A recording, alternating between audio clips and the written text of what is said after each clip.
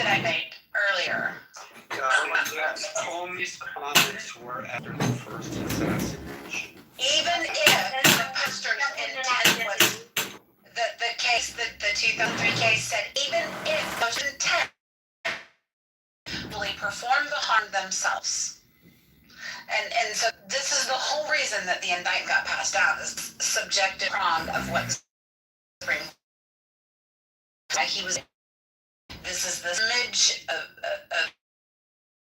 minimal chance that, it makes a court and isn't on motions, First Amendment right. But it is this whole subjective component, because that case said even if he didn't harm or death, then he is in violation. And hold that by 4 numbers. Hold on. I called the deputy. So I don't know how many remember, but I do. I think it was Chuck Schumer who was on one of the mainstream media interviews after Trump was severely critical of the alphabet agencies. Trump said he didn't believe that they were being run effectively and that they had some corruption that needed to be addressed. And Chuck Schumer, I think it was Chuck Schumer's quote was, when you come up against the alphabet agencies, Chuck Schumer on MSNBC. Damn, H.I. got it. You do it. One quote, H.I. He was saying, if we come up this alphabet Was agency, it worth interrupting? they have 101 ways to come up these. They have 6 ways to Sunday of getting back at you. They have 6 ways to Sunday. Popular American expression. It means that they will retaliate. And James Comey was part of the alphabet agency. You can make the argument that Trump felt threatened. Even though he's used to. It would just be a lot easier to respect these perspectives. Say what you really want to say, which is fuck the Constitution and get even. Wait, Stilgar, wait. I want to clarify. I do support. Okay, I do not support because he directed his comment straight at me at 4-digit numbers. I do not support the indictment of Comey. I don't think he's indicted. I'm simply making the case for why they were able to get the indictment in the first place. I don't that he should have waited. If you love seals, you're right. It's the exact same thing. So look at the case Virginia versus Black. And this was over cross-burning. And courts did. That's not the case. That's the precedent case. Okay, so cross-burning can be considered a threat to intimidate harm. And actually go ahead and do this and you cross. And as long as there's not a reckless element or a conspiratorial or a threat to harm in that, or damage, obviously, to somebody's property, you can do this. It's not anything different. So you have to put it in somebody else's yard. Illegal listing and incident and infringement on there. But that falls under a different, because that was articulated in that case. So at the end of this, when you look at that precedent and saying here we have to be subjected to morons, burning crosses, and you may think it's really ridiculous and it's harmful and it's intimidating and it has those. It's still protected free speech as long as it's not infringement on somebody's personal space, harm, or property. We can do this. By every person, he can do it because you have to prove that he.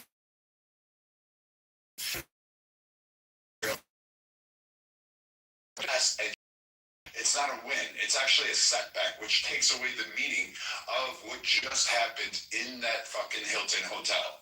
It just strips everything away.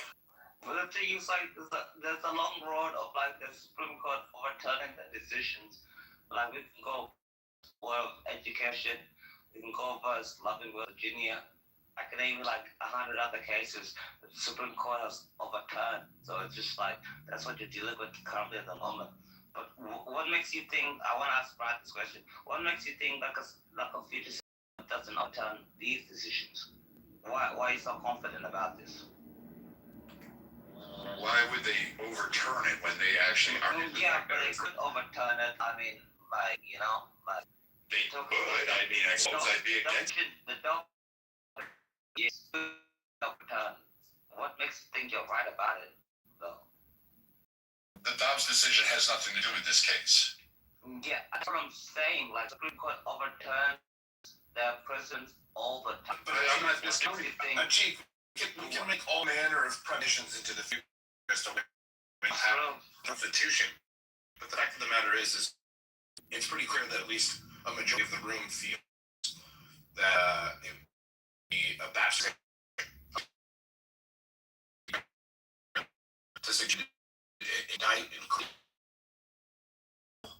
a man overseas. They president of this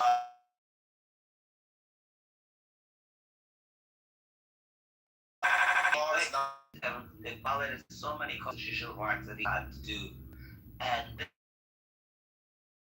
people go over generous. Terrible things that happened to these people. They became bankrupt. They lost everything, and then now you're trying to sit there and be like, oh well. And now you're sitting here and be like, oh well, it's terrible what happened, but anyway, we're going to just move on with that. No, bro. You have like the fear of death in these people in the eyes. So people like Comey can't go ahead and put hoaxes in other people's lives. People committed suicide over generally still got. That wasn't Comey though. Hang on. They can die. Wait a second. People Why are you fucking wait a second. I can talk all you want. Let me go after you. I don't care when I'm at not. All enough talking. You can speak. Commit. The only reason they believe is President Trump happened to win the election. If President lost,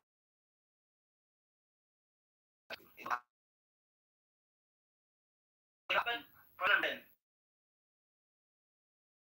is the first of the United States that it passed pardons from like 2014 and everything and future pardons. So what the hell? You're gonna have to wait. You've got 17 addendums to the singular point. No, it's all these points to add to the conversation. You're about to be done, okay? Let me explain something really clearly to you.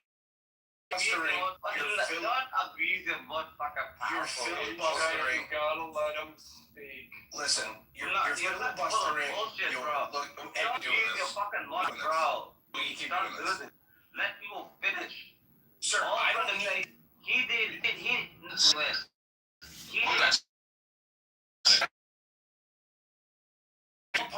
me break out my legal pad and a pen so I can down each and every point you.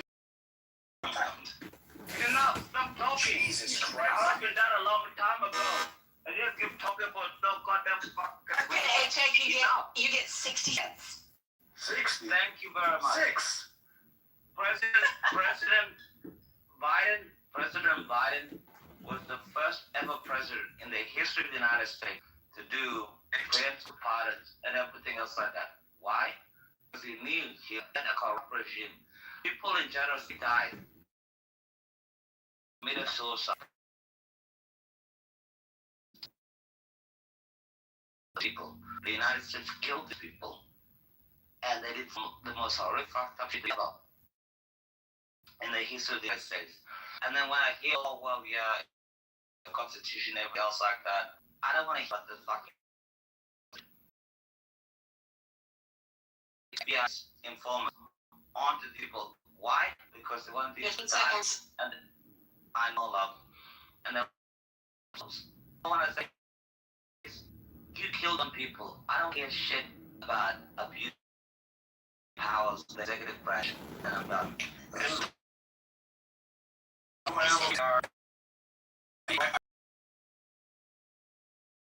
Listen. I'm going to respond to the moment in which you careened off the highway of rationale, nothing else.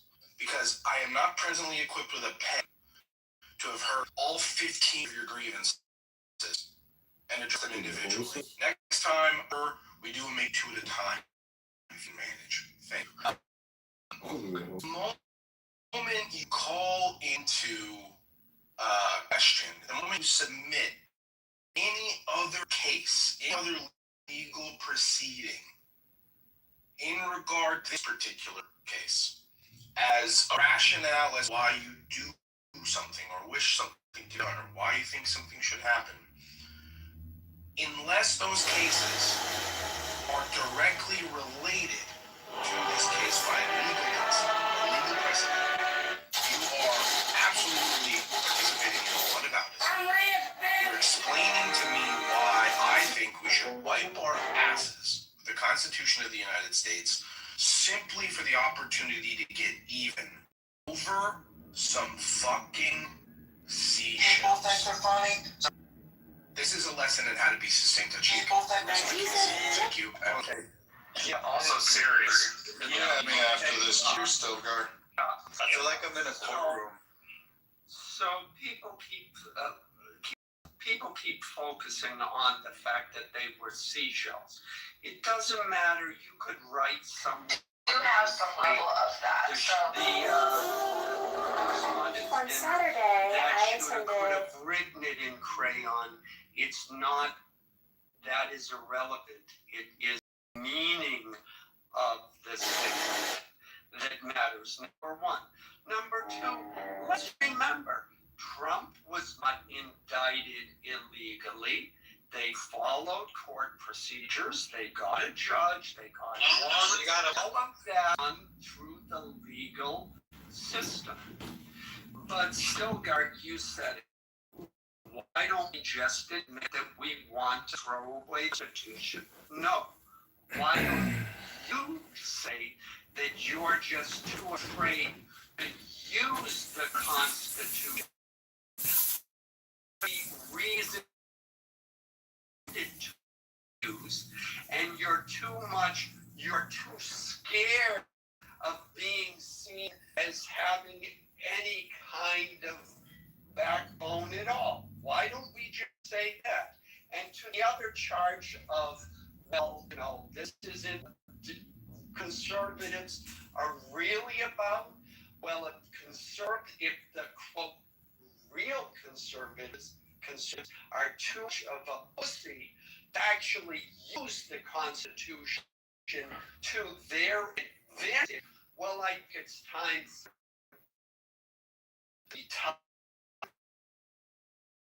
in an old age home, like everyone's always telling me I should do, and sit this one out and let the real men show them how to Using it is one thing, misusing it is another. I'm not for this one, Marshall. I'm gonna pack this up. I got it. No, I got Guys, it. we had a little bit of a queue going. I am going to give Ellen's submission the responses I'll by be not quick. responding to it at all, and I'm gonna hand it to Viking. Thanks. Okay, so this is the problem when you have liberals that cross over into the conservative party and haven't been around a long time. They absolutely want to utilize the same fucking style of governance, just they want to call it under Team Red, and this is a massive problem with conservatives and Republicans. We would never agree to this. We don't agree to this. Like, I don't like what Comey said. I don't like your little fucking picture. I don't like the fucking man, period. I think he's a fucking tool. I think he's an idiot. I think he's incompetent, as evidenced by him handling the Steele dossier, by his investigation of Trump, by him orchestrating and going along with the Obama administration and being complicit without coming forth to Congress saying, hey, I know you're saying Obama, but he's telling me to go do this, and this is against the constitutional norms. This needs to be checked. This power needs to be checked. So there's a lot of issues. But what you want to hang your hat on is none of that issues. None of those. We want to do it over Wood Stilgar says seashells painted or moved in 86. You don't even know if he actually did it or if he came across the beach and they were there. You still don't know that. You don't even have those final determinations. You don't have all that. But you're cheering this on and saying, let the real men do it because we just want to cry about this because this one hurts my feelings. And it's funny because this is now the second time after my workday I popped into another room and there's another guy crying about Trump needs to be mindful of my feelings and how I feel on his words. Get there. You can't have that. You can't sit there and say, hey, it makes me feel icky, so I don't want to have it, and I think we should use the courts, weaponize the courts, violate the First fucking Amendment, a constitutional landmark. No other nation has a First Amendment in the correct category that we have, and it's so badass that Trump today dressed up the Revolutionary Guard in full fucking uniform and put them out to the Greek. Guess who? The King of fucking England. Badass. I love that shit. That shit is amazing. That's free speech at its finest. That's great. That's bad fucking ass. But now, in order to protect that free speech, I have to accept a picture from Comey. Otherwise, your tears are going to get everybody in trouble, and we'll never have that. And once it's gone, once you put limits on it, once you start suing, once you start doing the court shit, weaponizing the courts to try to play that game, we'll lose it all. It will absolutely be gone. And why would you give up that much power to the fucking government already? I'll land there. Are sugar babies allowed to work in the government? Are who? Sugar babies. Depending on where they work, being a sugar baby is not necessarily illegal. It is distasteful. Like a 29-year-old. Like is grounds to get you fired. I think if somebody knows about it, but that depends on your boss. Are you putting it on your resume, or are you just showing up there and picking it? Talking about that government employee. Every time I listen to Brad, I realize what conservatives have lost for like last 40 years. We burn all statements. What are you gonna do, Brad? Like write a strongly worded letter to your congressman? No, congresswoman. I actually do advocating for fascism. It's that's kind of what I'm hearing. Every time I hear like so-called... So let's do this. What I can do is I can leverage money. I can actively... It's just like, what are you going to do? You're going to write... Okay, so you asked me the question now for the second fucking time, so I'm going to answer it, you fucking idiot. I'm going to say this. Brad, he was already losing. So again, when I look at this, and I don't have power... I actually organize, I move people, I fucking campaigns to a high degree of level that I actually get calls if I want to back those politicians and issues I'll bring up at RN's convention meetings. These are messages I'll sit there and tell people like Marshall, hey, when you're going out and canvassing, this is a major fucking concern of mine. This is a problem that I have. This is something I want to be remedied. So when you go around and tell people about this, Marshall gets these things. I can spread it across the nation faster than you can. So again, I can also turn around and use the court to go ahead and sue those that want to infringe on it. Because I can't weaponize the court after you create this. So you need to shut up while everybody else talks. Check, let him finish. Yeah, so guys, as much as I'd like to see you call each other fat gay retards, it's not going to move either one of you closer to either one's perspective. Viking, you and I largely agree on this one. I think the fact of the matter is, it's not a lack of information. It's not a lack of information. It's clearly a fundamental agreement on the morals and principles surrounding this particular issue. If Cheek's position, I don't think either one of us are going to change it. I don't need to, but when he asks me a question, I go to answer it, and then he just says like fucking gurgling, fucking gooseneck, fucking going on. Then again, you can't expect me.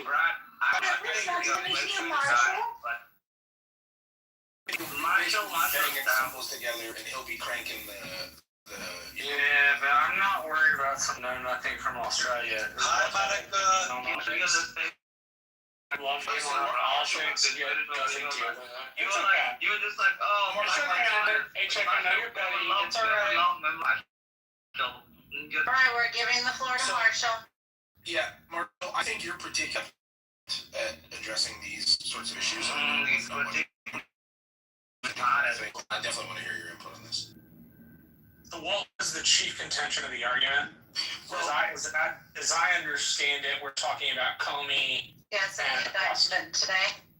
So from what I hear talking to judge friends of mine is that it's not going to hold up a review. That it's going nowhere, right? That it's more political than it is actually lawful, which, I mean, says something about abusing the system in the first place, right? If you're going to abuse the Justice Department to politically go after somebody, then it doesn't really matter. I'm also kind of with Brad on this. How do we know Jim Comey didn't just walk up on that image, right? The tendency to punish over perceived political slights, or what look like perceived political slights from a national point of view, I don't think are very healthy to the government and the Constitution. It shows that the rules don't really apply when the elites, the participants of government, stop believing that the rules apply. Then they do weird, strange shit that ends in some sort of dictatorial, kind of end. You can, but you can't play the game so hard you break it. And it's definitely possible Constitution. And selectively applying down the ways entry with come.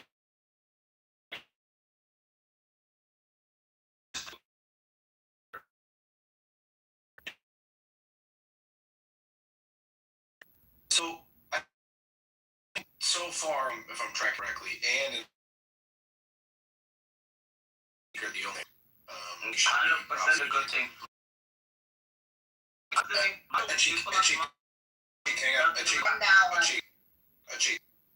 Alan left the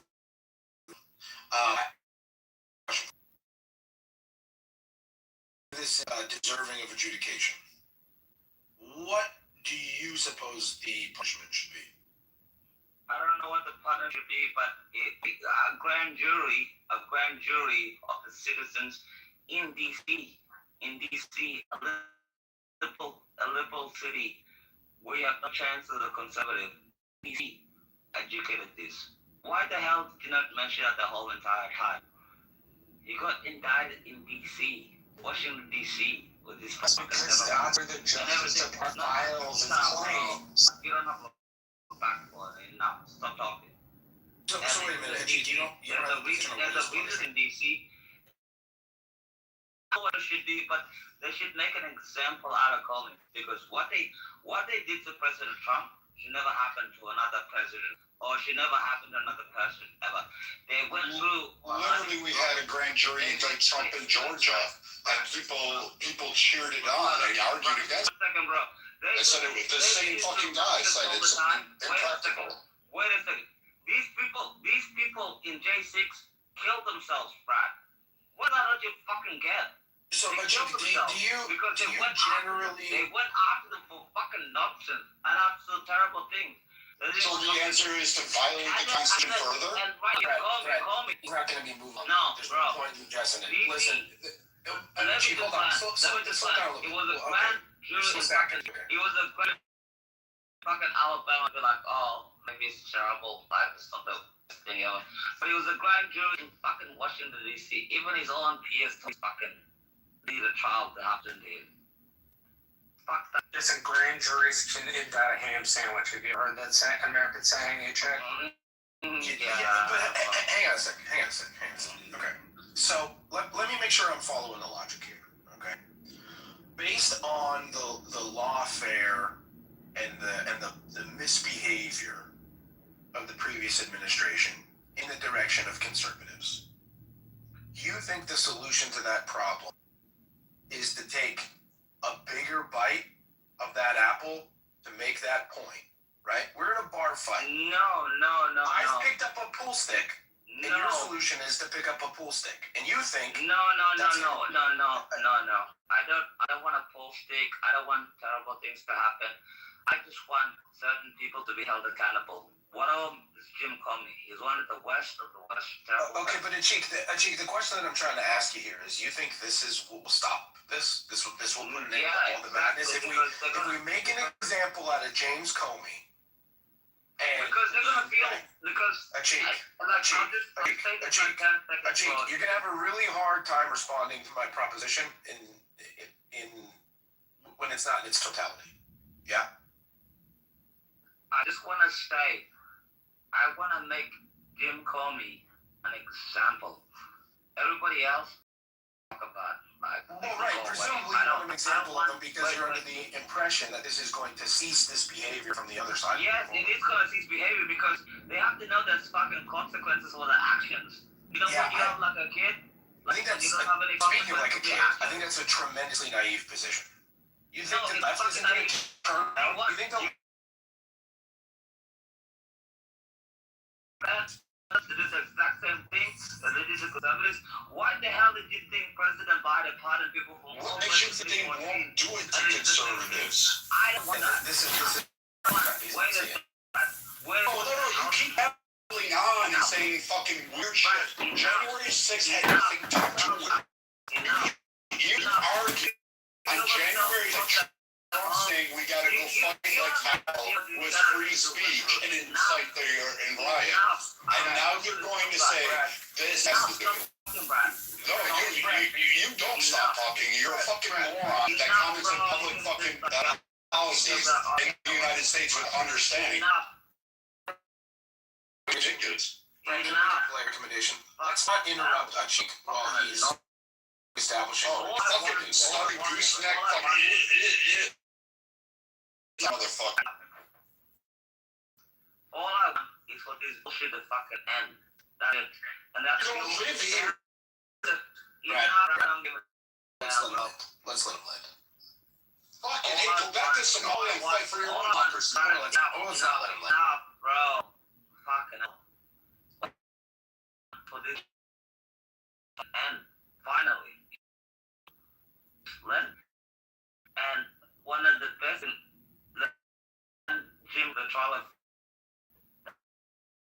really, that's all I was trying to say for like the last 10 seconds. But So- shut the fuck. Achik, help me understand how guiding prevents this from in the reverse in Democrats. How do you prevent this sort of behavior from perpetuating rather than just Yeah, deciding, I know. hey, why don't we Achik, brother, look, I okay. know. So you can accuse me of mod abusing all you. That's about the fifth time that you interrupted me in the middle of a sentence that I waited until you were done to start. Have you? At this point, as the kids call them your fucking tits. All right. Yeah. Say I want to make an example of somebody to push a goal, and then immediately get a goal. The risk, the chitter pressing onto people and saying I'm all in, is the context, and that's preposterous. Still, the issue I have is that we all stood, well, maybe not you, maybe some other people said it incited a riot. But Trump's word, we'll fight like that phrase alone was weaponized.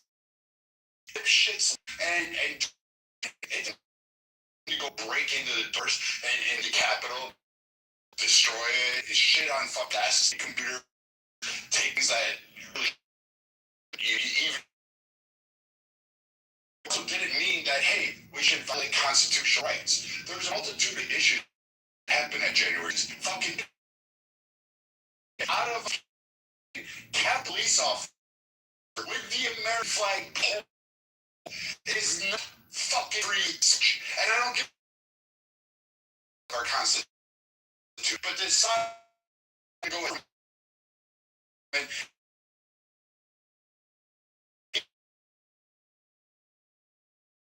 inside the fucking Capitol building. American flag, which pisses me off to begin with. But now I have to worry with some stupid weird argument from some fucking foreigner who understands how government works. Now you want me to start and say I got sorry for him and that I should forgive him. It's not. It's not. No. But now I caught up that. Oh yeah, Jake told me to go. I mentioned.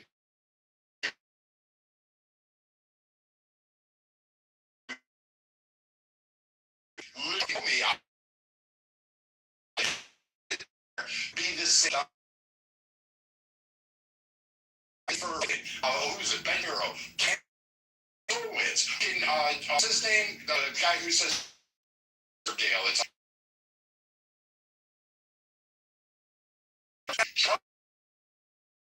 That's I think he's valid. but it pisses me off. Foreigners come in and live here. They don't fucking pay tax to us. They don't contribute anything.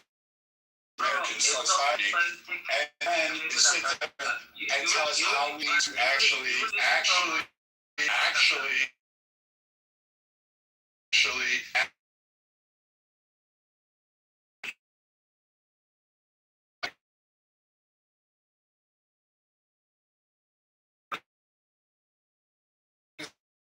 saying any point. Call him a retard, no matter how retarded I think it is.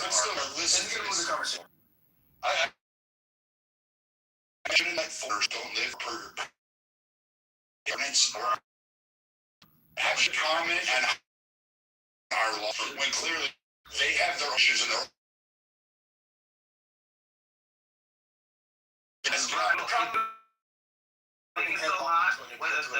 You really think it's hard if you come in can't opinion. All I can do is play ticket. And I'm gonna Of course, I have an opinion. It's a really annoying and ill-informed one. He's coming on a subset of our lives, which I guess is fine, right? Like he's entitled to it because he's on a fucking audio app and I can't stop him. It's a little bit insulting that you govern is different rules. Advocate for the SROs across the ocean. He thinks he just does fine, right? Like there's something about that is belittling, condescending. It like, presumes that they get pushback.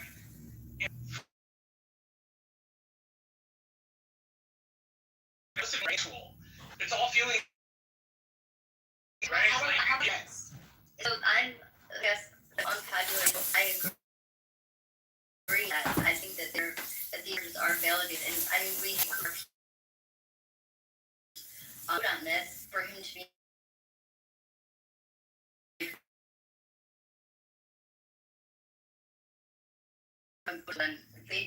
They did do process, right? and wasn't that and I agree with you that yes there's a grand jury. It's a similar response was done to Donald. Hey, this is our way we get back. Instead of actually like the law of that we have abandoned the art. Now it twists me some way. Personally. Yeah.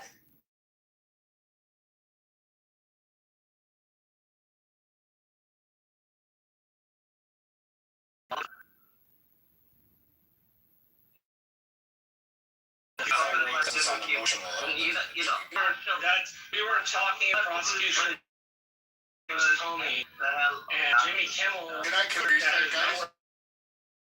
Can I do a reset, please? I want to abuse my powers. I want to abuse the powers because what I keep hearing is and keeps interrupting. You're not going to get your point across. And the whole point of these conversations is you're going to hear things you don't like. But wait till the person's done. And then say, hey, can I speak? And then say whatever you got to say. I guarantee. Please. You did it. Fight. They're talking. please. And Yeah. do you agree, disagree with that answer? Do you still didn't say me? I think that there's a little more key and we should let it go, but I think that obviously the process that we would discuss. Yeah, I mean, I think that's the question. Is do you want to use Comey as an example? My opinion would just perpetuate the hearing to the next the one beyond that, and it turns in a race to the bottom. Or because it's core and simple behavior. Do you want to set an example of not perpetuating behavior? Looking at a pile of seashells on the beach, going, "This isn't a hill. Let's lean in." And using to fight against kind of behavior for the entire time. Get our panties in the nose. So let me ask you.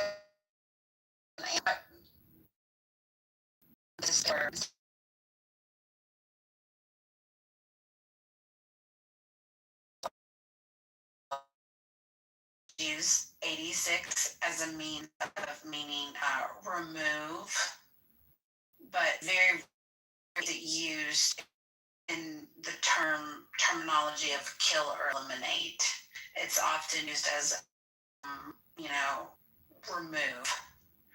So I mean that's across the board. It's like across the board. More often, it's not necessarily to kill. So when you take that into consideration, I think honestly, I think that Comey's a douchebag, so I think that I have like a hard time saying that I think he's a complete and utter like despicable human, and like what he said. You agree, right? You agree though that like I don't know. I feel like as conservatives have a due diligence to protect. We have former law enforcement officer Tennessee getting spending 39 days and $200 million.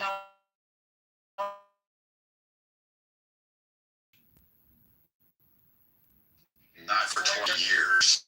I don't think it's that. I think it's what it does to the rest of the government. It's still incentive of in politics, as I can tell you very. You have to know when knife a motherfucker, as the saying goes, I'm like to build bridges. But we've done a very poor job in our country of building bridges over the last 15 or 20 years. We've done a pretty good job. One of the things I have learned in life is if you want to instill good behavior in something, the way to do it is good behavior. Instill it or to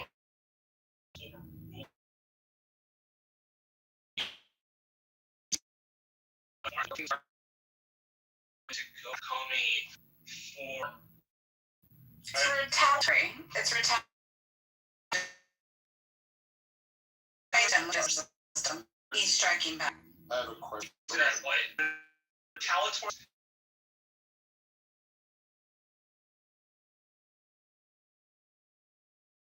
In front of the eyes of all. Because if they can do it to them, they wouldn't think twice about doing it to us. This is what going to spend the next doing. Who took as a great like this like our president that we're pitching up time talking about who television networks should be employing for their talent. Sorry, this is like this is the same fucking president that time and time again complains about Jordan Triggers. Well, I'll just make this point. Like, I agree with the general sentiment. Yeah, obviously we have big fish to fry. I also think the difference between kind of going to what Marshall was saying, reverse cut what out of this thing, which is going after. I think that there's a like if you're talking about doing ticky-tack foul using rules that are never ever used before, I think that they're very different than using the office of the president to go after your political opponents with actual legal. Kimmel, going after Kimmel. I think it's stupid. Like I think the guy's free speech. You're right. Considering the solution is to put hundreds of people on assistance when they lose. That is a stupid strategy. It's the president that wants to put people back to work and criticize his predecessor firing people. Losing. But with being said, it's like this again. I'm struggling with what Mark. Okay, because I'm looking at this and I'm going, okay. I'm not going to say Democrats first or Republicans first. Every single fucking president, like, obviously there's a lot of shit that's done against Donald Trump. Like, there's a lot of kind of stuff. What is the answer? Like, if you're in this country, what's the answer? Like, when they go low, you go high? Like, how was that worked out for Republicans? Wasn't that the reason I did in 2016?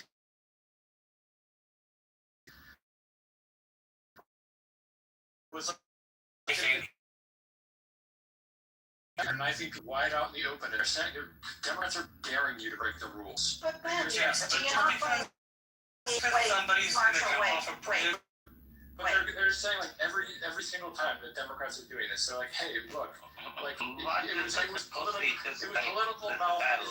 it was political malfeasance to call your opponents racist, and then like the Democrats are like, yeah, we're just gonna go after fucking Mitt Romney and say, oh, he wants to put you all back in chains. Like it was political malpractice. It wasn't politically like it was not like. Democrats do this all the time, and then what Republicans are supposed to sit on their hands and be like, no, we're the party of modesty. It doesn't work in Question. The point was brought earlier, Mitch McConnell. All of the shit Donald did, Democratic legislation, Supreme Court in our favor, and to predominantly have the Senate for, nearly 10 years or whatever. Enough that right is right no matter what. You believe that.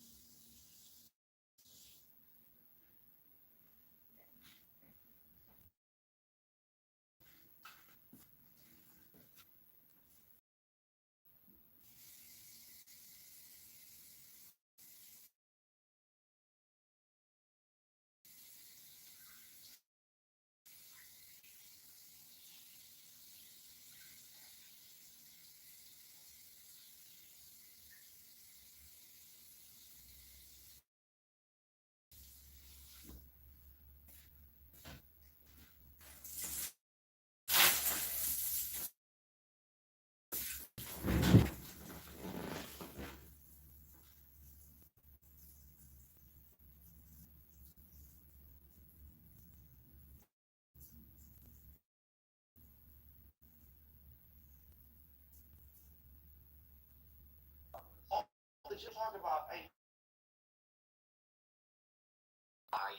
these models are not arbitrarily finding not to sports games? You go ahead and explain that. In order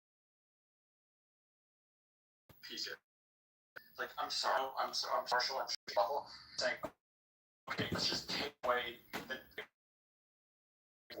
unless you sit down in the mud and play dirty. And if that is the system and find resort, like, is it the best thing for the country? No. But like Republicans cannot continue to lose, and they did exactly.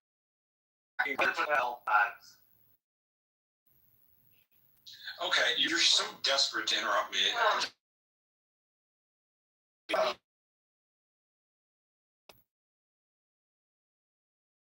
I think, yes, I'm also sick of the pendulum swinging back and forth and back. Doing in this particular case with Comey. The original indictment on the Constitution and shit, 10-4, I got you. That indictment was dismissed without prejudice. They could refile the charges. Instead, he chooses to go after the fucking seashell picture. Like, that's my problem, is leave the freaking free speech alone.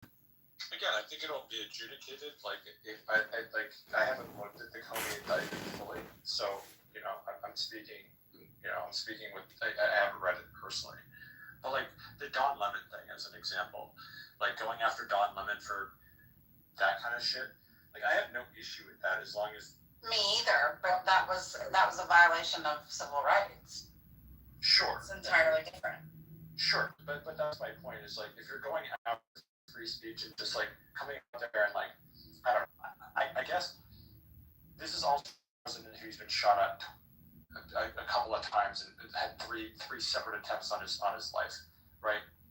Like I would be shocked if he wasn't upset about the entire, like, obviously Melania's upset, like this is nuts. Like, we need to lower the temperature. I don't know that this lowers the temperature, but like something needs to fucking happen. This is crazy.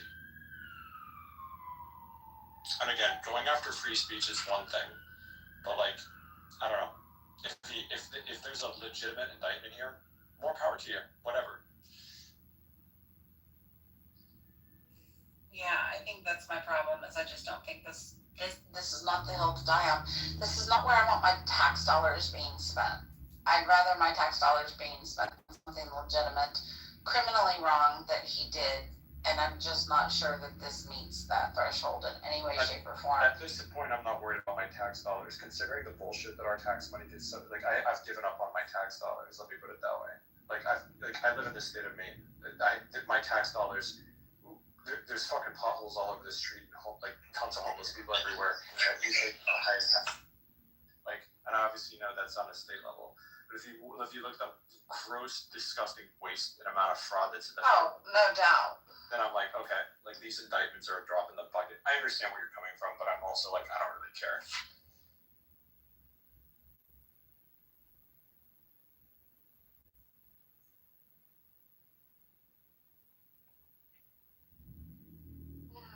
Alrighty then, yeah. I love that Alistair just said in the comments that the system is bankrupt, yet we employ 80,000 federal police officers. Yeah, that's what's breaking. That's what's bankrupting this system. Come on. I'm not saying that's what's bankrupting. I'm not saying that's what's bankrupting the system. I'm saying the system is bankrupt, and if we want to save money, we could fire maybe half of the FBI and just defer all those responsibilities to local police. We don't need all these federal agents. And in fact, the federal workforce is down 40% from when Trump took office, and that's because everybody just kicked rocks and said, fuck it, I'm going to retire. And they put their retirement paperwork in. We need competent people in these positions, and what we have is a bunch of left wokeists. In my opinion, we should purge the entire system, shut it all down, and put it all back up on one Palantir platform. You may not like that recommendation, but when $50 billion of your tax dollars are being defrauded in California through Medicaid, and the state only collects $50 billion in income, what's the fucking point? Shut it all down. It's completely corrupted. I rest my case, and I am complete. She don't disagree with all of that, which is crazy.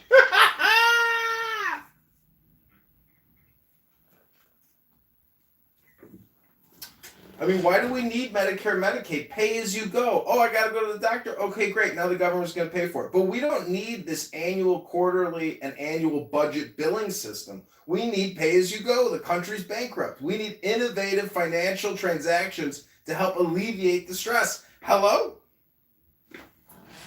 Do you guys know this guy? Hello? Yes, this is John Kitover. I know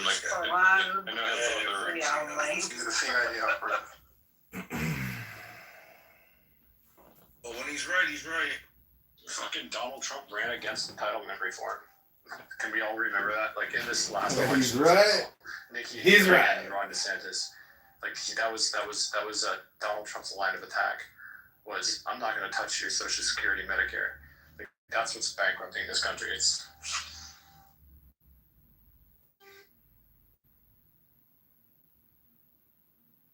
My wife called me I never do the things I say I'll do. I thought it was depression.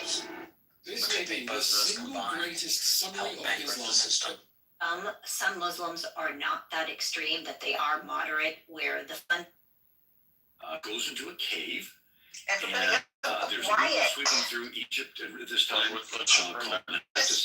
too much sense, Ben. I guess discussion's over.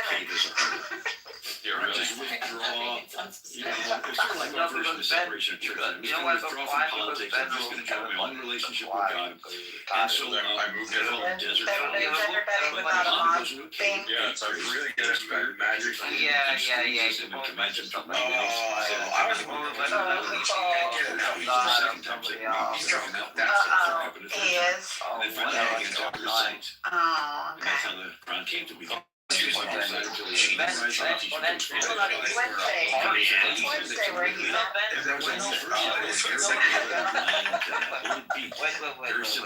You know what's so terrible, Ben? It's in the future. He's Anthony Bourdain's portrait. Arab Seymour method. Could you please let him rest in peace? Kind of wild chant. Choose another portrait.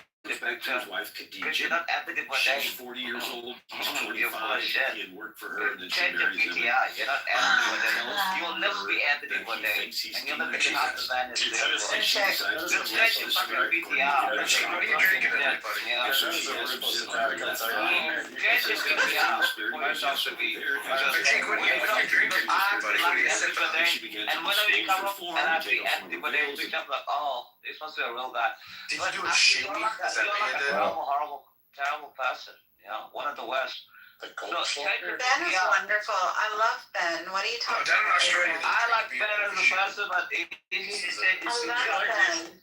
You're like Time Tom Warner Warner, you tradition. just hate me because of my PTR. That's amazing. We're just dealing You're the with, first we're person just to dealing actually with scum. use That's PTR. all we're dealing with. Most people think I'm a middle-aged white guy. Bro, I don't even give a shit what the fuck you are. Just change it from Anthony Bourdain. Let the man rest in peace. I don't give a shit if you're black, if you're white, if you're Mexican, if you're Kosovo, if you're Jewish, if you're I Irish. don't want I to don't give a restrict. shit. I You don't wanna want think I give a shit how the fuck you look like? Just change your PTR because the second people look at your PTR, Oh God. Okay. Anthony Bourdain, he must be a good guy. But no, you're scum in half of the things that you think about. The rest of No, he's not. Don't take a Jack. shovel. Don't take a shovel while he's digging. No, but the thing is, it's terrible. I don't understand why he does that. You know, it's terrible. He changes. The horrible thing is I want peace. I want problems always. Oh my gosh. This is what I'm saying. I want peace. I want problems always. It's not my stance. It's not people like you actually make mistake. You know. Because of the Anthony Bourdain thing. Accepting other people we can get along, but you. I didn't mean to slip. Oh, he's still up. I was going to say, I'm not touching him. I had some popcorn for lunch. My hands are a little slippery. But I have something to propose.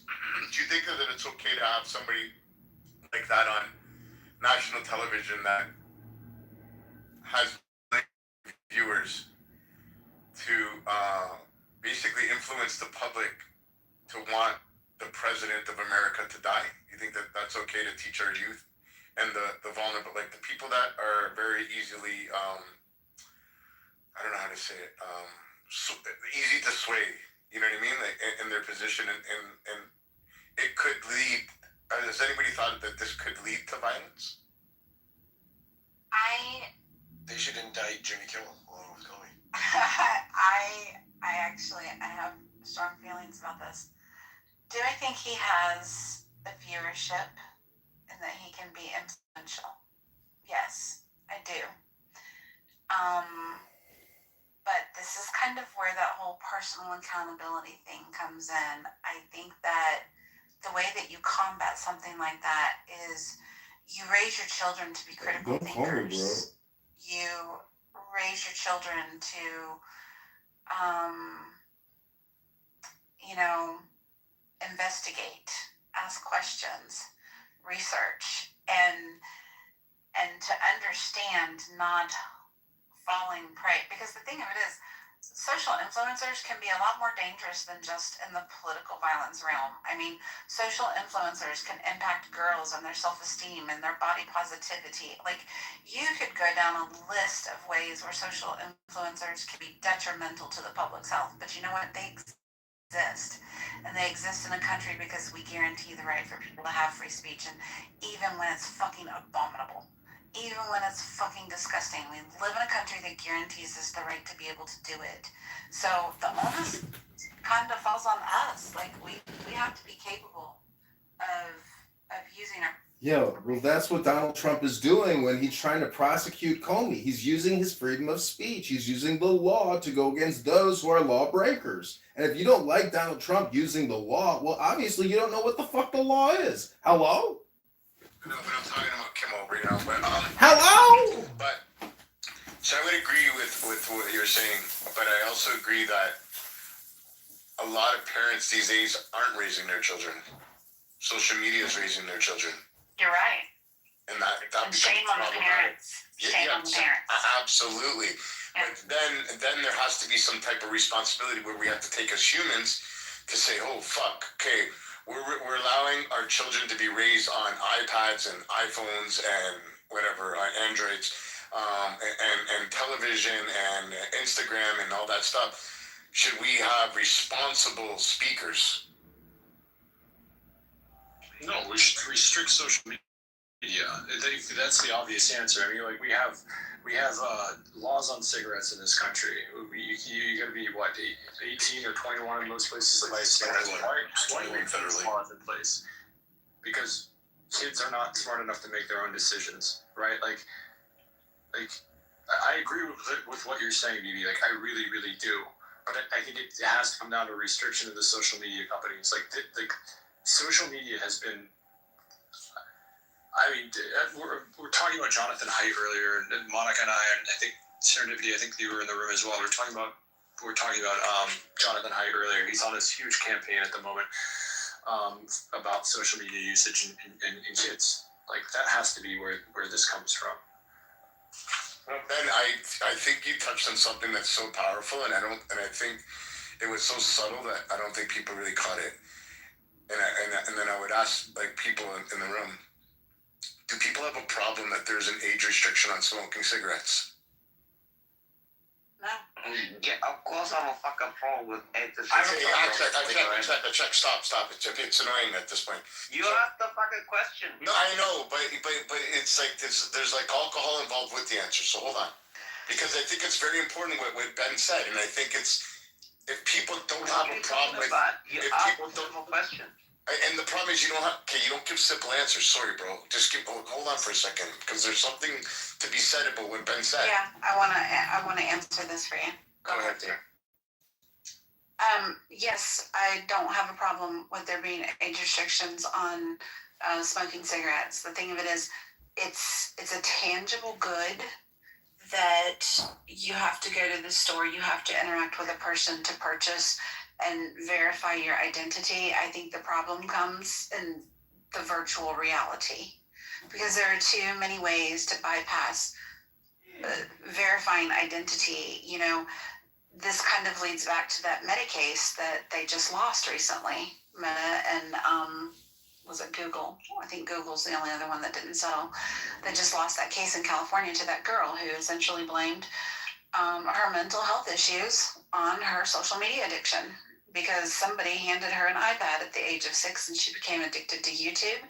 And by 11, she was addicted to Instagram. And, you know, she sued these companies, and generally they're protected by legislation that protects them from being liable due to content posted on their platforms. But the problem was, they said that they didn't take enough actions to make the platforms safe to protect against children, like make them difficult for children to access.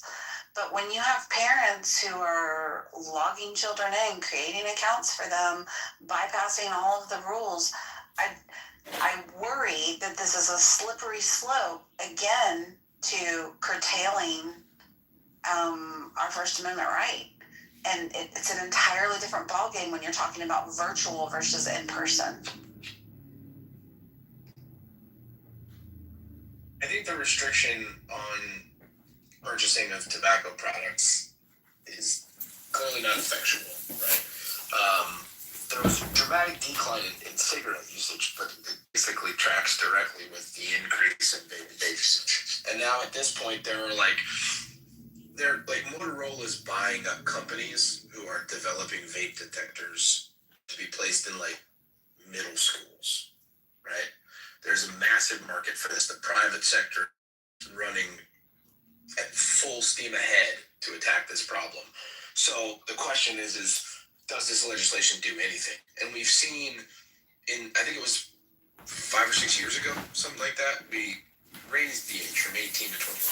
And now you have to be 21 to legally purchase cigarettes in this country, or any tobacco product for that matter. The sale of Zins and Snus and these sort of like nicotine pouches and vaporizers is at all-time highs amongst those under the age of 18. So it's clearly not having an effect. Now, to follow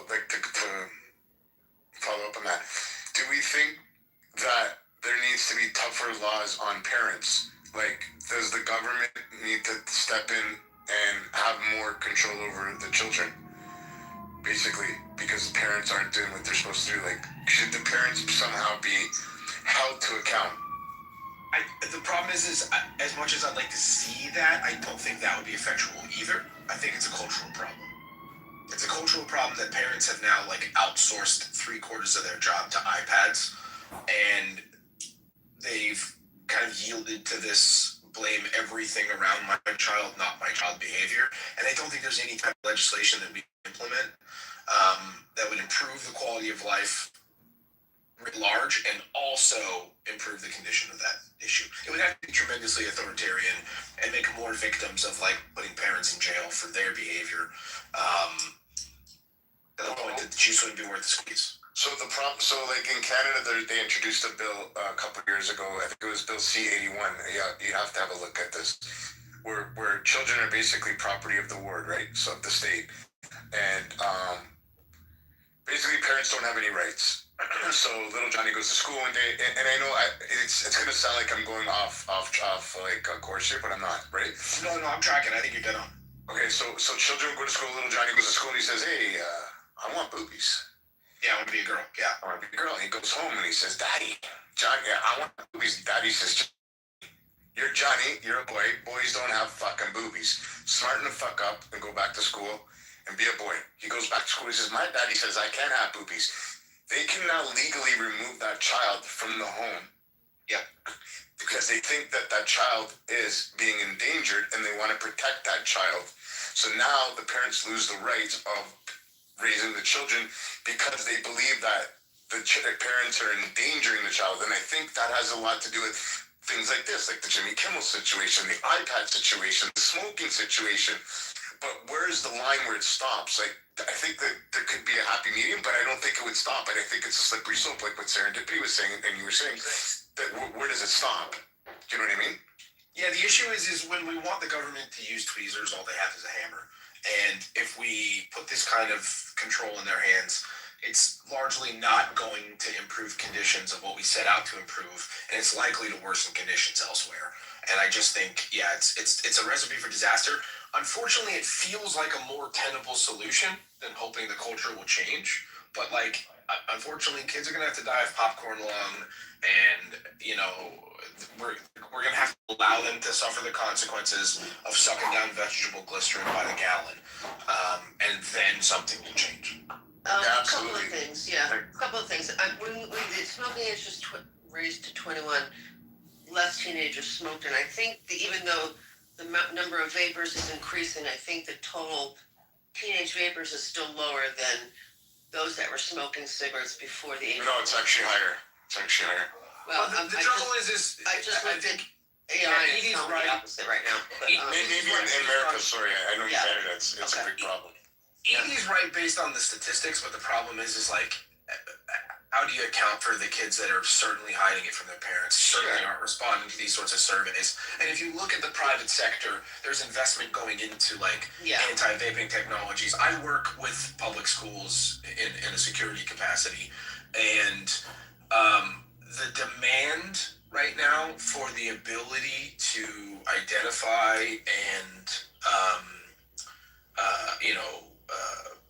address the behavioral issue of vaping in schools is like the number one topic on everybody's mind. It's more important than school bus crashes. It's more important than school shootings at this point. And you go online right now and buy a 510 battery, which is like a commonly used variant of battery for vaporizers that looks like a fucking a highlighter, right? Like, there's products being marketed to enable children to do this. There's products being marketed to prevent them from doing this. It's definitely a problem.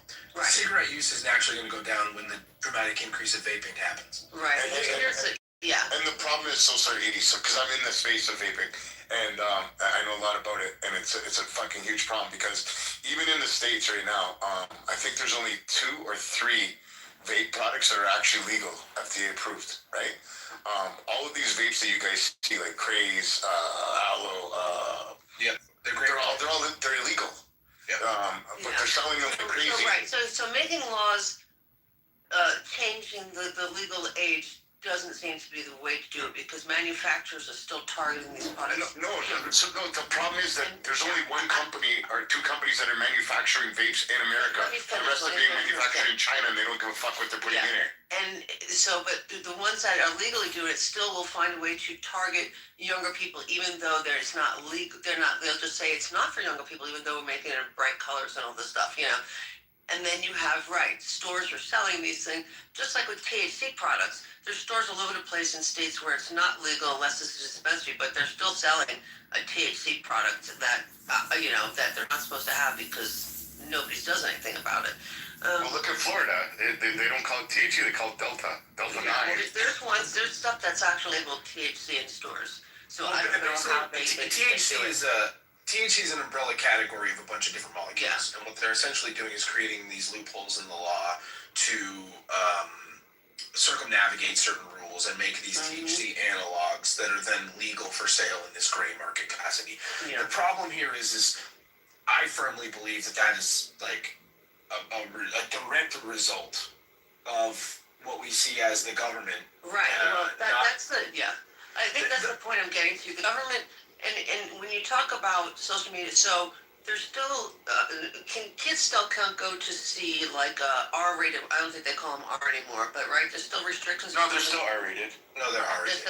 Okay, but so I was like, well, then what's the problem with having that social media? But then the rest of us, adults and everybody, are going to have to put some sort of ID in when we log in, right? That's the only way to verify.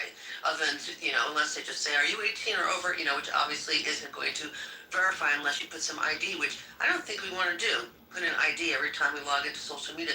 So the government trying to regulate these things, use the government to control these things is it's not a good solution. I don't think we want to keep giving the power to the government to do it. It has to come down to the parents. And although it's hard to do, that's the only way you're really going to do this. But that's what I'm saying. Some of these things are doing their job.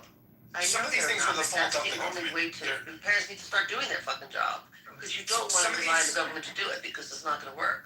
Some of these things are the direct fault of the government, and like the cannabis thing is it actually.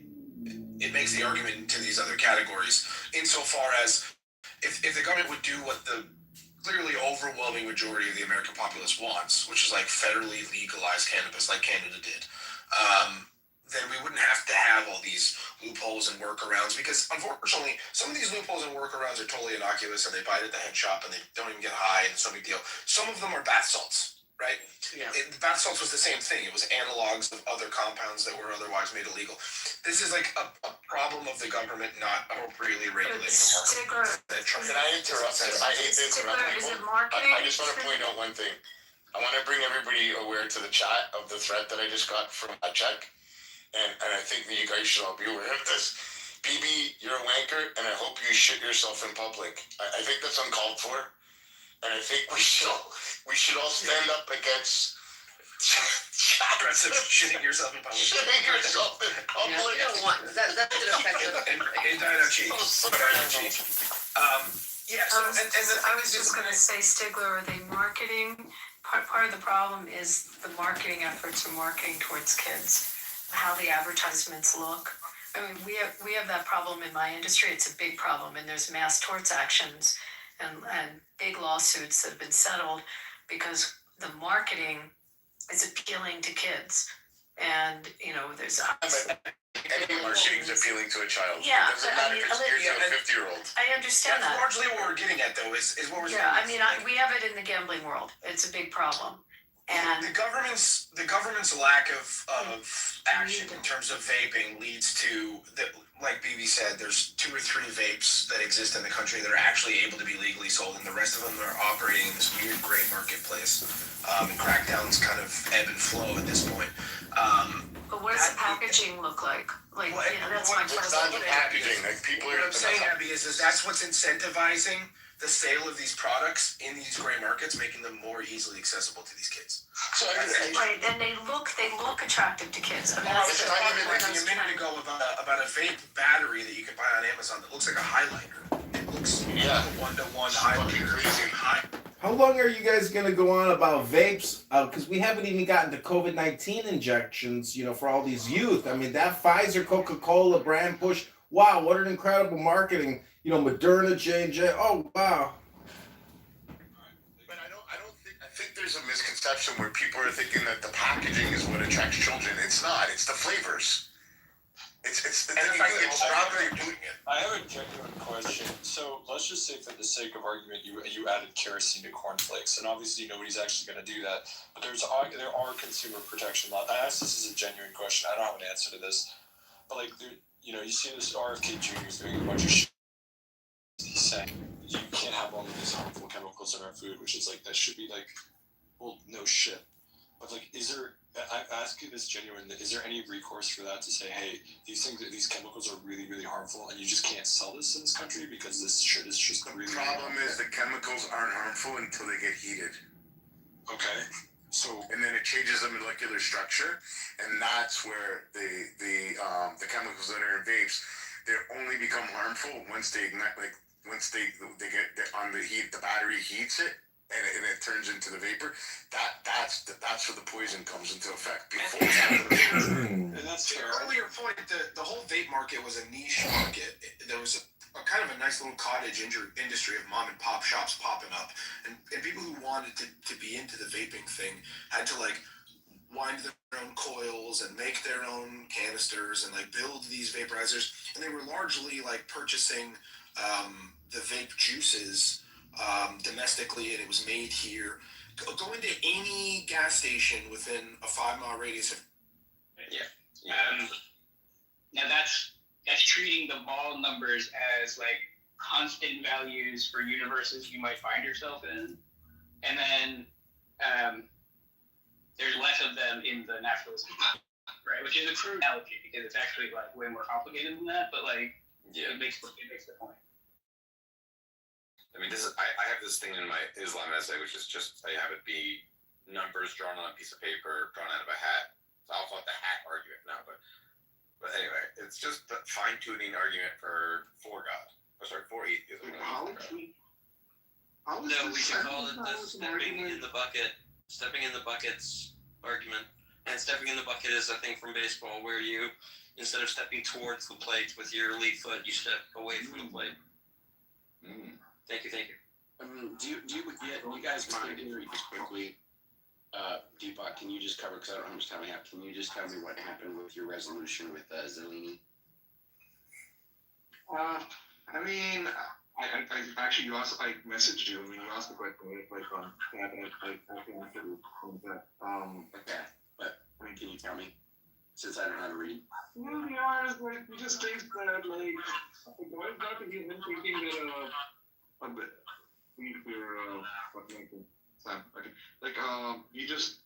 He just thinks that like a Bayesian sort of analysis of epistemology is like not the right way to like describe the majority of situations, even mundane ones. I mean, partly it's based on. I mean, mostly it's just based on the fact that that doesn't actually describe how people update their beliefs, right? But they do. But they do. I mean, that's not actually actually a super crazy thing to think, to be honest with you. That like, people are not like perfect Bayesian machines, and we don't actually typically not exactly like that. Well, there's a difference between being a perfect Bayesian machine and doing this sort of belief update that roughly corresponds with Bayesianism by analogy. Right, and I think there are times when people don't even do that, right? Like when, all these cognitive biases, the librarian example and stuff. Well, yeah, that's the thing. People are irrational all the time, so it's hard to say. Right. The thing is typically you want to say it's a model of ideal reasoning or something. Right, and Zeleny thinks that that's actually there's no fact of the matter about maybe I'm being too strong in what he's saying, but maybe that's. He's probably correct. I probably agree. Bro, I'm gonna bring him back up. Whatchamacallit? Yeah, I saw that God Logic one today. I thought that was pretty funny. He just went 2 minutes ago.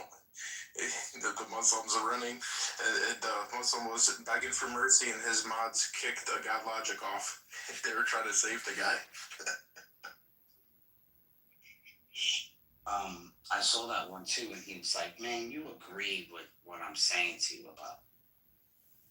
Yeah, I was thinking about that verse. The Muslim was trying to say that he was uncreated. He was a thought, and so he was uncreated. Hello, moderators. He was trying to say he was. I'm gonna take a nap. Sorry, Good evening, moderators. I'm wondering if anyone can be kind enough to read the text in my PTR. Thank you. Okay. The quest of the Holy Grail, the search for the stone of the philosophers, by whatever name we choose to call the great work, is therefore endless. Success only opens up new avenues of brilliant possibilities. Yeah, verily and amen. The task is tireless and its joys without bounds. For the whole universe and all that is in it, that in it is, what is it but the infinite playground of the crowned and conquering child, of the insatiable, the innocent, the ever-rejoicing heir of space and eternity, whose name is man, I guess. Okay? All right, dog. Cool. I hope I read it as best I could. I did it. Well, what I'm trying to say is we sit here and we talk about the GOD all the time, but man in itself is quite remarkable. I mean, we're fully automated. It only takes on a man and a woman to bust a nut and have a great orgasm. I mean, look at Barth. He's got 4 incredible children that he loves with his heart. You already forgot about the golden calf. It's too early to have him in the room. He's just gonna kill the room. So later on, you can come up later on. He's trying to acknowledge the creation, but not the creator. That's what got them wrong in the first place. Too early in the room to have him. It's good, when the room dying out. Bro, Megatron out is actually pretty cool. You're the one that's ruined the room. You kicked me down because I disagree with you. Wow, you're being personal. No, you are. You're being very vindictive. No, you're being disrespectful to the Alright, things are about to get weird. If anything, you guys will be sitting together. That's why I'm behaving myself. Wait, because I'm scared because somebody's got a green bean? I give a fuck if you're gonna kick me out of the room? I'm not gonna kick you out. What's up? Well, you are.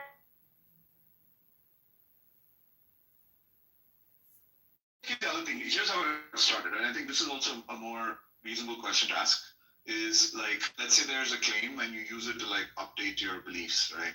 What is it that's really doing the work, quote unquote, right? Is it the claim itself or the background information that gives you the, the reliability for the claim? Yeah, I've explained that point though, Deepak, because you can just say, look, the claim in this context is a piece of data of it's an observation that somebody is testifying to you something, or they're assenting to something or whatever. So it's the data is an observation of a person doing this, and the idea is okay, you could tell me what my background is, right? I could be in this kind of context, people are usually honest. I don't know. That's just an easy one, you could come up with other ones that would also make it happen. Moderators, I'm just wondering. I know you guys will go on forever, so I'll have to just speak up. I'm wondering if somebody could read my PTR. Hello? Don't worry. So, Jesus Christ. So you have that in your background, right? Before you get a claim, right? So nobody, you haven't made this observation yet of a person, testifying to something. Cooney, I never killed one Kurd. But you killed the Shias, right? More than I got fingers and toes.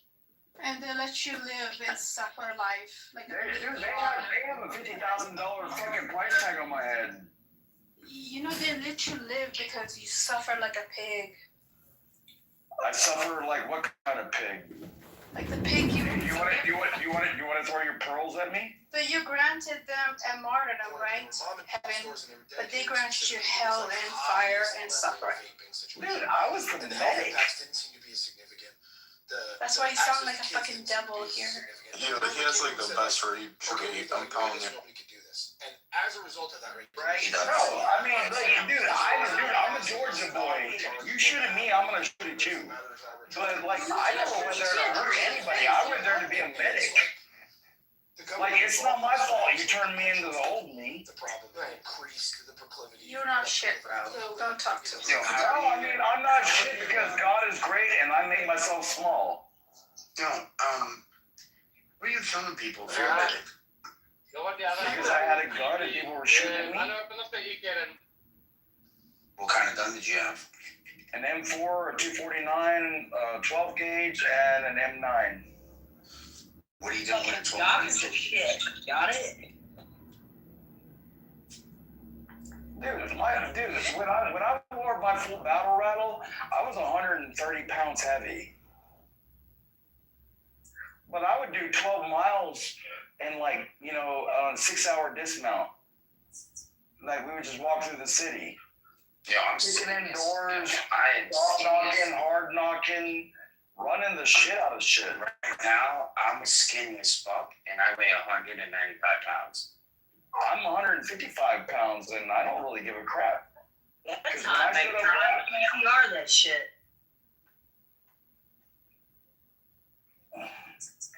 Right, you act like I won't smoke a joint in your fucking face. Why didn't you have a Smith and Wesson?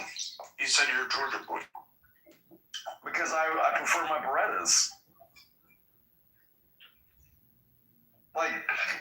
Dude, I am a Georgia boy. I have my own gun range in my own backyard. Dude, it's 8:30 right now, right? What if I go 1, 2, 3? Should we just call the FBI? What the fuck is this? Fuck yeah. I love Jesus. I love you, dude. Why don't you recite a surah and then shoot at the gun? I think it's when you kill Sunnis, you're allowed to have a gun in your ass in case they try to kill you back. That's gangsta. Yeah, I told you, my friends are. He's my friend. He's not your friend. He's been a friend for years on this app. You just met him. Oh, you haven't. Yes, I have. I've been on here for 5 years. Everybody knows who that is. Hell yeah. What up, dog? I can be drunk and retarded, or I can be really sober like I am now and tell you you're full of fucking shit. No, you're not. You're not going to be shooting in front of my door. Dude, if I wanted to get rid of you, I wouldn't even, get anywhere near your door. Oh, Joe. Megatron is a friend. All right, you two should be friends. Well, I'm not trying to pee on his leg and tell him it's raining. I get that. But you guys are the same kind of cloth. You're just a southern version. He's more than. Well, that might be the inherent. Or a vast difference because I'm a man and.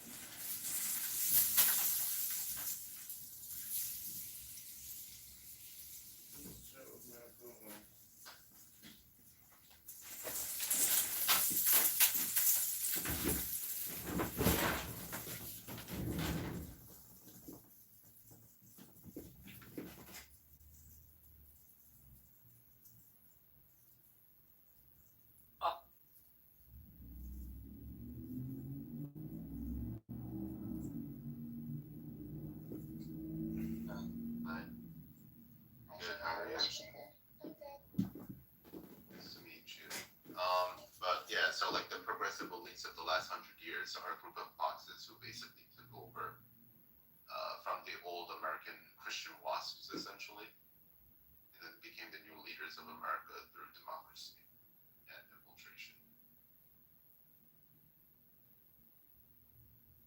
Makes sense.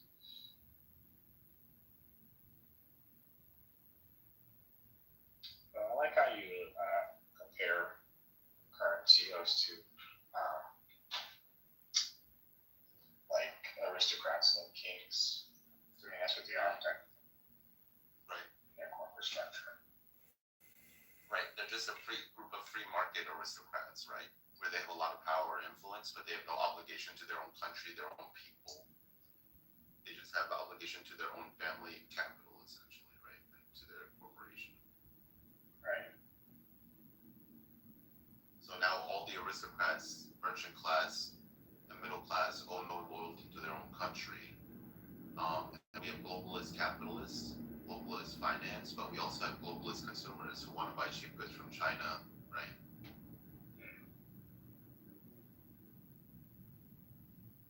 How you going? Hello. Hello. Are you Christian, guys? Are you Christians? Yeah, I'm Christian. Yeah, why Jesus got crucified? Jesus got crucified because the Jewish people were waiting for a Messiah, and Jesus said in certain terms that he was the Messiah, and the Jews didn't like that, and they were given a choice by Pontius Pilate, who was the Roman governor, and they said, would you rather crucify a criminal named Barbarous, who was a murderer, a rapist, and a thief, or would you rather crucify a person claiming to be God, who was trying to create social change in the Near East? He got crucified. They chose. All right, man. I'll see you Wait, later. can I ask? Losers. No, he's gone. You can wave him. You can add him and wave him if you want, but I don't really talk to retards. So. That was a nice answer, bro. I mean, you were getting there.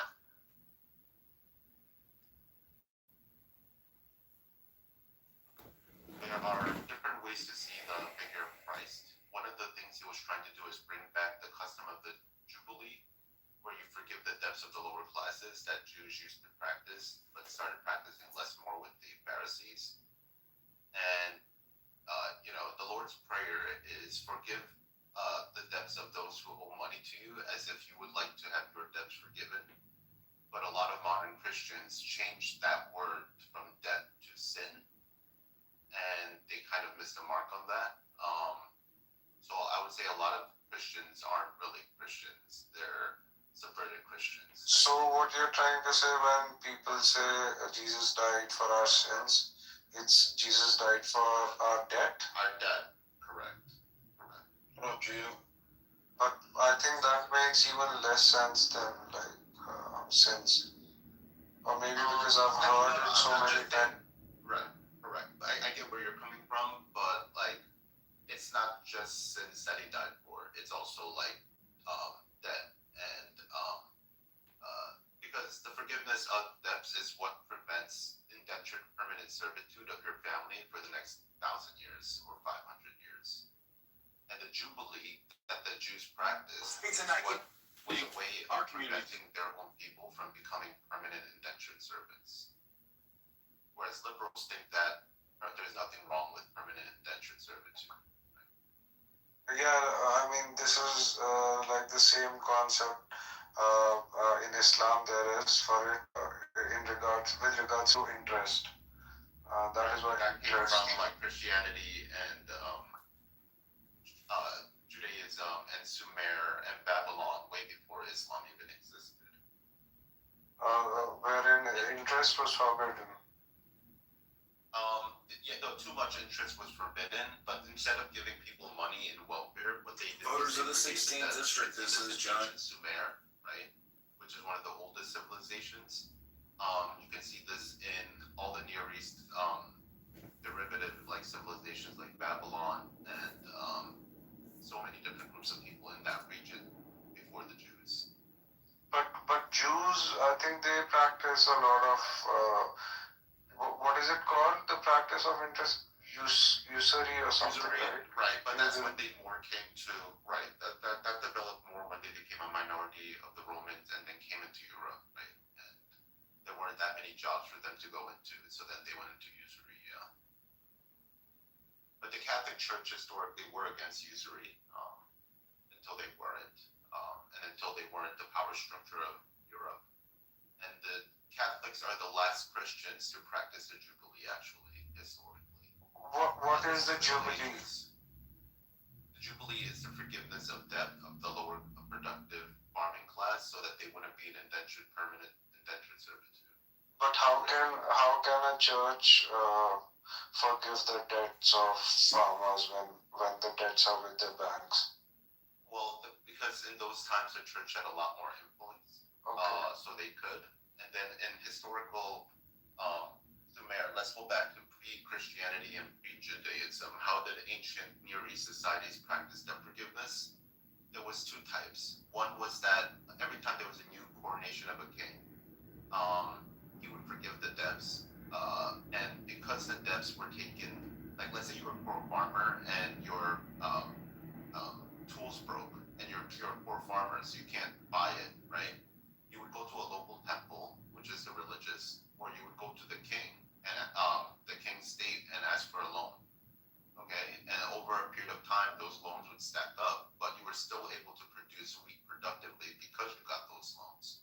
So every 7 years, or whenever a new king was coronated, all those debts would be forgiven, and you would have a clean slate again.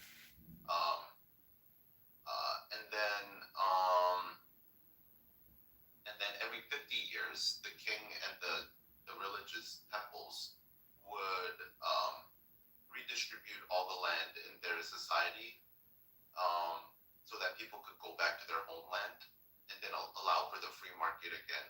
And over those 50 years, the best farmers and the richest farmers would eventually have most of the land again. And this was a way to reset the system every 7 to 50 years so that you wouldn't have permanent indentured servitude, like 3 to 4 or 5 generations of people being indentured servants to the same rich king. So it was before Christianity, you're saying? Yes, it was before, and then it was during Judaism, and then it was also during Christianity. The Catholic Church did have jubilees in the Middle Ages, actually, but they kept the practice going as a structure.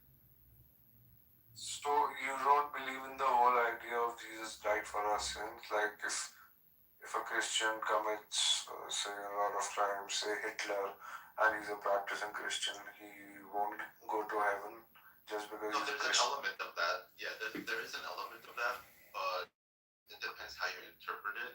Does that mean that your job is to never commit sin? Probably not, because we are fallen and only Jesus is sinless. So from my perspective, it's normal for humans to commit sin, but you should repent as a Christian and you should try to do better. But I don't expect everyone to be able to become Jesus Christ on earth. Yeah, but say somebody rapes a little kid and then they die. So they, according to you, they'll go to heaven because they're a Christian. That's where I'm like a little bit unsure. I don't know if it's just to believe in Christ or repenting of your sins and then trying to be a better person in this material life before you get to heaven, right? And trying to actually change your life for the better. I think that process is what makes you Christian. And what is the concept of repentance in Christianity? Repentance is asking for forgiveness, understanding that what you did was not a good thing, that it was bad, and that you should try to change your life so that you no longer live in that type of lifestyle. So it's not going to a confession. That is part of that. Yeah, like that is part of it. The confessional is part of repentance, right? So this couple, they like constantly are constantly like fighting all the time. So what if and he's dying for your sins, then what is the point of crying. She repentance? chases him around town. He keeps screaming at her. It's like a fucking comedy routine. I put him on YouTube last year. There they are again, getting in the same fight. He's leaving. It's like she just cries and chases him. Why are you doing this? Why are you leave me alone? It's so crazy. Alright everybody, this is my garden here in Chicago. Go to ChicagoMaribel.com. This one's dead. An Amazon fail, another Amazon fail. This little guy here is sprouting up quite nicely. And we're going to try to put it in a different But you think Christ is God, right? holder, see how big we can get it to grow. You're becoming like There's God. another little succulent. I mean, These are all succulents. Our succulents over here are all religions worship their You can't believe it. are more like them than And there's only social media so. justice. Not all Oh, religions. are they still fighting?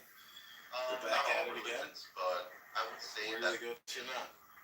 having this idea of a God above you, He's like, I'm gonna punch you on the face. from your perspective as a Indian, I don't No, understand. Why can't I'm you just get not a rid of it and just Hindu. call it a day? Like, why does the man have to like also add to the drama?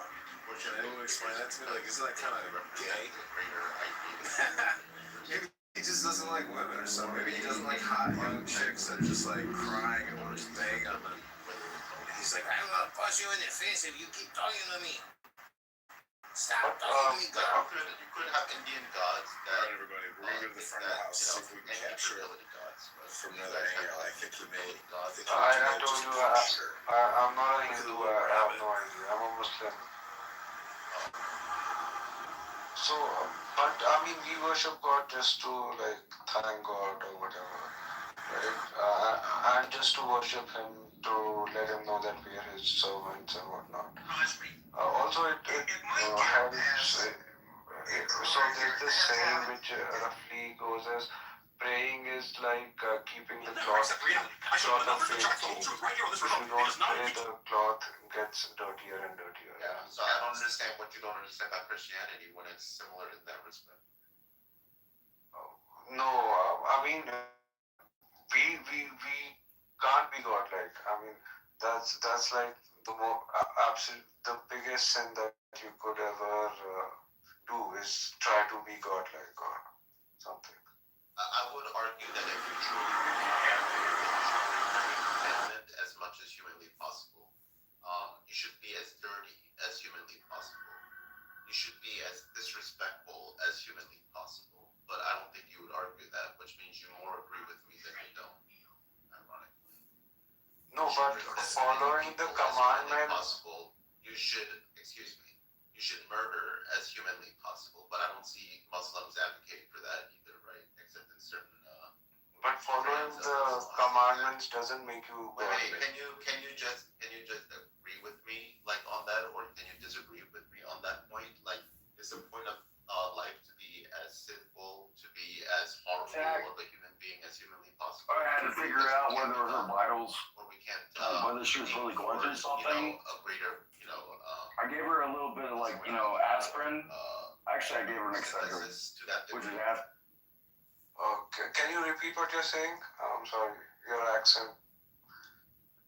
Just. So, do you think the point of life is to be as murderous and rapist as humanly possible? To lie as No, of course not. No. Okay, then you are trying to be better as a fallen creature, actually. So you do agree with me, actually, that even though you say you disagree with me, actually you agree with me more than you think. But what do you mean by a fallen creature? People who can't be perfect. Okay. Yeah. Yeah, I'm really not interested in having a debate about Islam and Christianity, to be honest with you. No, I'm not. I'm just trying to understand what you're saying. The guy, whoever. Read about it. Go read. There's like thousands of books on Christianity and analysis and all this stuff. You can go read those books. Okay, fair enough. Yeah. Don't get hyper, it's all. Yeah, it's all right, exactly. So, go read. Yeah.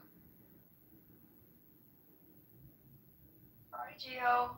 How is everyone? Hey, how are you? How are you? So, Gio. Yeah, long time no see. Bye, Marsha. Hi, everyone. Yes, Mia. What's the topic here? We're talking about Christianity, Gio? Yeah, PPL wanted to interrogate Christianity. No, I was just trying to understand what he was saying.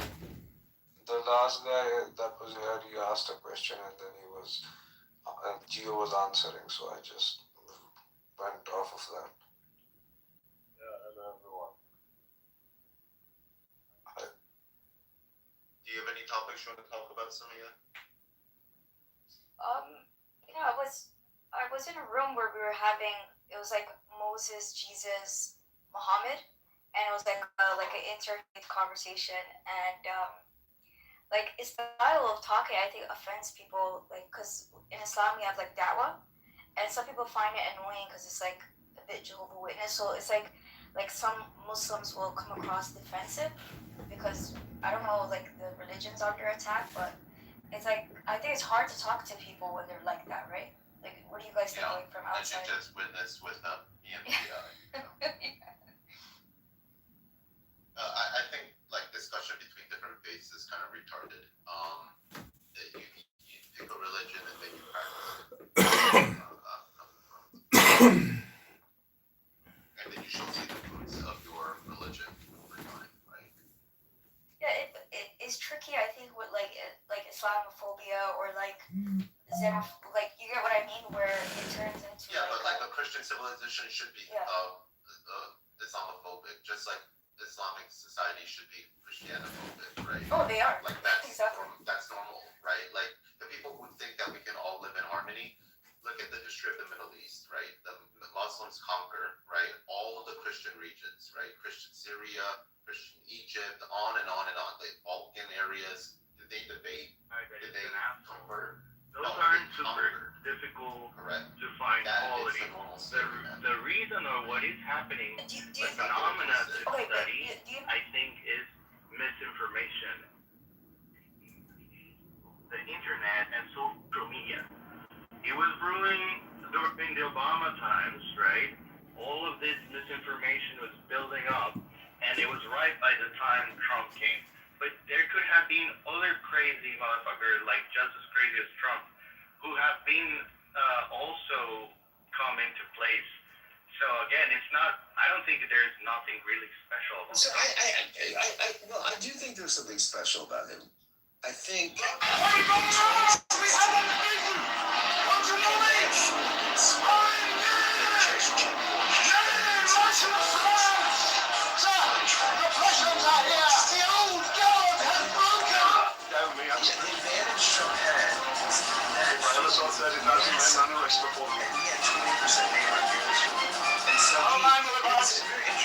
Which direction?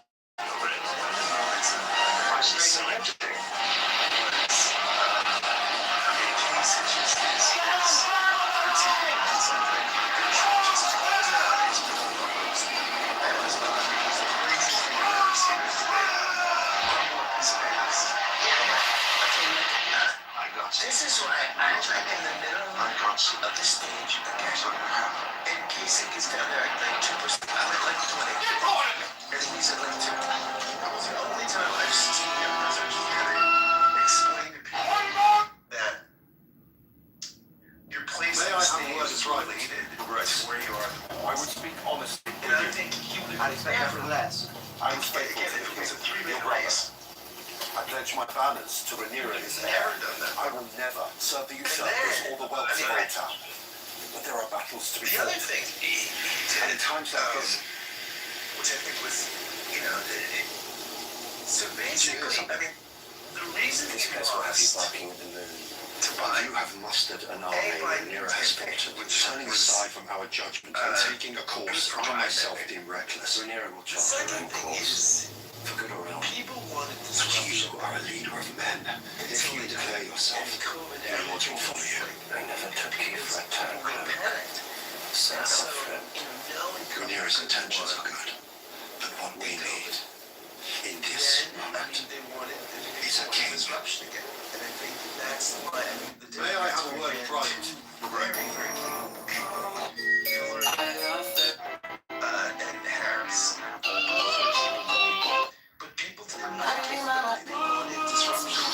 why he's, that's why he's won. The subcontinent. Well, that's you kind of making my point for me in terms of the time makes the man, and where Trump has an undeniable genius is he understands the attention economy. And Chris Hayes, buddy, Chris Hayes. No. And like people at the time, like people trying to rationalize like Trump winning and say that he would have destroyed Jeb Bush and Ted Cruz easily. The reason he won is because he won on lies and rage, right? And he would have won with 3, 2, or 10 Republicans. And that is why he's willing to. That's why he's able to win versus other ones. Because people are not willing to say the crazy shit that he says, and he is. That's the advantage that he has. On rationalize, there is a really good reason why people voted for him. Carlos, isn't that kind of what I'm saying though, is the attention economy. He understood the old paradigm of how you run to be president could be ripped up, to Scott's point. I am in the middle of the stage. I've got 20%. In effect, you're an idiot. You're a nobody. You're on 2%. You're at the end. Like, no person running for president would have ever said such a thing. He understood that he could say that. And it would garner him more press. And also to Scott's point, I'm a traditional reader of that primary, and I think Scott's right. There were 10 potential Republican nominees running in that primary, and as I remember it, when he was winning, in a crowded field, he was only getting about 30% of the vote. He started making that primary with 20%. Into 20, but the field was so big that's all he needed, and his media attention and all the media kissed his ass, and it's so interesting. I mean, I remember Joe Scott and media presents. And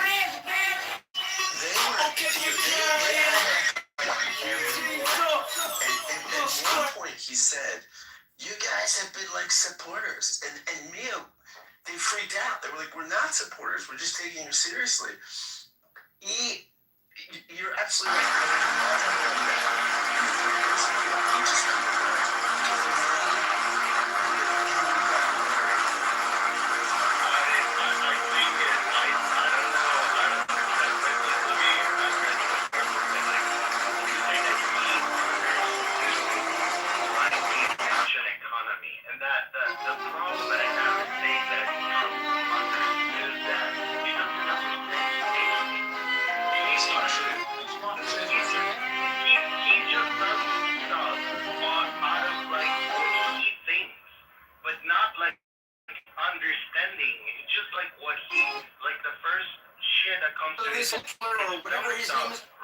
Clavicular guy, he slams his jawbone with a hammer to try to give himself a nice jaw.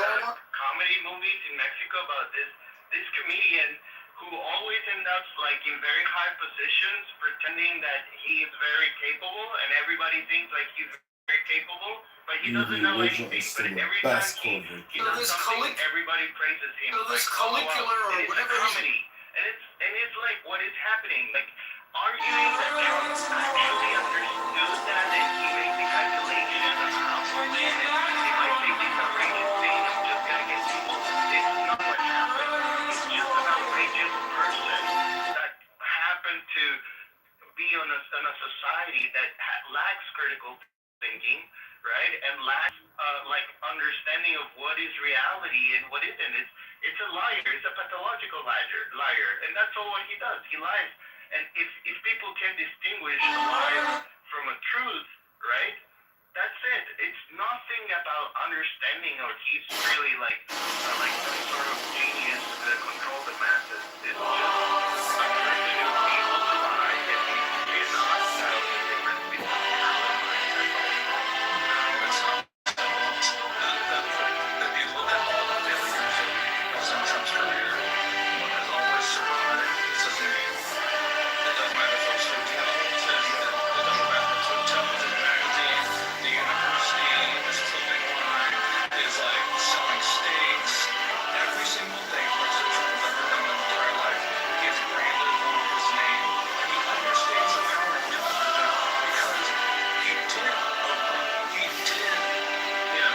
60 Minutes, he did all the old talk shows back in the day, and he kept his name in the media. He went to Playboy parties. He stood in the forefront all the time, knowing how much television mattered. And then when he did reality television, his name was as big as the brand. So like he understood playing reality television to that degree.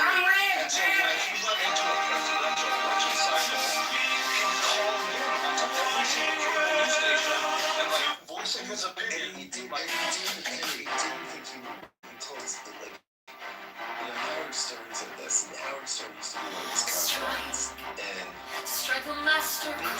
he told Stern this was a good influence. He was basically trying to Draw the flaming sword. Crown, child and conquering Lord. I'll just run for president, and that would get me. God bless America. Sea Chile, Argentina, Uruguay, Paraguay, Bolivia, Perú, Ecuador, Brasil, Colombia, Venezuela, Guyana, Panamá, Costa Rica, Nicaragua, Cuba, El Salvador. Either. He ran as a Reform Party candidate, but the point is that it is weaponizing TV, which is like because I work in campaigns, I work on the Republican side as a political consultant, and I've been at the presidential election level. He understood that. Media companies control just about all of the news and information you get to hear. They got you by the balls. I'll tell you what they do. Out 16 years in a depression. Prosecution. Absolutely. The field was too big, so the split up. So Ted Cruz was competing for $1 against Casey. Everyone was competing, like splitting it up. And the problem is that they couldn't outspend the amount of TV time that President Trump got to give. So yeah, he was smart. He wasn't lying 100%. He ran on himself. His name recognition was so much better than everyone else because he stayed to the forefront his entire career. So to label him as an idiot ignores what his survival skills, and his survival skills is his name. Exactly. So saying that he understood that being on TV every day was useful for him, as if that is something like only a genius could understand or foreseen. It's Sorry if you're sensitive to this news to be you guys need to share this what video. is This is that? obviously Like, that's not like that's not what I'm arguing. Of course, everybody could understand.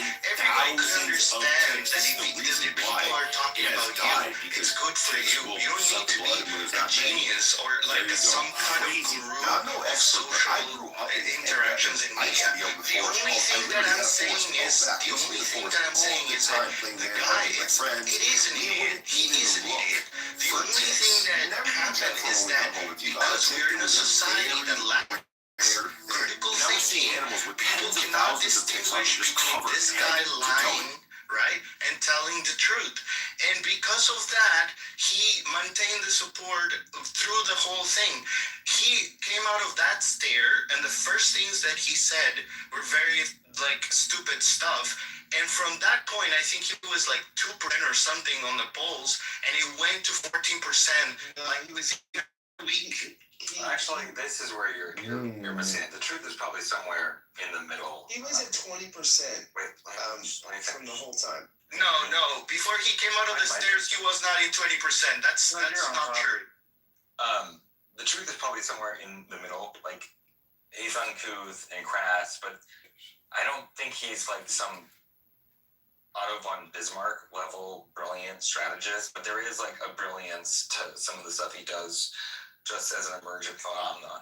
He always has been this way, never surrender or whatever. He lies to a degree and frequency that would make any traditional politician blush, but he also, in a similar way, like tells the truth about some important things, and that's really why his star began to rise. At the same time that there was just such feckless leadership on both sides, and there was, the professional political class had failed us, the neocons had failed us, and so people were willing to take kind of an experimental treatment for what they thought was an incurable disease. And coming down the stairs, he was fucking dead on about immigration. The wall, as as I thought it was, probably would have been a good idea. Like, some of his instincts are actually spot on, and then he does lie and saying other things that, like, strain credulity. So immigrants, right, and this is from the Cato Institute, right? Undocumented immigrants are revenue positive for the country because they pay taxes and they don't consume services. So I mean, he's wrong on. See, that's not true. These things get tortured, but no, it is true. But you say everything down to just GDP, like, this is the point. Like, it's always over-indexed. Even if I would concede you that point, it's demoralizing. It's corrosive to, like, that issue of a healthy, stable, cultural society when there are all these carve-outs for laws. When population centers and demographics shift beyond any kind of natural, 1 degree at a time evolution where people can be folded into the broader culture. So I would argue that those institute numbers are accurate, but even if they are, it neglects, like, certain other things that, like, cannot be captured just via a simple cost benefit analysis and, like, financial expenditure. What you're saying, Todd, why are undocumented people from the Southern Hemisphere who are Christian, who are patriotic, why are they a drain on the culture? I don't understand. Wasn't it, like, self-evident? I mean, the selective pressures for assimilation have never been lower. You cannot have an atomized... Until it was dissolved in 1994. What's happening? It's a medical talk. Just keep that in mind for later. Now, I'm going to be here real fast. A recreational of the Hudson. I have no problem with quote-unquote immigrants, legal or illegal, but when you let 10 to 15 million people in a short period of time, like, that's just not a healthy thing for a society. It depresses wages, it's exclusive, again, to morale, all these things that don't get captured immediately and neatly through some, study that's funded to... Why does it depress morale? Tell me, I don't get that. Are you serious? Yeah, no, I don't find, I have, like, millions of people illegally enter your country. This isn't Ellis Island. Like, you cannot have the same level of mass migration when you have welfare, where immediately you can sign up for services. There were people getting flown all over the country. There were people being put up in nice hotels. Again, I don't necessarily even care, like, woe is me. From just a purely pragmatic standpoint, that's not a healthy foundation for a high-trust society.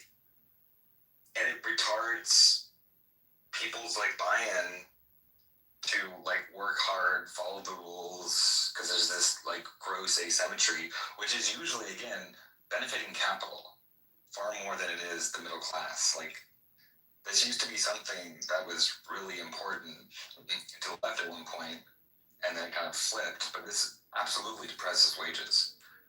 I don't understand how that would not be demoralizing.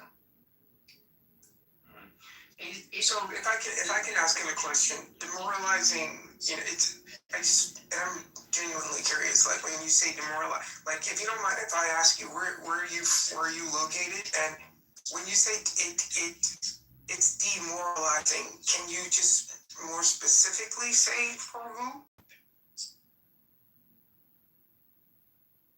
Yeah, I'm with you, Jack. I don't feel demoralized. Okay, but I'm not arguing on Todd's side here, but there is a large precedent for what he said. If you look at the 1840s as mass German migration to the United States and Irish, and you read the newspapers at the time, and people were worried that the specific Anglo culture of the United States was going to be lost. Ditto, you move another 50 years on from that, in the late 19th century, it was Italian migration. People were worried, the chattering classes were worried.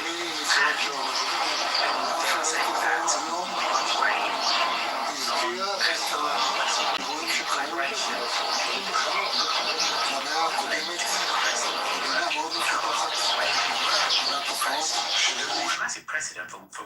saying. Where I would disagree is about people being demoralised, and I would rephrase it to say that what people have done in countries all over the world when there's mass migration of people that don't look like them and or don't worship like them, don't talk like them, they worry about the culture of the country changing. And that's universal. That's totally universal. 1 million Syrians after the Syrian civil war went to Germany. There was a spike in far-right voting in eastern Germany because of it, because people, rightly or wrongly, I'm not putting a value on it, were worried about so many people coming so quickly that didn't look like them, didn't have the same religion, didn't have the same cultural mores. These are age-old questions that people ask about mass migration. Dare I say it, when my folks moved to England in the early 1960s, the same people said. In general, they operate in offices outside of City Hall, often identifying corruption, waste, and abuse by the city's most powerful. Explicitly and implicitly, there were much more intense selective This pressures. is not a religious conflict. Fold yourself in. You cannot build a company and a software engineers where kick you that really retard out. There were implicitly and explicitly. Scott, just one of you guys. You're like, you're an idiot. You would fire me. Explicitly I and have a job. I have 5 jobs. there was I'm much going to more tell you intense when you're selective just a person. In pressures. fact, Recently, there's no now you can have like half of your companies exist in a country that you came from. Todd, such a lame up. Boy, such a lame up. Boy, such a lame up. Boy, such a lame up. This is really exciting. What a dork. Anyways, satellite television, free,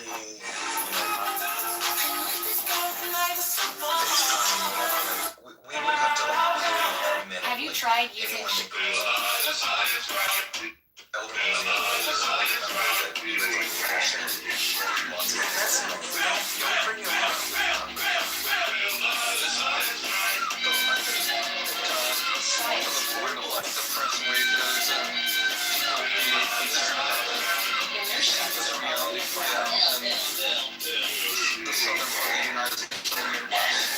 have farmers and skilled labor, prices that are being presented by corporations and by contractors that are subcontracting to migrant labor.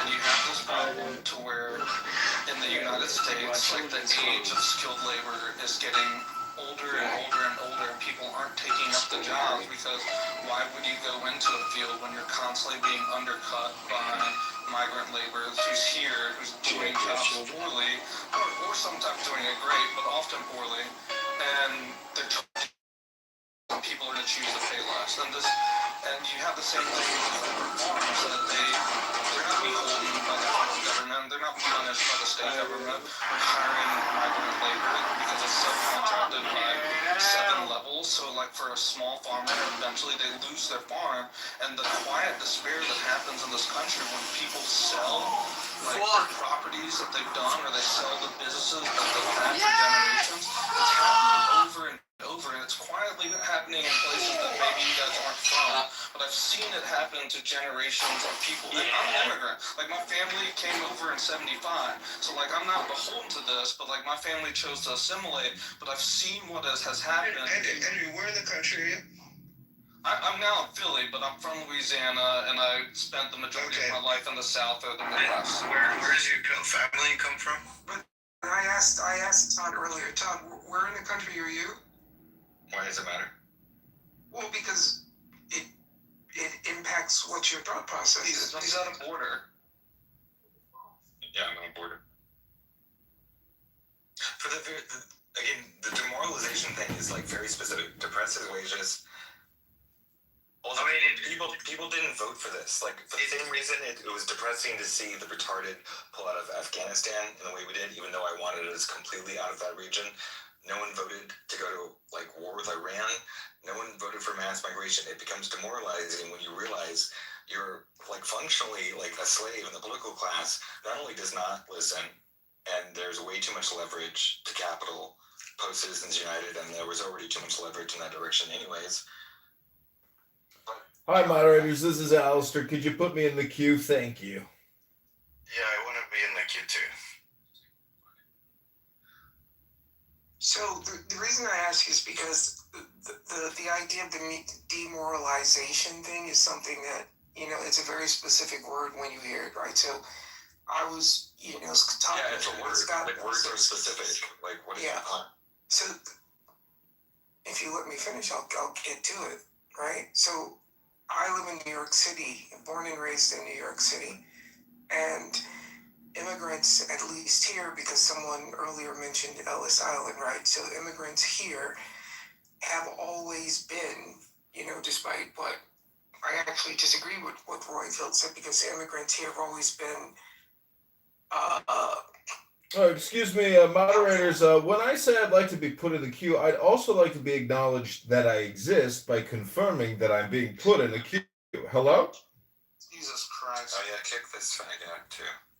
I'm a huge Kitover fan. So what I was saying is that's why when you say demoralizing, it is a very specific word. And when you say like the country is being demoralized, words have meanings, right? So it's like maybe where you are in the country. I said it.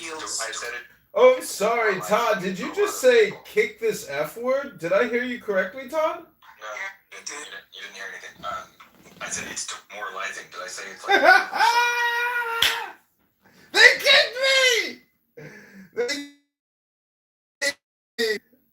They kicked me. Oh my god.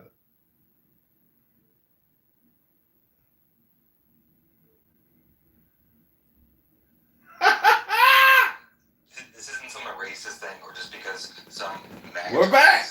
Speak directionally about something a certain way. I think it's a great folly to brace against it. Why is it that this is like we're doing the dog and pony dance with Tony, where if I would have been on North Carolina and I would have found seashells that said 8647, New York City, are I'm you almost familiar positive, with the violent history I would that probably comes with the immigrants throughout the whole within 30. There's been so much conflict over it's not all you're the Miss Lawyer. Nobody did. I know, man, Why words is mean it things, that right? So when it comes to what I'm saying, individuals, just listen to what I'm saying. with Because what I said is immigrants have been backgrounds like very his, productive. why does it take so long that we gotta go through this dog and pony show?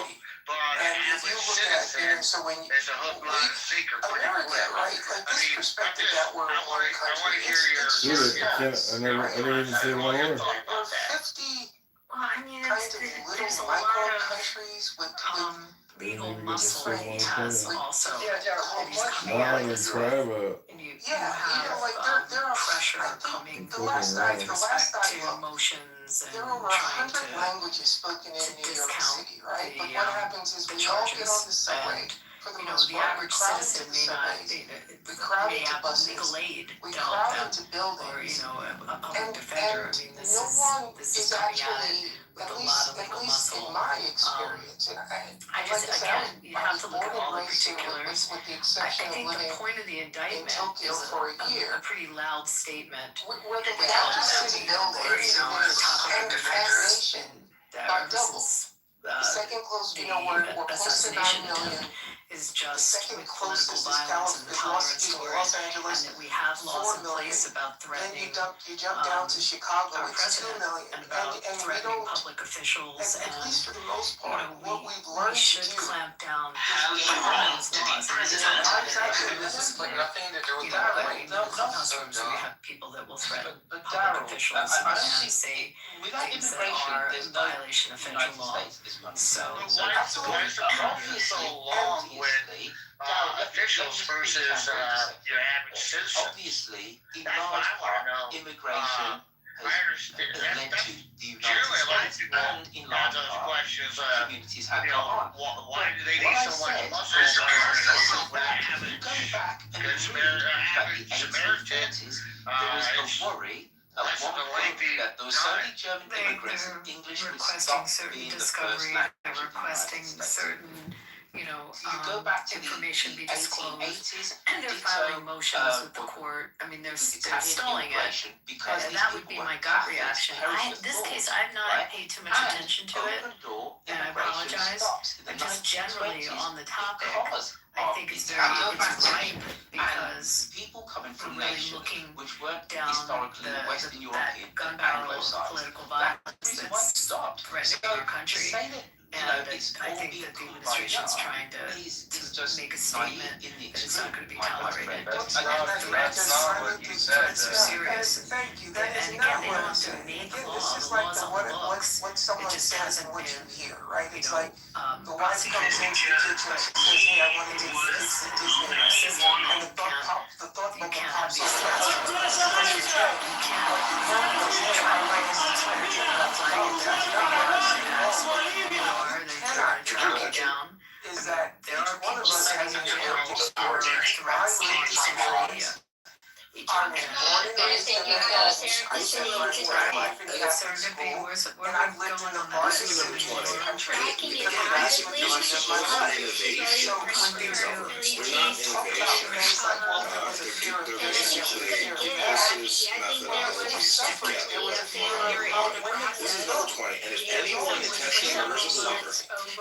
I don't understand how.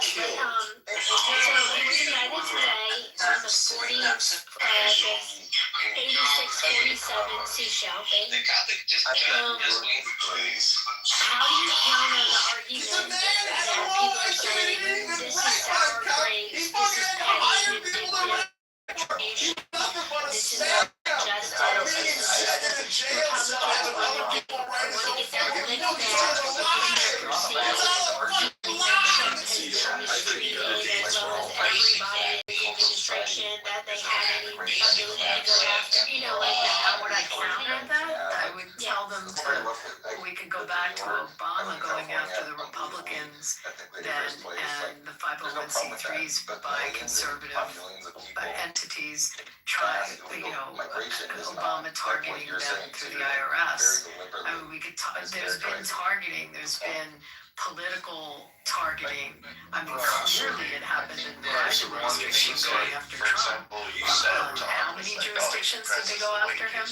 I think that's a very Just talking about way New to see it, York, because what's it's happening? not just that, Republicans it's and supply and demand, there's conservatives more are supply, supposed to therefore uphold the there's Constitution and our laws the just demand. because they did it the whatever that doesn't mean that we The should do fact it that now people because they coming did it. here and they are on productive age makes the economy move. It seems to be the nature of the More beast. money But into the do I economy. think it's a good thing? People No. are able On to the one sell hand, on the more, other hand, right? the And point that I was increases making about wages, political that violence increases is productivity, really that important. increases And money. it's So important to the economic investigate factors are and like when really complex there here. is enough You truly need to see what the probable cause experts to said indict when there are about is threats against public officials. Okay, so this is If we don't start doing that, again, the law is there. We don't have to pass legislation. It's there. So what was that lady's But name, it's Kathy true, Griffith, when Trump was Right. first? 100% Right? I mean, No, like that's not true, right? Like if you hear what the economist said, right? It's like it's actually you're gonna hear the shit that I hear on Clubhouse. immigrants will come out like basically like labor that Democrat senator. exactly, but Social media. Sitting in jail. They just said they won't do it also because they are legally in the country and they can get better jobs. The unemployment was like 4% during the Biden era. That is probably what you guys are complaining about, like not finding, like being very backward. Okay, so this goes to my second point about saying why Trump won. It's like right? They just are able to follow whatever social media or whatever knows in the internet they think of, but they will not And then the perception is probably Henry thinks that like actually 86 Donald doesn't Trump won mean the dead. 2020 election Not or to many something. people. Right? 86 But means like just to if you remove, to get rid of. So okay, what do was you go on in this seashell joke, and I really do think it was a seashell joke. He was walking on the beach, he saw seashells, he like, ha ha ha, wouldn't this be funny? Because Gretchen Whitmer I believe there's a lot of people had in the first administration, in 86, 45, I think it was in right before the 2020 election, they had that code 11-4-45-86 or something like that, and nobody knew what the letters meant and the numbers meant, and then we understood, they're campaigning to remove Trump. And this is the thing about American culture that Americans don't want to admit. It's just There are jobs that we're going to see what did he communicate, who did he communicate it to, how did he communicate, what ancillary comments were made along with that posting. That within a vacuum may seem one way to you, but within the whole picture, it may have a completely different intent. And the point of the prosecutor on this is to try to show the mens rea, to bring out what the criminal intent was. If in fact there was criminal intent, who knows? But that's going to be a question of evidence. Yeah, I can't argue with that at all. I do think it's super funny that the White House posted a picture of the King of England and Trump with the tagline "Two Kings." And like, so Comey's joke was seashells calling for the threat of removal of Donald Trump. That's the left type of humor. And then our type of humor is to troll the left with pretending Trump's a king. And so, like, our sense is we're very different. Revolutionary Americans were asked. People dressed up like revolutionary guards with the King of England there. To me, that was the ultimate troll. He's one of a kind. So you can say a lot about Trump, but what you cannot say is there's two of them. You can't. But why would I make that up? Who would make something like that up? I believe that people may respond to that. I've been listening long enough to have input now. Very compelling, given that relative. I was just doing an admiration, like, I understand what Comey's saying about the joke, like, 86-47, being hit, that's a, to me, that's a question. Yeah, Trump is a joke, but someone can, take that and get the misconception of a projection of something bad.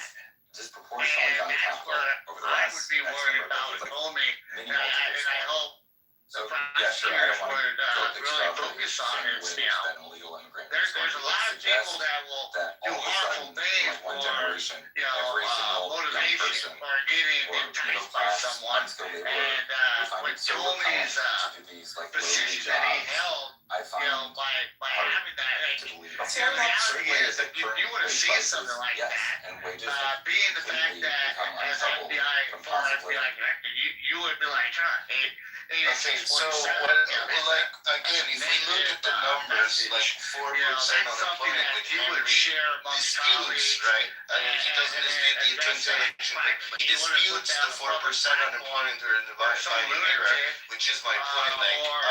You just don't want to follow what is actually facts, right? But you have some unemployment numbers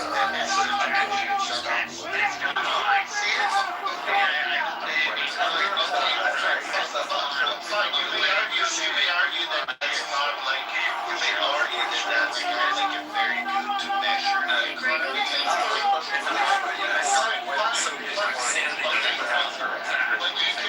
What you cannot deny is what the number actually was, right? You may say that I am a better economist and I'm going to have to find targets. If you understand how unemployment efficiency are calculated, that's not my point, and I don't want to talk about it. If you're an economist, if you're an economist and you have a better way to measure the economy, write a paper, publish it, people can read it. But that's not true. Like, economists publish, like, the numbers that we get, the official numbers that we get are those, right?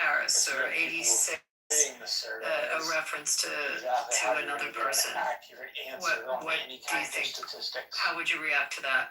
At least, 86 list. not my strong suit is history and more. Yeah, knowing his responsibility The expectation and what, here. where, Well, I what think he's that done. argument is there. Well, he's the Cookie president of the United Monsters! States. When He he's has a higher running standard of running care. for You know, the office, utility take it and back, he's exactness of running like for what is measuring office out. before he's president. Keep on saying He's apples running to for apples, office but in his sure, it last is a election. valuable tool, And if but he is it had as valuable 86 in a time period where Paris or gig workers that are 86, some driving reference to her. DoorDash for 40 hours a week are considered employed when they would have been working a labor union job 20, 30 years ago and had benefits and had If he's overtime. just Donald Like, Trump, the obsession with forcing in a Marshall or Todd to ex-president, come up with a new and metric he that's had perfect that and that out, like will cover all these 86 things word is an salad, unfair or expectation of 86 them because Harris. they're just making a criticism of like, yes, How would unemployment is people feel? 4%, but there are problems with that metric.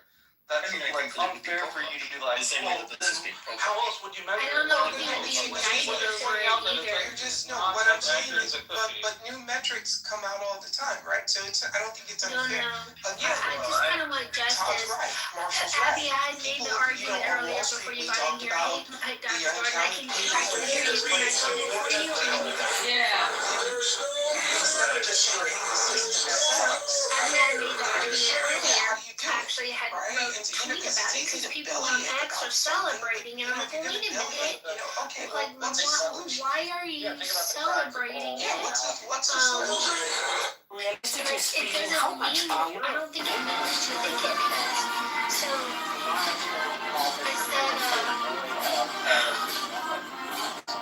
I said the frustration of Comey doing sedition things, steal gas and Russian collusion,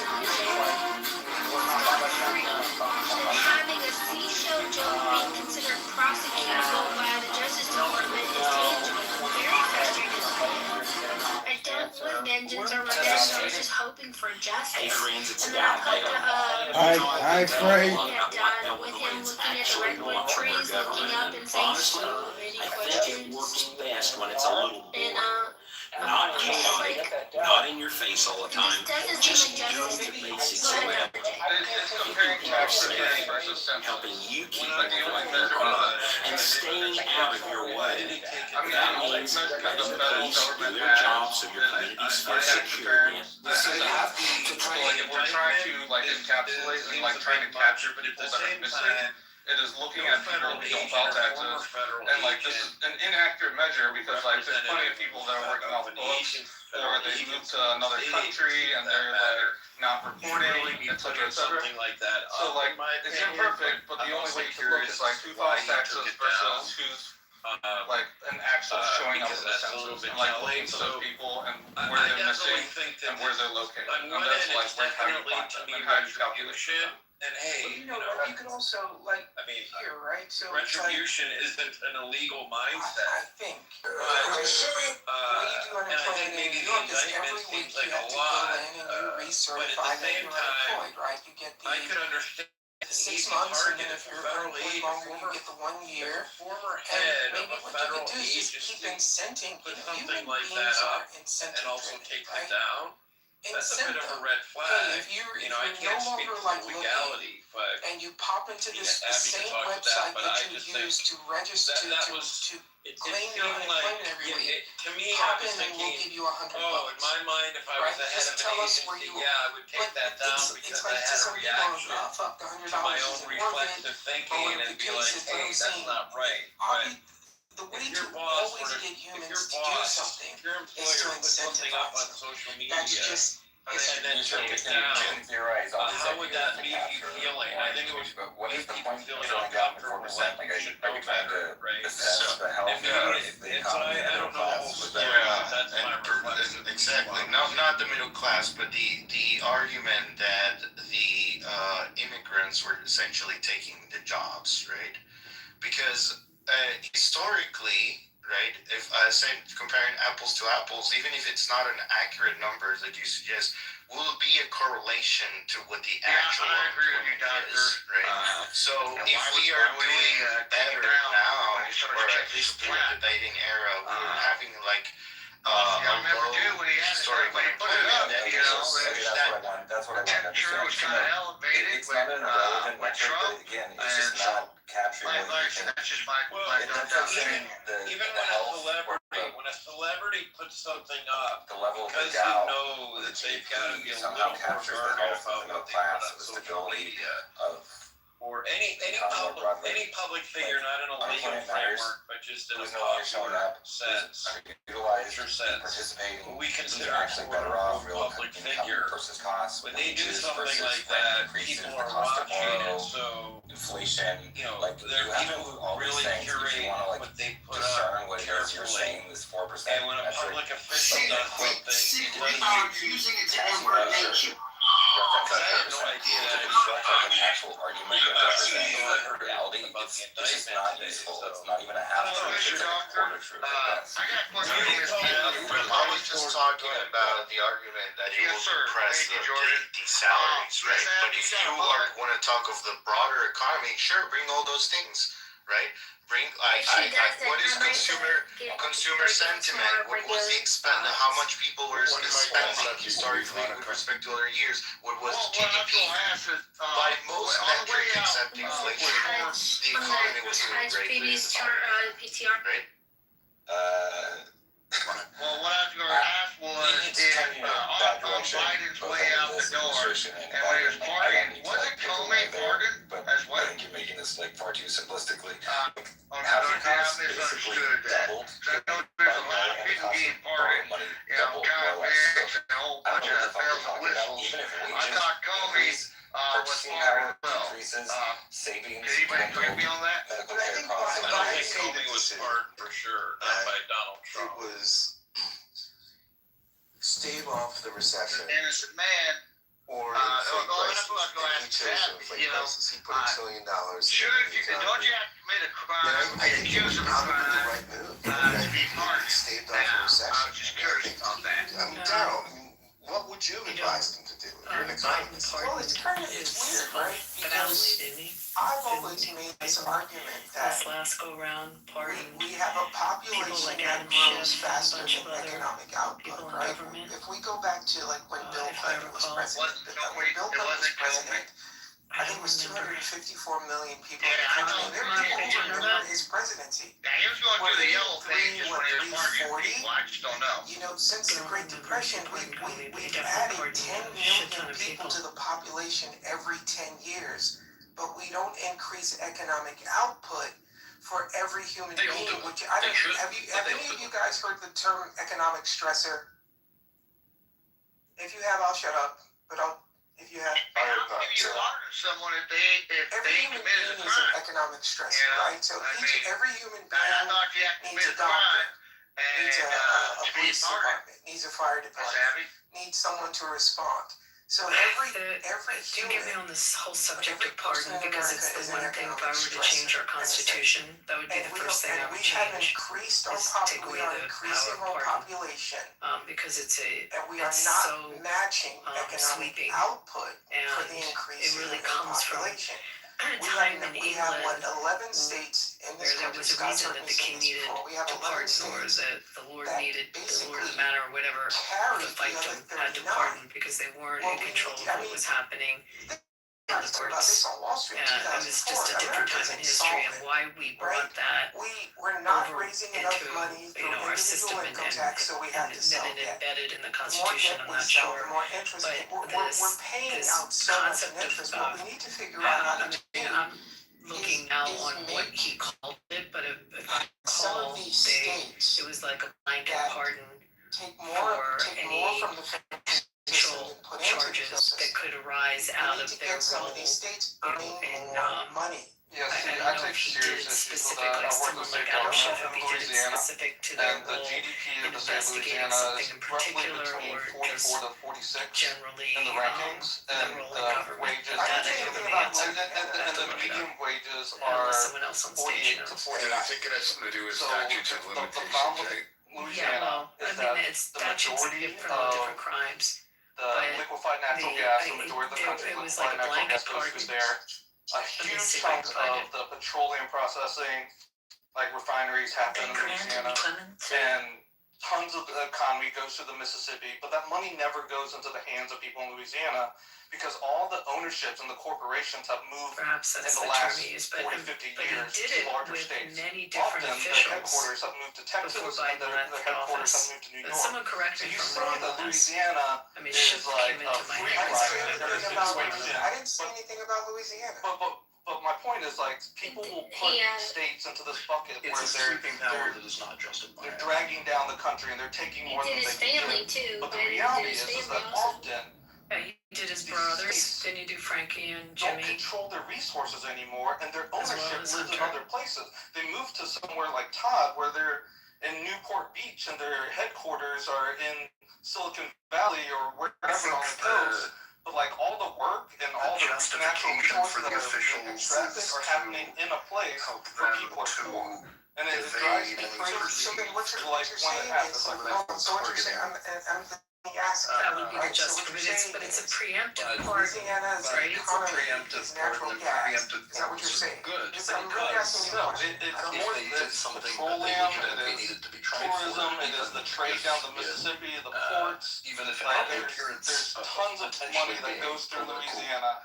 So, It's midway in the rankings of I mean, the GDP most for famous states in the one, US. Big But we're Brigham, 49th is Nixon. typically in wages, Right. and it's So, because I mean, that was the the money preemptive part. outflows out of that You and I state. are on the same page. And so like Right. people are like, I just, oh, Louisiana's again, a drag on the I've economy, argued this but before. really I it's just think not. it's just that the people one of the there aren't worst being things paid in our because the Constitution. corporations are taking the money. And I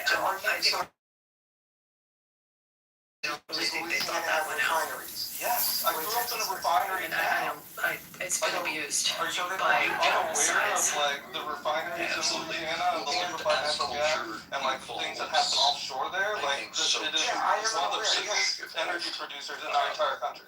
Because So then there was a what's point the in problem? time that it probably was. Like I've already told you, the ownership, like the It- oil it- it- companies and the energy companies Well, are now first of all, like, I'll be give an clear example. that Freeport it's a McMoran. federal It used to be pardon, based so in, it's not in for any state Louisiana. crimes. Now it's based in So Austin, that's Texas. really Like important that to happened make in that our distinction. lifetime. A lot of like And Chevron it's not for bought up future all the acts, oil it's for companies past that used like acts. Amoco and all these companies that used to be doing business in Louisiana.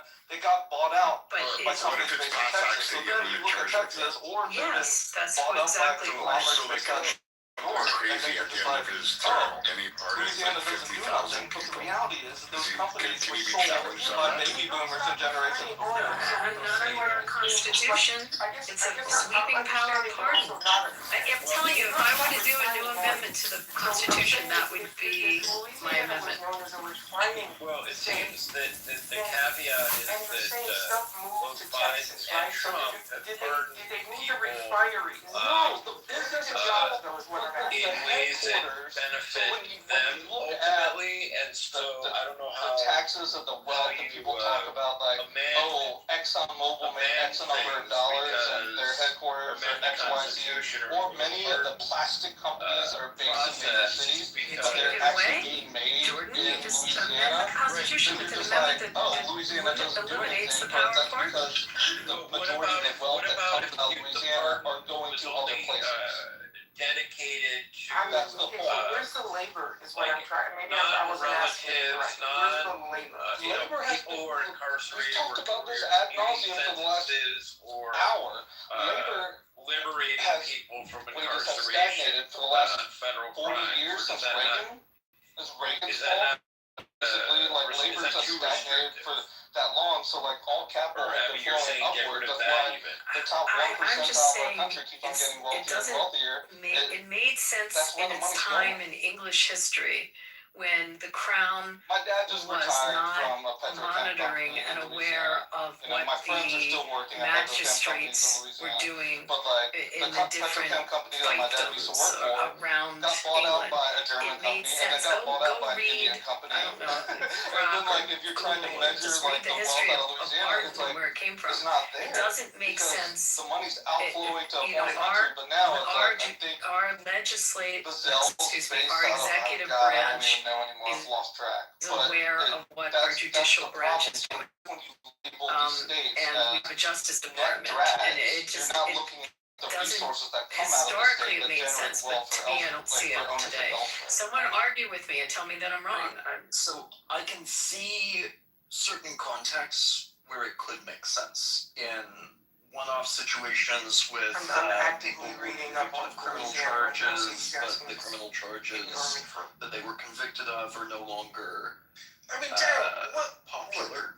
Let's say, Daryl, you're one of the smartest guys I know. Or if there's a murder conviction and the murder conviction had evidence that was very disputable, but because of the limitations of the system, the person ran out of appeals. I know that there exist other means for them to do that, but having the president have the ability to commute the sentence is not necessarily an inherently bad thing. But if you have presidential powers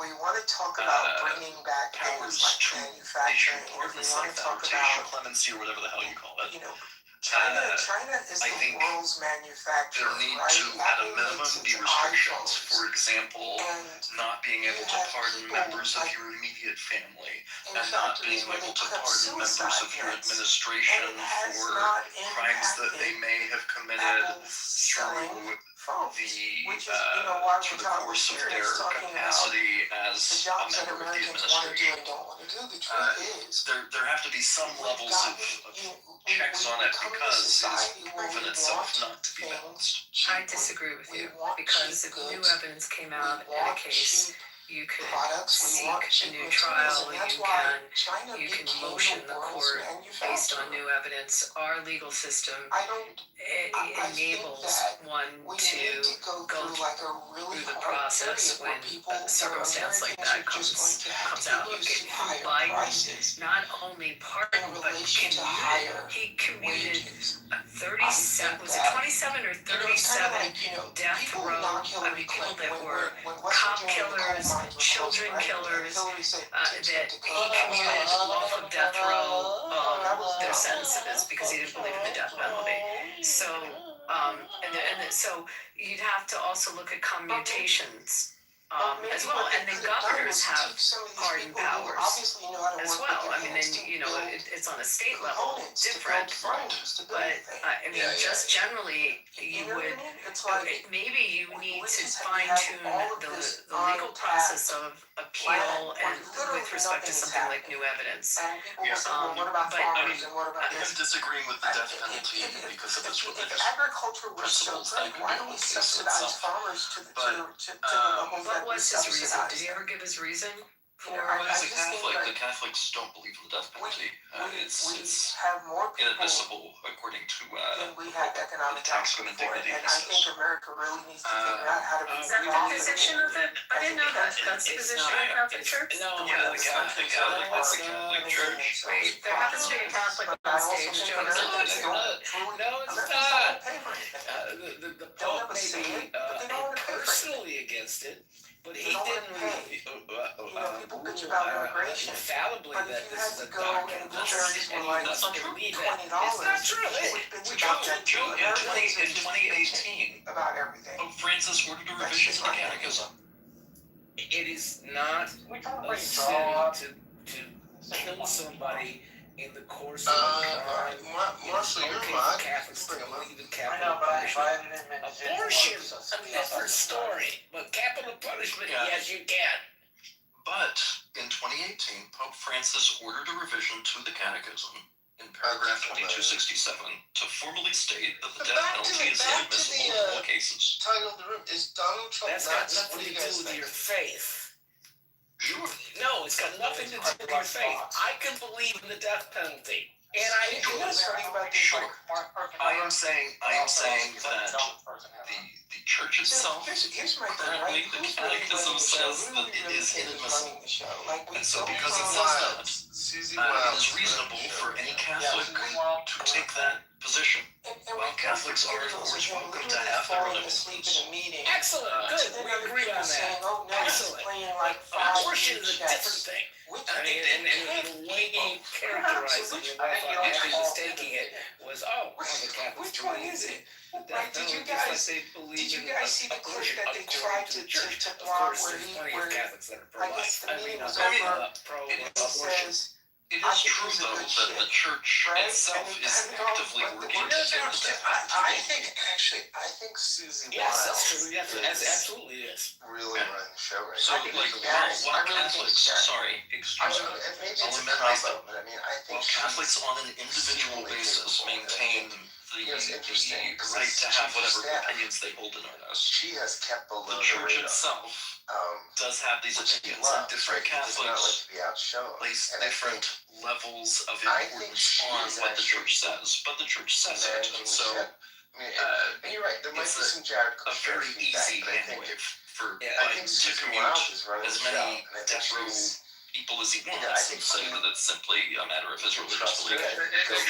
This is a great fight, Brigham. And I think she keeps the ship in a resolute way, and we're all happy. And I agree with you. And back to your regularly scheduled programming on Comey. So I think we have to we've been decide on this if he really is presidential ability to create sentences thing for the last little bit. We haven't talked about Comey in probably about half an hour. When I just got here, I thought that it was I struggle to understand the interrelated argument to Comey getting, his he's sentence, just the fucking greatest thinker. And then at the same time, you're calling for the 25th getting out of jail. But anyway, I'll go back to the listings. I So it's usually like, don't in my jump in brain, right which off one the is bat it? Is because he I crazy? listen Or is he crazy as a fox? because you Which one is it? Yes, and I should have spoken I more think precisely, Trump not said Catholics or the Catholics, and specified specifically I'm referring to the RCC as an I don't institution. know if you play poker, right? Like sometimes you win hands, and I think that's how Trump right, is. brother. I think We he still loses love you, more my hands guy. than he wins by far. No harm, no foul. But he wins some big hands. I'm a big fan of Catholics. And I don't think it's As individuals and as an institution, I'm a big fan or of skill. So am I. I just think once in a while Doesn't the Catholic Church accept the Old Testament? poker table Am I and wins missing some big something hands. else? So it's Yeah, we like for it. me, God right? does It's allow like the so killing I've got a of former enemies. CIA buddy who lives in New York. So I don't know. I'm not a Catholic, so I don't know the how CIA they is everywhere. They're not just like I can running speak to clandestine things. Sometimes you gotta, sometimes you The gotta, CIA you gotta defend the wolf away from the herd of sheep. And so Sometimes you gotta do what you gotta do, my guy. they're in everything, right? And so it's there's like a difference between the we have government hardship. says There's that stuff he will never we put in writing, can and should but he'll execute always these say like people, on the and phone, God like in says person, that it's he okay says, like, he because just these doesn't people are think deemed enemies. that he's No? running things. He's like, because We have a whole everyone just said war that this doctrine conflict thing with that State Iran came out with. was It's not It's winnable. very popular, it still is Everyone today. said, And it's actually every very, very well analyst written. said, If you you know read what, anything on it's terrible. St. You know what Augustine, size which is their really army hard shit is? to read. No. I looked this up. I couldn't believe it. They have a It is bigger my army. understanding Yeah, that army. I thought you said armor. Yeah, it's the respective versions one within the Mary Old Testaments is personnel, that those are events of the We have past about and that 900,000, Christ, 950,000. as their interpretation of the word Messiah, No, I'm sure they're Keystone Cops. A lot of them, but they have made it so that Mosaic law no longer necessarily applies. it's Yeah, but he's also fulfilled the promise So of did the Old North Korea and Testament. China. And then I think that's Russia why has a we're to the larger New Testament. federal But yeah, that's enforcement it was a very good explanation, better than mine. it's kind of like who So Sorry, I'm also trying to cross-thread the different branches of about Abraham. the Strait of Hormuz, right? Every religion or analyst the- said, hey, if we do this, they're going to shut down the strait. So going back to And then pardons, we do it. He does the press You follow conference, and now he said, "I never why- thought they would shut down the strait." That still give me a can't be reason true, where because every it would be analyst, necessary to have that power. they've been saying that not only But military against analysts, but against it, economic he's analysts have been talking saying this against since the early pardons. 2000s, Yeah, I right? agree. leave this little piece And of the world I'm alone. mostly because arguing they're for gonna the go- sake they're of gonna go argument and try because to I shut down already the Strait of Hormuz. showed my hand and indicated that So I it agree with you. becomes I a think that we question of- probably should, And again, at a like, minimum, you know, a restrict month the ago, fuck out of that. someone went Excuse into my the French. futures market But and they put a $2 billion. I think that there short are on oil. arguments to be He made comes where out it and he has says, we've got a practical deal. And uses this is all at the public very record, least. right? But So, yeah, these are all the $60 clauses, I million mean, sorry for interrupting. I mean, I and it's agree you happened miss 3 that. times. And Marshall, I think we talked about Lincoln this in Martin and other right? So it's like, Martin in general has been someone abused on is both making sides of the money. aisle. But And I you know, they have I benefit wouldn't put it past him that on he's the a part civilian of side, whatever the scheme. like war fighters that were If you look at what just criminally happened, right? charged. So And they China were pardoned, is backfilling oil, you know, and so it really future beneficial. payments to I mean, it's gonna be Iran, hard right? to So really put a good clause in there was it Ferguson? Someone made, to they were like, how justify long, not the being idea was that abused. we're Sorry gonna for starve interrupting you, Iran. British. How long can Iran do I mean, this? you could have But China legislation, has been, assuming you don't have has that been power, making you could payments have legislation against that could future come into deliveries play of oil. that So right now would the idea is that Iran is probably reverse sitting on $30 sentences billion of certain in people their, I forgot that what were the convicted, or capital of fund. people convicted So under they were what saying that was deemed a before, crime where at that time, and now it's not a they thought crime. Iran would So that like maybe those have a sentences month are of vacated, before they or really you know, started suffering. what's the They what's the now word not think coming into my Iran head can when hold out for you're, another 18 months I'm financially. sorry, what? Because China is Not playing commuted, like but they always when do. they go The away Chinese completely, play the when long they're game. It's And they are, yes, thank they you, have been thank you. making future payments. And you could have circumstances like saw that this, but where you'd have the legislation Chinese that would ambassador, cover I it. think it was Friday, said, And I hey, understand you know, if like, something was considered we can't criminal have, and China then is the over world's time manufacturer, has become, and China you needs know, that oil to manufacture. accepted, And then that might make the sense, but you Chinese can are cover it starting with to say to legislation. America, hey, like, I don't know.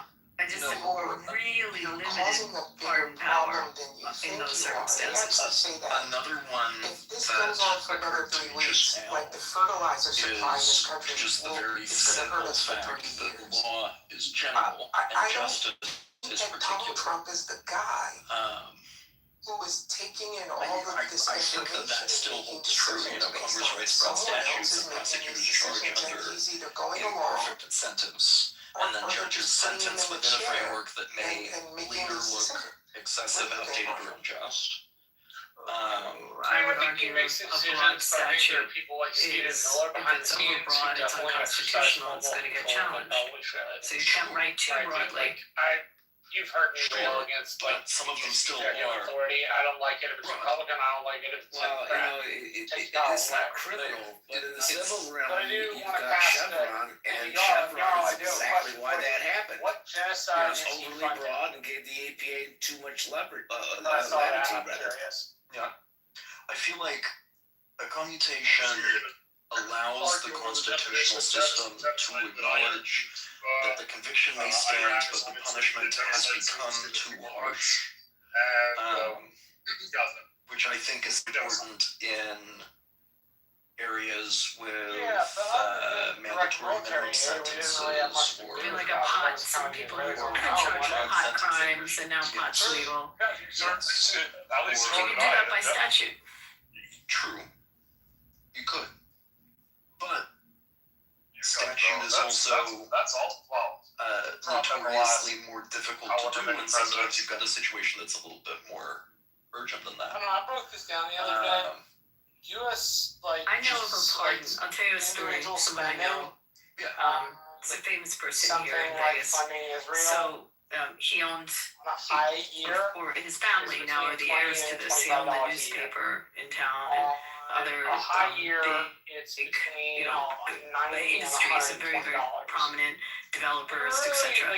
So in the 40s, after World War II, he was involved in getting arms over to Israel for the War of Independence. And there was a lot of people involved with smuggling parts of airplanes through Czechoslovakia, through Panama, through certain countries, and getting, you know, the fuselage along with the actual airplane parts to build out airplanes to form an air force, and also getting guns funds over there to help them fight the War of Independence. Because he was here in this particular geographic area, has some ties, had ties to organized crime, he was able to, access and mobilize weapons and get literally boatloads of weapons through various crazy routes around the world in different countries. I think they even went through Africa up to smuggle into Israel.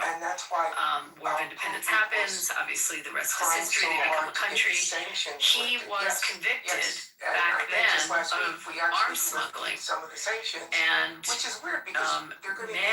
many years later, his son happened to be roommates with Bill Clinton in, was it law school or college? One of the two. And Clinton pardoned this man and took away his crimes. It was like, 60 years later or whatever. But it was a pardon, and it just made me think of someone I know that was pardoned, and where the climate had changed, and but the damage is kind of already done. What it was a crime back then is viewed differently.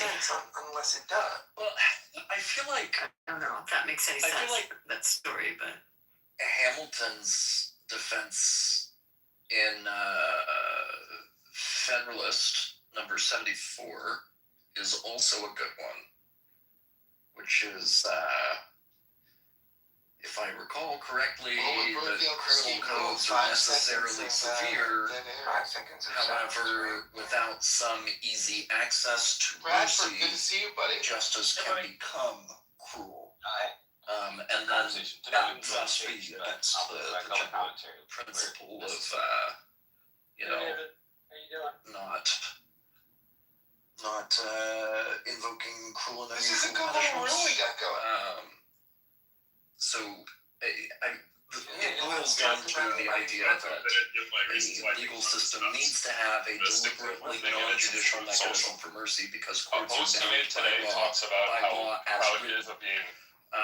Cousin to King By Charles. law as written. If you go ask an AI And how so likely you are to be the court being bound by law, anybody on Earth, that likelihood is about 100%.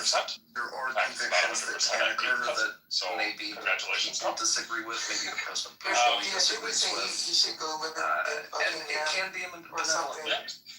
I mean, Yeah, something like that. Yeah, I've always wanted to live in Buckingham Palace. He says. hypothetical that I So anyways, think I'm probably might 15th cousin with him as well. The post, I have another post in my PTR, the one that he posted like 2 days ago, is him comparing, I don't know, some statue, I guess that's important to Americans, takes it upon themselves under Obama and under him. If you look very closely in his own post that he shared, do a the little clouds bit are of identical vigilantism in both after pictures, their right? child Perfectly identical. Which means assaulted it's a by lie, it's AI generated. So that's 2 days and 2 stupid posts. And then if you go back 3 days ago, no, that's not true. If you go back about a week and a half ago, Donald Trump posted an ad on his own social media for stake.com crypto gambling. So if you're not gambling your money on stake.com, you're an American. on death row, And on that note, Trump is just out. based on It's funny though, right? Because they circumstances, said when Biden left the it White may be House, that his net worth that is a increased by deeply $2 unpopular million, situation right? because of the In situation, Trump's because first of term, they the said when he left the detail White work House, that he and his family's net like worth I can increased think of by enough $2 one-offs million. to consider. okay, so stay with that one. Someone else can chime in. I don't have to be doing all the talking here, but you could mitigate that in front of a jury. You can mitigate what the criminal intent was at the time and what the provocation and did it mitigate some of the crime. I mean, it doesn't mean because it's a statute and you committed a murder or an act of violence that through the Is that Massey and Ro Khanna have What is the made polling over said? 50 I haven't people. Has anyone looked at the polling in that district? Massey and Ro Khanna have been very successful. They have brought down over 50 people. What's the 50 polling look people like? have had to retire because of Massey and Ro Khanna's Epstein file release. Hello? Who has polling in that district? I don't know. You know, Necro? Can you pull it up? I haven't looked at it. All I know is that Thomas Massey has always been his own man, so I don't see him. He's got a very active opponent. Please take and pull up some recent polls. Yeah, if there's any person in this district that will like Massey more, or that likes them more than Massey. I'm 182 points away from being 1% karma.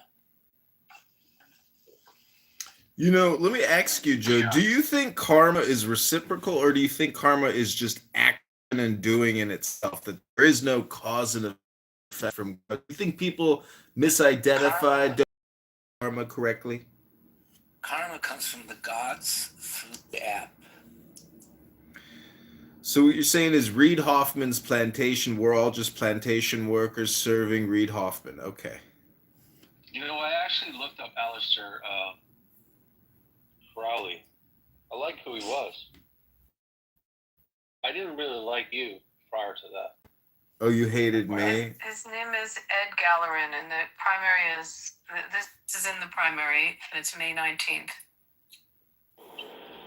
So wait, let's go back to the fact that Albert hates me, but now he likes the poetry. Yeah, no, I like who you're putting up. I don't necessarily hate you. I just think, you know, I see why you do what you do, but I don't actually enjoy how you do it. Oh, I see. You mean you don't like my mockery of people on this app who are worthy of mockery?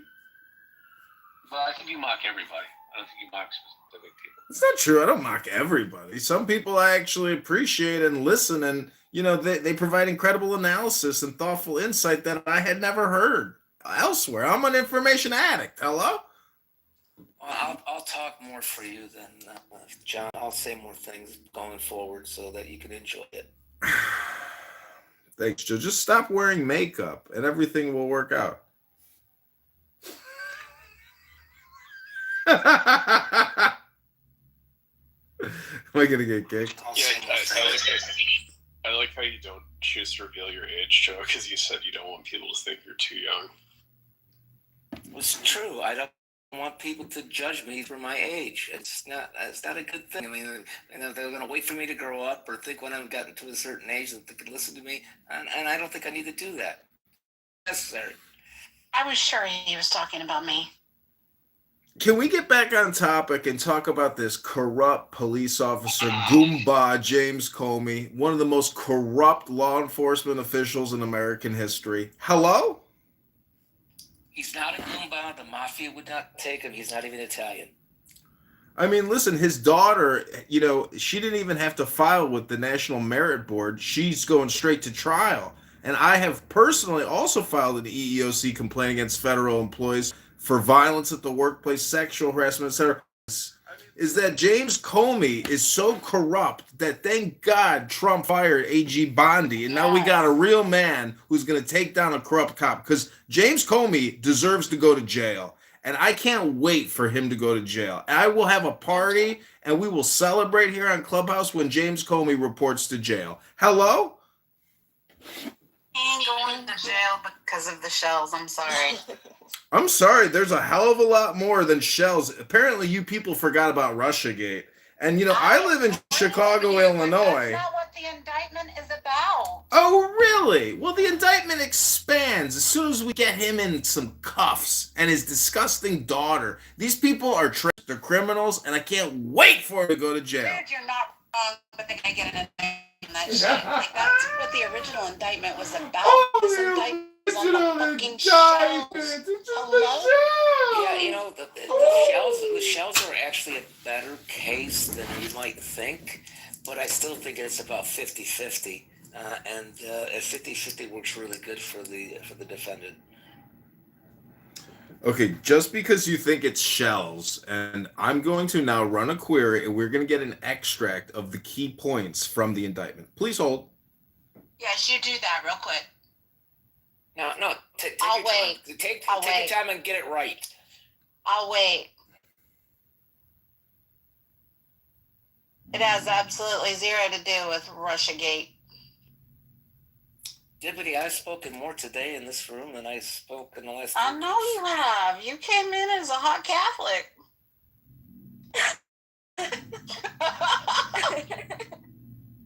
And still so wrong about this indictment, but we love her anyway. I just looked at the polling on Massey. Yeah, I mean, I just looked. For an incumbent to be under 50% makes it competitive. So we'll see. He's got the edge on it, but it's definitely competitive now. Yeah. 15% undecided in that district, something like that. Okay, so Keep reading what I'm reading. got the extract from the Comey indictment. Yeah, I looked it up. Yeah, Massey's below 50%, but yeah. Okay, are you ready for the Comey indictment? Because it has nothing to do with shells. That's just the fake news. Are you ready? Do you want to know the charging language for count 1? Or no? Too much? Sure. Okay, this is charging language for count 1. False statements, 18 USC 101A2. On or about September 30th, 2020, in the Eastern District of Virginia, the scumbag defendant James Comey Jr. did willfully and knowingly make a materially false, fictitious, and fraudulent statement in a matter within the jurisdiction of the legislative branch of the government of the U.S. by falsely stating to a U.S. senator during a Senate Judiciary Committee hearing that he, James B. Comey Jr., the scumbag, had not authorized someone else at the FBI to be an anonymous source in news reports regarding an FBI investigation concerning person 1. Charging statement number 2, explanation why the statement was allegedly false. That statement was false, because as James B. Comey Jr. then and there knew, he in fact had authorized person number 3 to serve as an anonymous source in news reporting regarding an FBI investigation concerning person 1.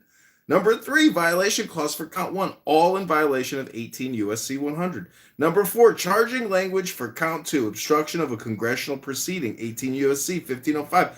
On or about September 30, 2020, in the Eastern District of Virginia, the defendant scumbag James B. Comey Jr. did corruptly endeavor to influence, obstruct, and impede the due and proper exercise of the power of inquiry under which an investigation was being had before the Senate Judiciary Committee by making false and misleading statements before that committee, all in violation of 18 USC. Violation clause for count 2. The full indictment is only 2 pages. Anyways, that's it. So nothing about shells. Hello?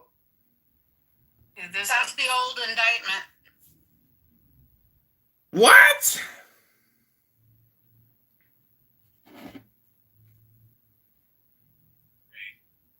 Doesn't 86 have multiple definitions? Yeah, we talked about that a bit. Sorry. Got into the room a few minutes ago. The new indictment is that he knowingly and willfully made a threat to take the life of and to inflict bodily harm upon the President of the United States. Maybe he just wanted him removed from office. It's just crazy. So, go back to your indictment, Serge, please, sir. Okay, I'm putting in a new one. Tell me the top 10 extracts from the latest James Comey indictment. Dated April 26th, 2026. 4.26.26. It came out 2 days ago? Or maybe, hold on, maybe I have that wrong. Maybe it's the 8th. Okay, 28th. It was the 28th, sorry. And I'm tagging Comey on X. It's going to be exciting. Here we go. I fully support Comey, them going after Comey. They should go after Bondi too, though. Here it is. I got it. Yep. Thomas Massey says he's going to go after What Bondi. charges would you bring against her?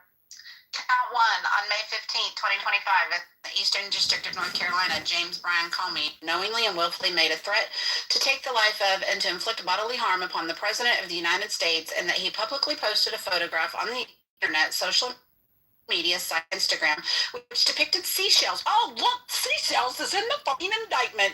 Just like I said, arranged in a pattern making out 8647, which a reasonable recipient who is familiar with the circumstances would interpret as a serious expression of an intent to do harm to the President of the United States in Title 18 United States Code, Section 87 or 871A, count on or about May 15th, 2025, in the Eastern District of North Carolina, the defendant, James Brian Comey Jr., knowingly and willfully did transmit interstate and foreign commerce a communication contained a threat to kill the president, Donald J. Trump, specifically by publicly posting a photograph on the internet social media site Instagram, which depicted seashells arranged in a pattern making out 8647, which a reasonable recipient who is familiar with the circumstances would interpret as a serious expression of intent to do harm to President Trump.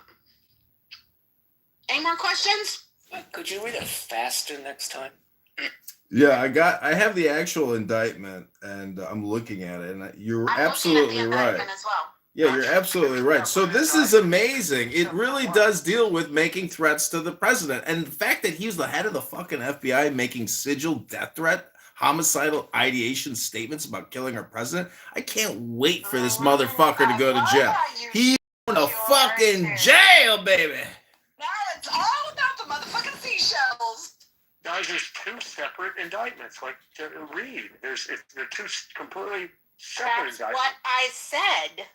There was an old indictment that was dismissed without prejudice, and this is a new indictment, and they're completely different.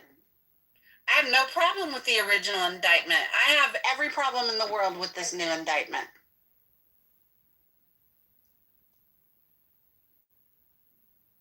You think people should be allowed to threaten the president? I think we have a situation of free speech being targeted here because there is a lot of discrepancy about what 86 means. And the most general reference for 86 is remove, not eliminate or kill. So your concerns are free speech? Are you delusional? Your concern is for free speech? Ah! That's not your concern. It's not free speech. That's not what you're concerned about. This law's been on the books for over 100 years, and James Comey should have to defend himself if that's what it is. Abby, how do they prove intent that he intended to kill him versus intended to you look at the remove him? circumstances, you look at what, I mean, that's how you present evidence. You have to obviously discover and see other social media posts. You have to see whether there were emails or texts or anything that would express the intent for harm. I mean, you have to build your case. I mean, that's what they're going to have to do. And if they why not own it? If you have a massive case of TDS, which it sounds like you do, then you're biased. They did a survey of Democrats after the assassination attempt, and fully 1/3 of them were upset that the assassin wasn't able to kill Trump. So chances are 30% of Democrats on this call want Trump dead, which means you have massive TDS. You also are biased in your view towards things, and just own it. It's okay. We're on Clubhouse. Nobody knows who you are. I'm explaining how evidence works in a criminal trial. What does that have to do with TDS? It's totally irrelevant to what he just asked me. I'm a Republican. Abby's the furthest thing from TDS. So what you're saying is TDS. I was just explaining how you would prove this. You have to show the mens rea of some type that there was an intent, or if you look at it, and I was trying to look at it almost from a negligence standpoint on what would be foreseeable, because that's what we were talking about before. Is he still in here? No, I wasn't talking about you, of course. I'm saying that, like in general, so many Democrats are so crazy right now with their brain not fully functioning that they have TDS so badly that they're so biased it's hard to even have a conversation with them. And of course not you, Abby, but I'm talking about some of the others. A couple I've heard on here would just sound like, like no matter what, it's Trump's fault, Trump's a criminal, Trump's a bad guy. So Comey, of course, is innocent because, he's on their team. And it's just such a boring... There's nobody on this stage right now that's a Democrat. We're all Trump supporters. Necro, sorry. Necro wants to indict Bonte, so I'm reading what you would be indicting her for, Necro. So can you be specific on what criminal act? Because indictment would mean criminal. Sorry, can you say that again? So explain to me how you would put together your indictment that you're suggesting on Bondi. I think there's a legitimate case that she violated the Epstein Transparency Act by not releasing by the deadline. of course, also her leaking the names of the victims against orders. Okay, but let's talk about what the Transparency Act, and what was her reason at the time that what was released got, I mean, was there national security reasons? What was the reason that was given? Well, that was the thing. We, never got it right. Is there criminal statutes behind the Epstein Act? Yeah, that's where I'm trying to understand. I don't think there's criminal statutes applied, bro. No, there is. It's law. It's actually law that was passed, and by not performing according to the statutes and the laws, they actually violated the law. AG Pam Bondi, who Trump fired because she's a failure. That'd be a violation. It wouldn't be put her in jail, correct? I think they're trying to say put her in jail. It takes a future AG to bring those charges.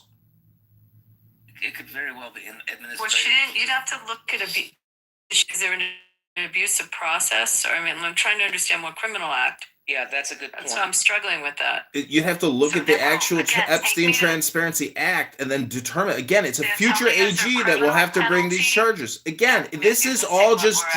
This is Abby. It's just prosecutorial, objective. It's the future government if they want to do something. Is there abuse process? It's not abusive process. It's the fact that it's going to be, it's political. If somebody wants to bring charges against her in the future, that's what it's going to be. If she gets a pardon, she gets a pardon. Under what criminal? Again, it'll have to be political. I'm missing what I'm asking. What would they charge her with? Do you want to try this? They wouldn't charge her. It opens her up for liability to be sued by the victims, but it wouldn't be. There's not a criminal statute behind it. No, it's under the Retard Act. I'm a retard, Trump-hating, scumbag, and that's what it is. Why do we try to take it serious? Yeah, I'm not. She was removed. She got immunity when she was fired. She has immunity for the stuff with anybody that was named in there. But Mark, the Epstein Transparency Act. The DOJ, not her personally. There were serious repercussions from this act. Over 50 people resigned their positions, and one of them was a Pritzker. So there were a lot of people that got fucked up by this release, and they had to resign their positions and resign in disgrace, completely separated, no pensions, all kinds of consequences from being in these files. And those people have suffered. She did get fired. I'm talking about the perps who were hanging out with Jeffrey Epstein, not AG Bondi. Hello? Did anybody spend any fucking time going through these files? Am I the only one that looked through the files? Hello? I don't know why you're screeching like a banshee. You know you get mic time on the stage. Stop projecting, Monica. I'd like to invite everybody to Love Bomb Serendipity, the hostess with the mostest in this public space. Please share some love with her. We are combating negative karma, and she deserves every bit of laughter and love we can provide her. Also, welcome Bima to the stage. Nice to see you. Serendipity is the best mod on the app. I just want to say that. Yeah, I feel It's like my favorite mod. Non-Trump. All right, so just going through this, if you want to look at whether she was in contempt of Congress, is that where you're going with it? I'm trying to understand where the obstruction of justice comes in, because that's where she would have to be criminally obstructing justice in the violation. Like I said, I think there's legitimate grounds, but I am not the person who's done extensive investigation, so I can't charge her. So can't charge anybody. Well, I don't know if... Yeah, because I'm not a prosecutor, I'm not a DA, so I can't charge her. Well, they're bringing charges against Dr. Fauci's laboratory assistant, who was helpful in bringing the COVID-19 vax disaster to America and the rest of the world.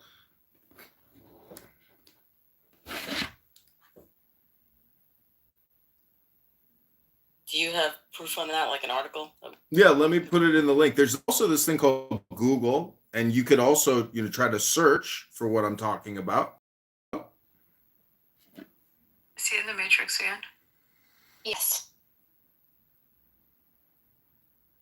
Yeah, leave the room again and come back. I know there's a lot of buyer's remorse for those who got vaccinated. You made a bad decision and you were lied to, and that's okay. I feel for you. I hear your suffering. Mark, how's it going? It's been a minute. It's going good. I got a question, guys. Why? What do you think is the real reason why UAE left OPEC? Is it just a fight with Saudi and UAE? I think they're going to open up those lines, Mark. I think that the whole shipping line, they're going to, the intent originally before October 7th that the Saudis had to try to build a line almost going all the way through to the port of Haifa, like in that direction.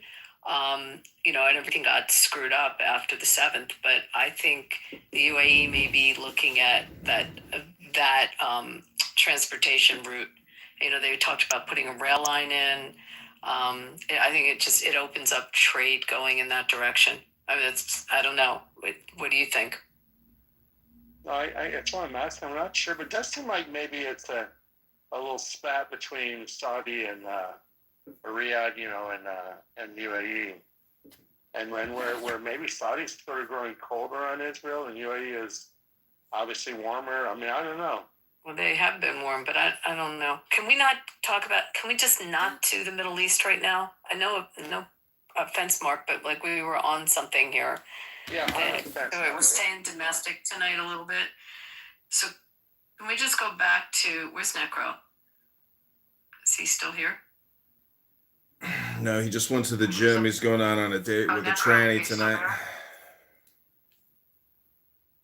I'm still trying to figure out how. Abby, what is it about Thomas Massey that you hate so much? I know he doesn't want to fund Israel and he's a schmuck, but what don't is like he? that he what he does with the Republican Party. I mean, what don't I like about him? Wasn't he We trying have to? major Republican proposals that come down to a hair of votes, and he can't vote with the party, including important fiscal, just various different types of legislation that he just on principle opposes, and it's problematic for the party, and so that's why I don't like him. Didn't he wasn't he gonna work with who's that dipshit? Connor, yeah, to increase the number of fucking number of H1B1 immigrants that will come in from fucking India. Yeah. I don't mind parts of him. I understand he's more libertarian, which I can stand them to a degree, but he's I don't know. I don't even know what the fuck he's doing, to be honest. Well, maybe you should go to his X account. You could go to his Instagram account. You could go to his YouTube account. You can read his content. He puts out a lot of content, and all this ad hominem projection. You guys aren't critiquing his content, his thoughts, his opinions, his economic philosophy, his legal philosophy. I mean, you guys have said nothing specific other than I just like him. Fuck about his legal philosophy. I care that he's a member of the Republican caucus and he fucks them over. That's what I care about. I'm sorry, but one dude in Kentucky is not, to me, should not be determinative on whether legislation can get through, and he purposely goes against his own caucus on a regular basis. I mean, just look at his voting pattern. Well, yeah, that's kind of why I like him. He is both parties, though. I mean, I appreciated that part. I'm somebody who did not care about the Epstein files. It's just fucking retarded people fixated on it.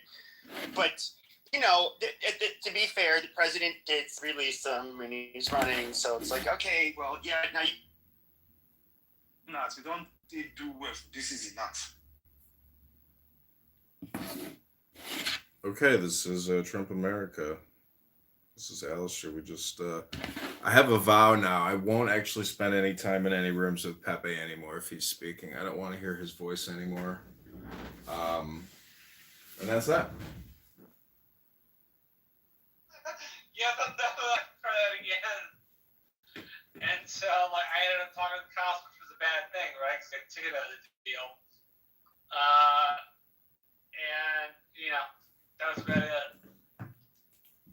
They let you off, but they just didn't do anything. Yeah, a pipe and a grinder in my car, and I had not been smoking, but it smelled like weed. And the cop pulled me over and confiscated my pipe and grinder. It was like, you're lucky that you didn't have any weed. And the thing I thought about to this day was if there was weed loaded in. Ability and accountability is number 2. And the cop didn't look.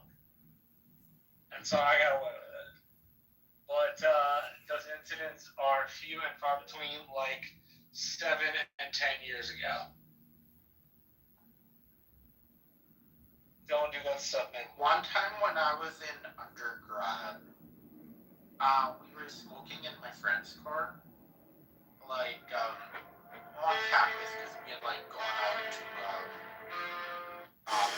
out for the day, and we had come back before we head back to our dorms. Let's smoke up, right?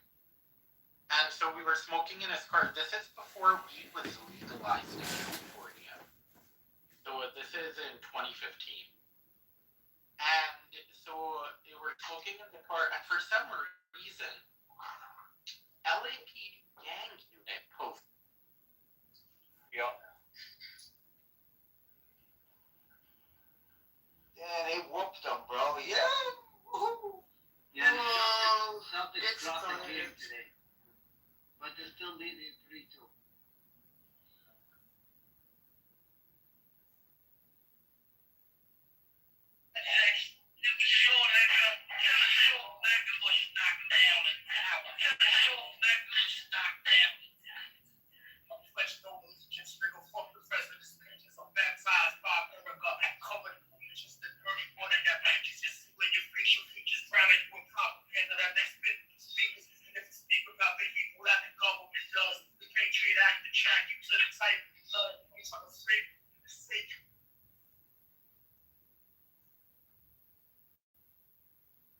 Not make most people want to go out and kill the fucking president. I mean, that's just he's somebody who I don't think is it's likely an issue with him in general.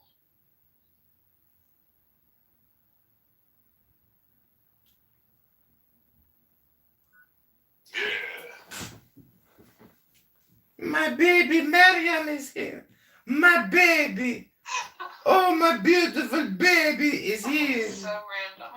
Well, I mean, I have views that are not popular, and I don't I've never planned to go out and start beating up people or doing a terrorist attack. I mean, it's fucking crazy. But people that do that, and I think they have all throughout time. And I think when people try to. This is I don't like seeing the right use this whole what they call stochastic terrorism argument, where even saying not so nice things about will lead people to kill people, and it's dehumanizing. I mean, it can be at times, but for the most part, no, we don't. I don't think we should be a bunch of leftists and information be disclosed. I don't know. You're saying that it's a problem that rhetoric is propagandized. In other words, what is the solution? That we end up basically clamping down on the speech that you feel would have led to Donald Trump, somebody trying to execute him? No, ensure that we provide information that's accurate to the people so they know that Trump is not a pedophile. Okay, so how do you do? But then that means you have to stop. He's a pedophile. No, I don't have to stop it. I have to mock it. I have to tell them it's stupid. I have to tell them that they're only seeing part of a story and they're swallowing hook, line, and sinker, and it's a huge problem. But there's people who will turn around and say that you're brainwashed and you're stupid maggots. That's what they the term they're going to come on here and fight violence and commit murder.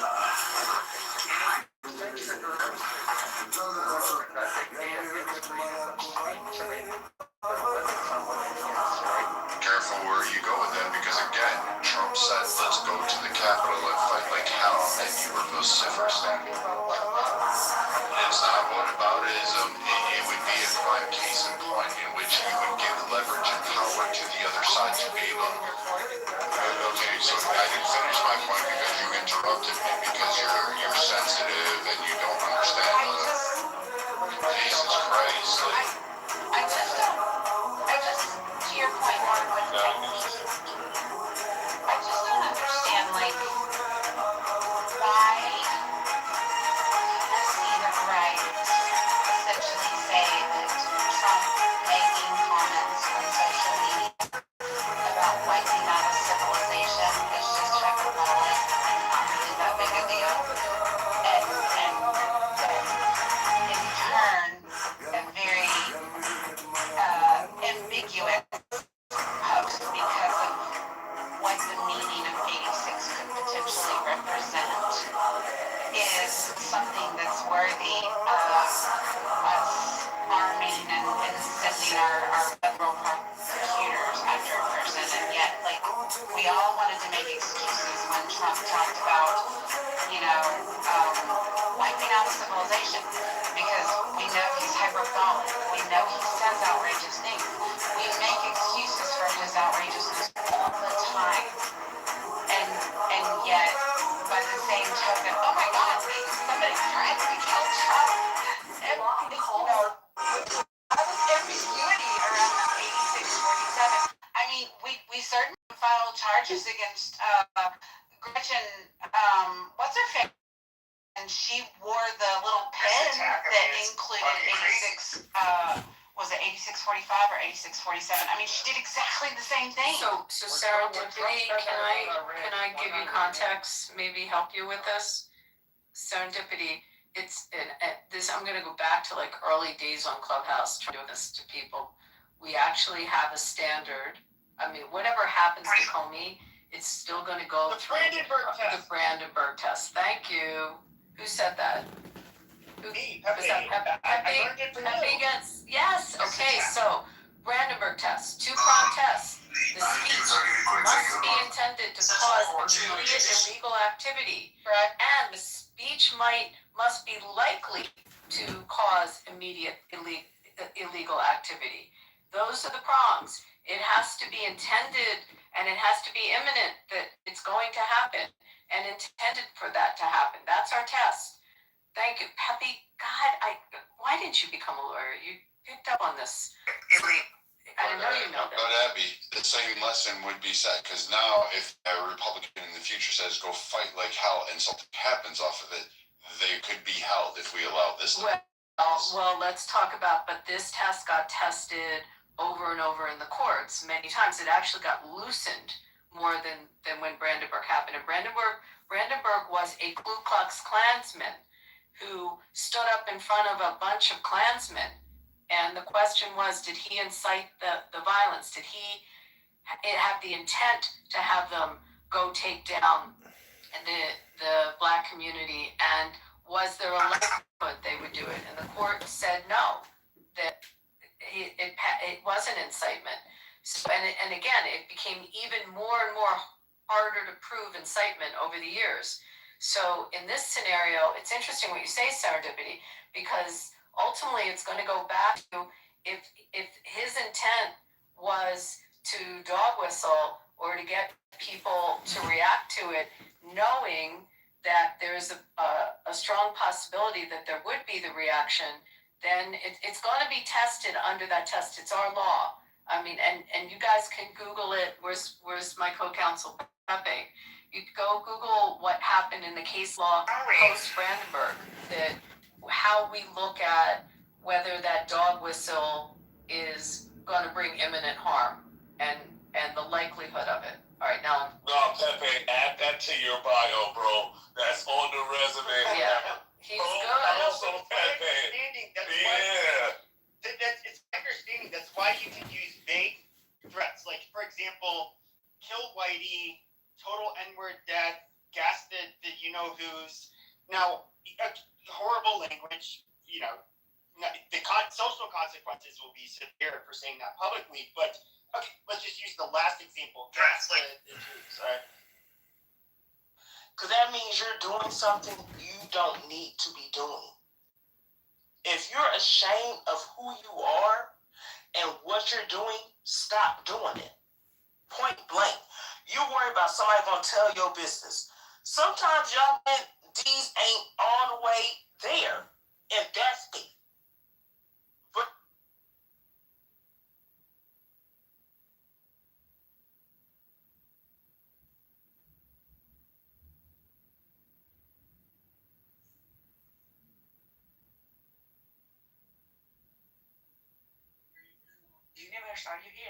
Hello, my baby Mariam, my darling.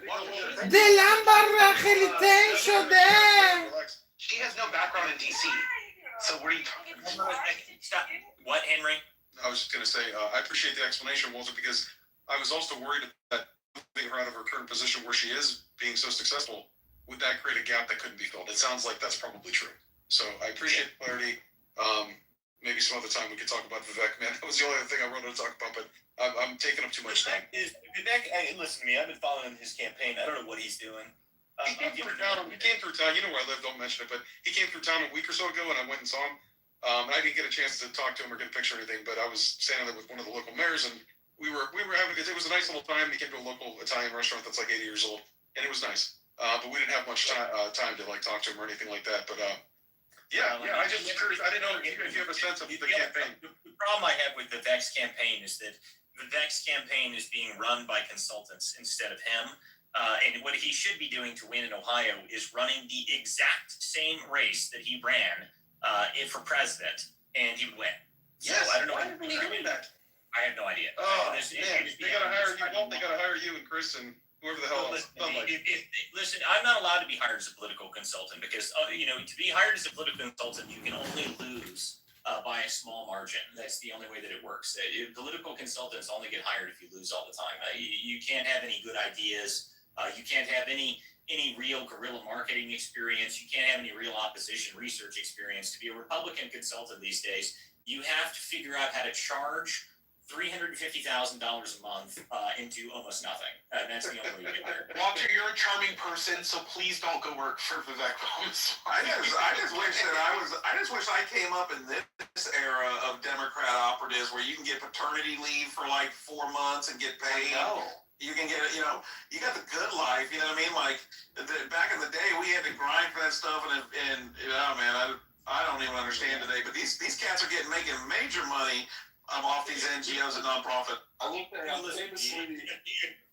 guess on the left side, that is probably true. They have a lot of money from they get a ton of money from the NGO side. On the right side, it's whoever can send the most useless fucking mailers. We got to send 80 million mailers, and they're all $17 each, and I get to keep $14 of that $17, and nobody looks at them. No one's seen them. No one cares about them. They show up in the mail, people throw them right in the fucking trash. I mean, these are the dumbest people in the world to me. I mean, the amount of money. I was sitting in this room years ago. This was I was in a private event at the Willard at a fundraising event with Club for Growth, and I was sitting there listening to these people, and they were about to raise, I think, $16 million for a candidate I was talking to. And I went around the room and I started getting to this last guy. And he said, "So, how much are you guys spending on mailers?" And suddenly the room went silent. And I said, "Which one of you owns the mailer company?" And the guy on the left side said, "Well, I mean, it's not my company, it's my brother." And I was like, hold on there. Wait, what now? Your brother? And he did this. They were not happy with me. I was not invited back. This is the reality of the scenario, okay? These people, this is what they do. This is how they make their money. They raise a bunch of money, and then they all take their cut off the top, and it's a fat cat society, and it's really obnoxious, and I cannot stand it. If we wanted to win, you don't need to do that. You don't need to use friggin' mailers anymore, okay? Mailers don't do anything. If you spent the amount of money on mailers that you did on YouTube banners and YouTube ads and X ads and everything else ads, you would do 10 times better. But these people, they don't have any concept of the new wave of how you actually advertise. I mean, the concept of a mailer is so stupid in the first place. Essentially, this is the way I think about a mailer. A mailer is like an impression. You see it for 2 seconds, and then you throw it in garbage.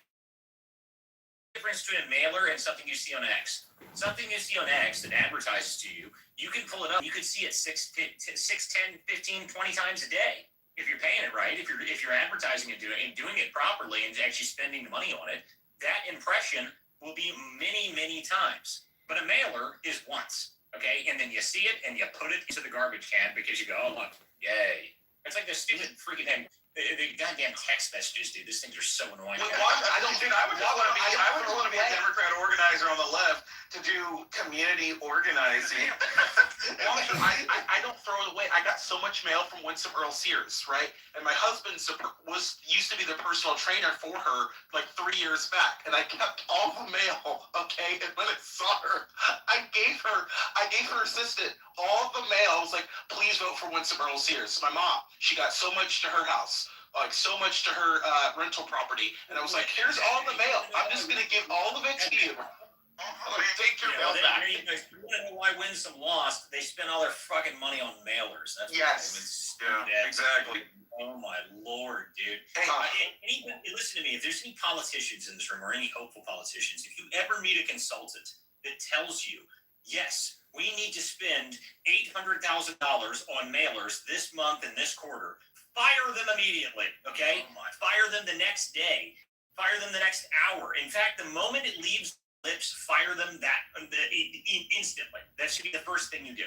Yeah, but of course, no one will hire me as a consultant for these types of things. I only like winning.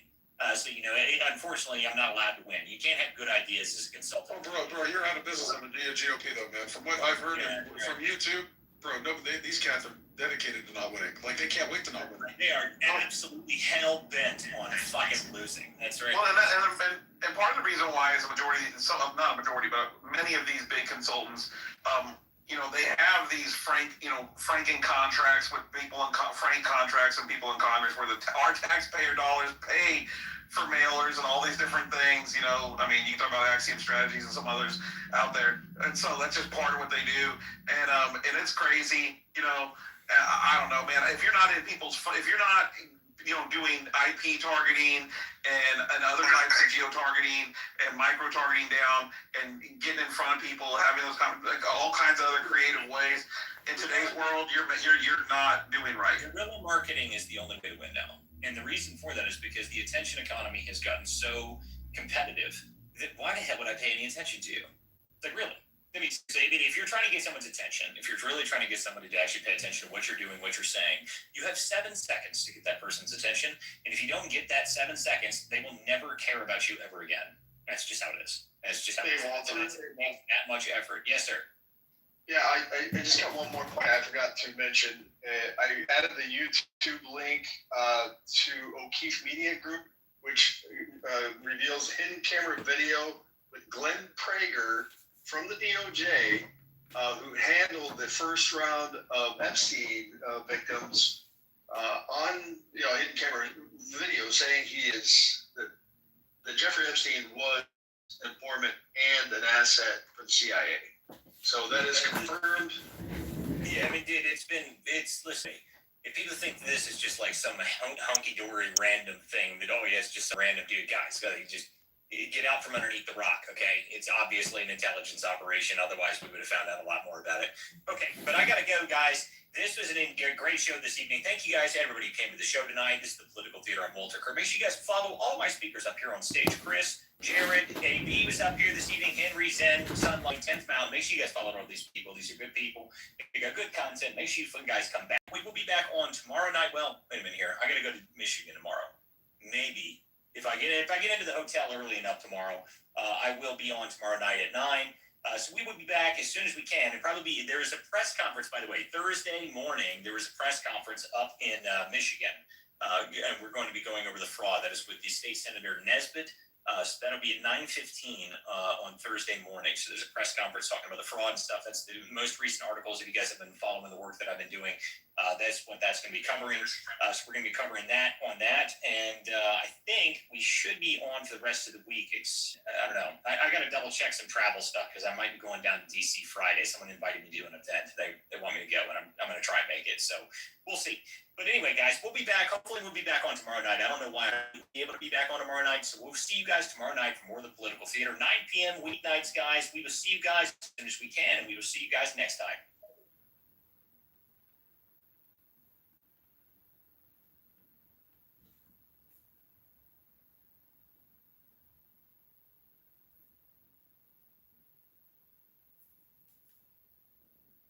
You know, I didn't come. I mean, I had a little bit of experience, but I didn't have a whole lot.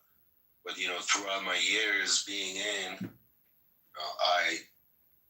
I'm pretty well off for myself. I'm well, and I'm trying to finish this contract and just, go to the next chapter. But we did kind of hijack this guy's room, though. No, we didn't. Hey, Universe, is that you, John? Yeah. Hello? It looks like you, John. Hello? Hello? Hello? That's my call sign. Hello? That's my security password. If you ever need to like walk across the perimeter, you just say hello. John, the guy in the top of the room, his name is Sir Seek. Because he's a captain and he's active duty in the U.S. military. I think you're making this like far too simplistically. Sir Seek, like the guy Universe. Go back to the Like he went to the Citadel to be an officer. Oh, nice. So I mean, I've been on this app for like 5 years ish. But like, dude, I think like you and John would actually be kind of cohorts in crime. Oh yeah. Because like I said, he went to the Citadel. Well, I don't participate in crime anymore. I'm strictly involved in politics now. Yeah, well, that's because you lost your fucking congressional fucking run.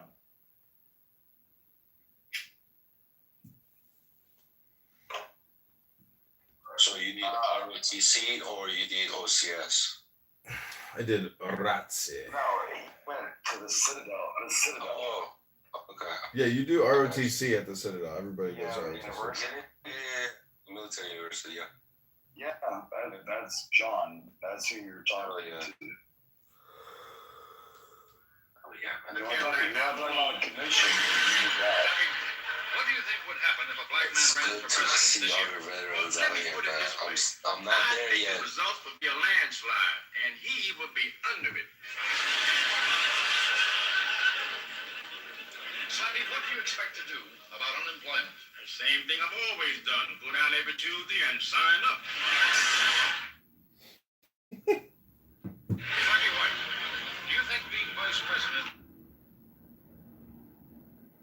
To be an officer. Why the hell would I pay any attention to? Like, really? I mean, I like to accuse other people of committing ad hominem projection. But then when I say that other people are committing ad hominem, is that me committing ad hominem projection against an ad hominem projector? Is it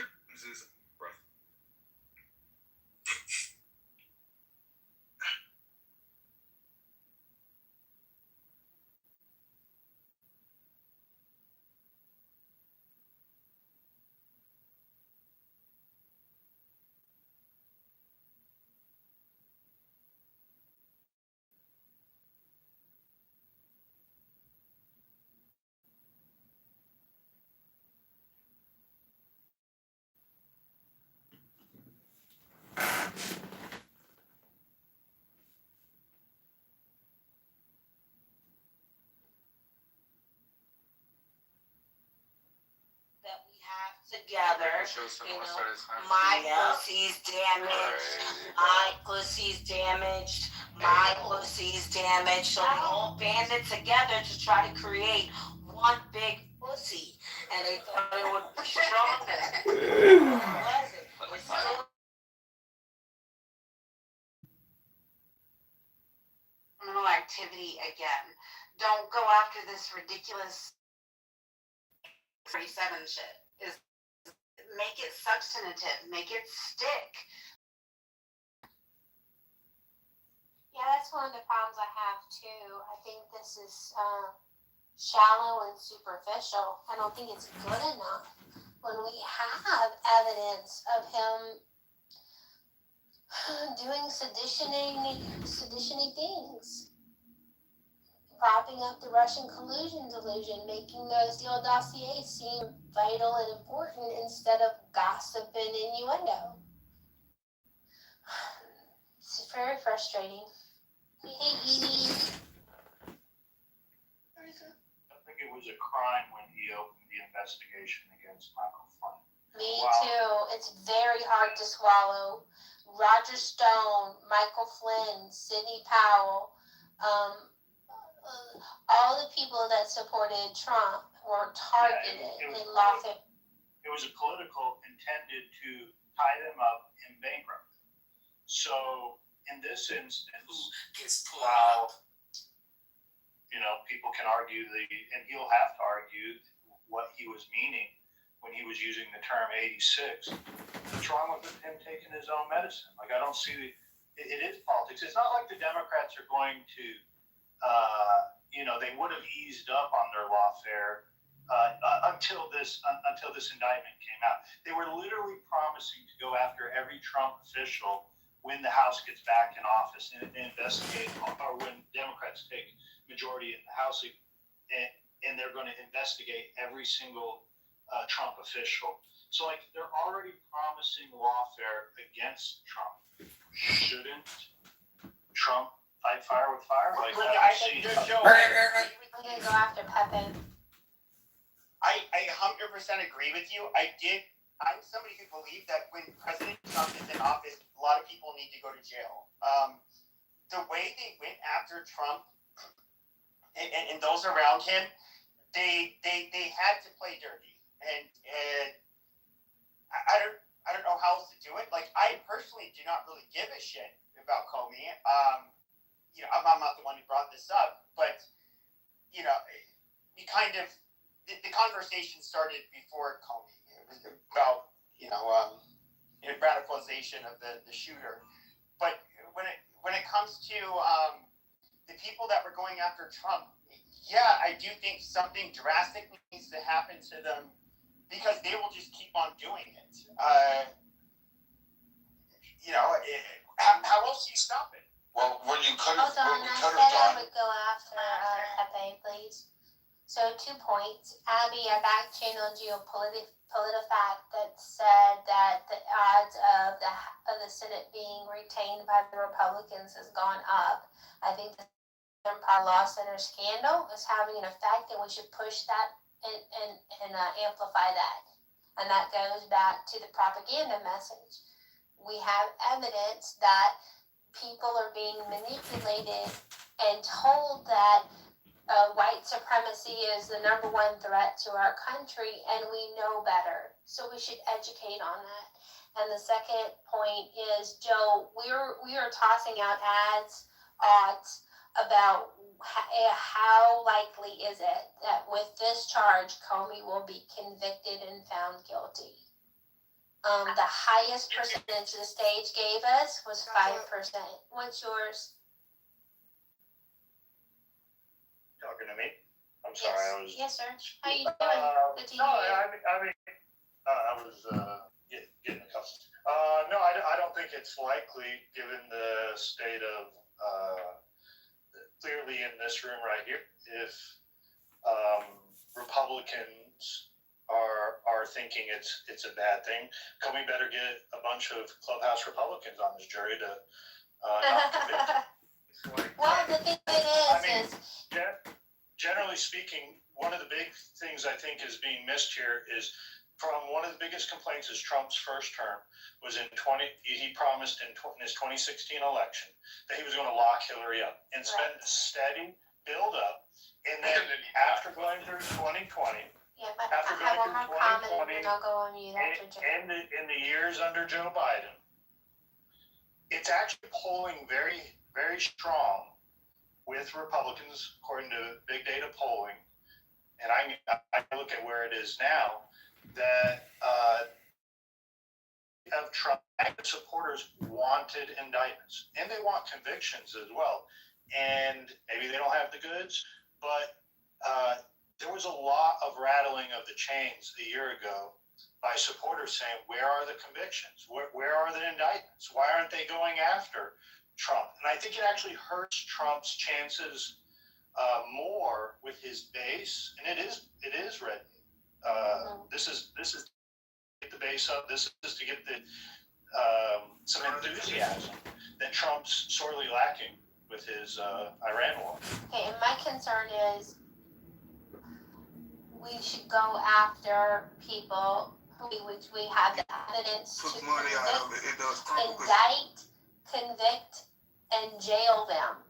And if we're going to put up these charges that have little chance of convicting and jailing them, we're wasting our time and our credibility. And I get that MAGA's mad that more people aren't in jail. And also, I don't think this is it. And so I'm frustrated because I want justice too, but this is smacking of vengeance and revenge. This is not on our priority list. Putting James Comey in jail is not our priority. Our best shot at Comey would have been in 2018, and 2017. That would have been under the purview of Sessions, which he was a twit, and the DOJ was frustrated. We had illegal wiretapping, misuse of a FISA court, omission and tampering of evidence to fit a narrative to go ahead and get those. That all occurred under Comey. Now, whether you could have pinned that to Comey, that would have been a different thing. But he still violated the Hatch Act. He also interfered with an election process in which that does carry criminal charges under it. So we could have prosecuted him. They didn't do that with Comey. I don't know why. It's a short thing, but Comey could have done it. The Flynn debacle, as was mentioned, yes, it should have absolutely been reviewed and probably could have been voted off the party, and we could have probably found out that there was some mishandling of evidence and misalignment of that. The brother just go straight into Cheerios. She's surviving. 10 different types like of all the evidence that people have, you have to prove that she's criminally violent. I didn't tell you this, but I can't stand that kind. And she is the worst person on this planet in terms of our political system. But they get away with it. Like, they're clean. There's nothing that sticks to them. There's nothing you can really pin on the Clintons. I mean, shit, the guy lied under oath in front of the American people and they realized the power dynamics there are just, you have to sometimes say, hey, there's really not much I can go ahead. After that, Hillary Scott went up. And everybody knows it was her and that administration that left me and others to go ahead and die. Like that's just a simple fact. Quote that shit. Her administration did it. Uma Abedin, Anthony Weiner. You can't tell me that was the first time that they had child pornography on their webs, on their computers. The servers, the destruction of evidence. They had the crimes there, but they exonerated her. They just didn't make it stick. So, I mean, it's not just what you know, it's what you can prove. And if you're going to go down that pathway, we better go. And if we are going to do that, then we better find some fucking damn good prosecutors. We better find some Republican lawyers that can go on there and not just do CNN or Fox News sound bites and sound good on TV, but they have to be fucking dead on. When they're upset, then it's going to be mostly in then we don't have anybody to blame but ourselves. And Trump made a mistake. Sessions was the worst person to pick. That fucked him up from the beginning. He should have picked somebody a lot better. I don't know who it should have been, but I would have probably put Ted Cruz in. I would have gave it to him and said, here you go, unleash it. And Ted Cruz would have been a dog with a bone at that time, especially because he wanted blood and he wanted vengeance. And he would have went and got it. He would have found a law. But you know what? We didn't do that. Our side wasn't smart in that area. The Democrats threw everything they could at Trump. And he didn't get unscathed. But the man came back more powerful and destroyed the blue wall, destroyed every fucking district there we had. He took it over, and we have the power right now. This is just a distraction. We had the narrative for like 2 seconds. And now this is going to blanket it, and everybody's going to be cheering it, and it just gave leverage to the Democrats when we should say, hey, the political violence, your voice is being silenced. We could have rolled with that. We didn't have to do this. This shit was stupid. That AG just dropped the ball on us, and there was so many more fish we could have gone after, so many others, and we're letting them slip through our fingers over stupid shit. Yeah, no one in this room, but we live in a world where we talk to people outside of this room on Clubhouse where they believe an impeachment of a president means it kicks them out of office. They're not even familiar with that the Senate has to convict them. I think we live in a world today in America where these headlines and these buzz lines play a factor and make effect. It's a momentum game. And I think it was hurting Trump more to not have anything. I don't think a trial on Comey will even be heard prior to the midterm election. I'd like to see a series of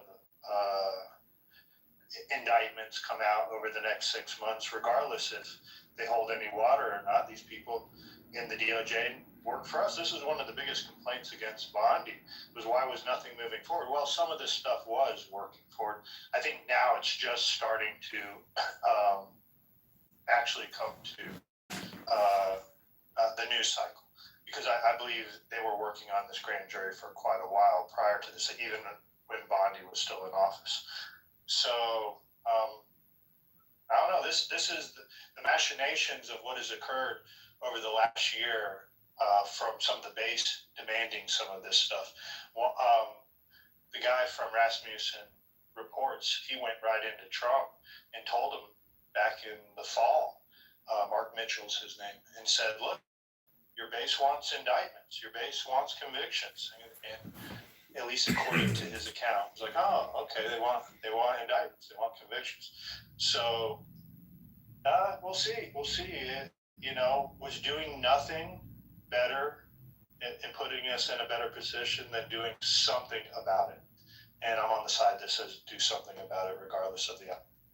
All right, if that was the case, so take a look at the impeachments against Trump, the prosecutions from New York City, the release of his tax returns, creating fucking new state laws, manipulating a law to turn a misdemeanor into a federal crime, and then charge him, 31 times with the same fucking crime.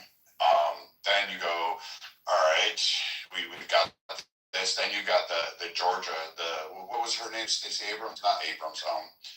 The girl that was, yeah, whatever her name is. Yeah, she's Willett.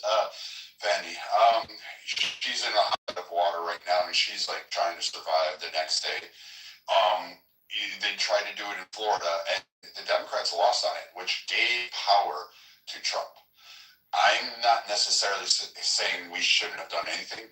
I'm saying we didn't have that we're really going to go after it. We put the wrong people in play. And I'm kind of grateful to Trump right now because he didn't really go after Hillary, because that would have been front page and it would have been a failure. It would have been a failure, another failure, and who knows how this election cycle that just passed would have turned out if Trump under 2016 with COVID that was happening started prosecuting everybody and lose. That would have been an epic loss on our side, and it would have hurt us much more down ticket, and we wouldn't have had the powers to basically shift a lot of things. And I still don't like Mitch McConnell, but hats off to him for securing reports and making sure a lot of provisions down ticket, down ballot actually worked in our favor to help propel up and to help us have that whip of a victory. And Mitch played it right. He set us up. Now it's up to the was created by USAID, funded and controlled organization. Hold on to that. We're going to hold the Senate, and we have a chance. We're probably not going to win a major majority in the House, but it's still a coin flip. We can still take 3-4 seats over. They still have power, and it would be an epic win for Trump to be able to finish out his term, being able to do a lot of the things he promised, and maybe somehow we get a better win and set up the next that could be a Republican, whether it's Vance, Rubio, or Stoltz. We could have a shot. And if they do good, we've got 12 years at least. We've got 12 guys. We have a shot for it, a good shot. Not just like some imagination, but an actual good shot. I just don't think throwing shitty fucking prosecutions that all the media is going to cover and not cover any of the other shit. We're just giving too much fodder to the other side to use against us. That's a good point. It did when the Democrats did it to Trump. It was completely appropriate. I was hoping today to give you an opportunity to put to rest the concerns that people have that there were federal agents or assets of the federal government. Mr. Speaker, I rise to wish a very special Attorney General Garland. Elon Musk was a Democrat. For what They got purposes, the gentleman. conviction, Steve Bannon. Oh, they did. That's right. They did get a conviction. Yeah, but he kind of set himself up. He can't do that whole Sandy Hook thing. Wait, that's Alex Jones.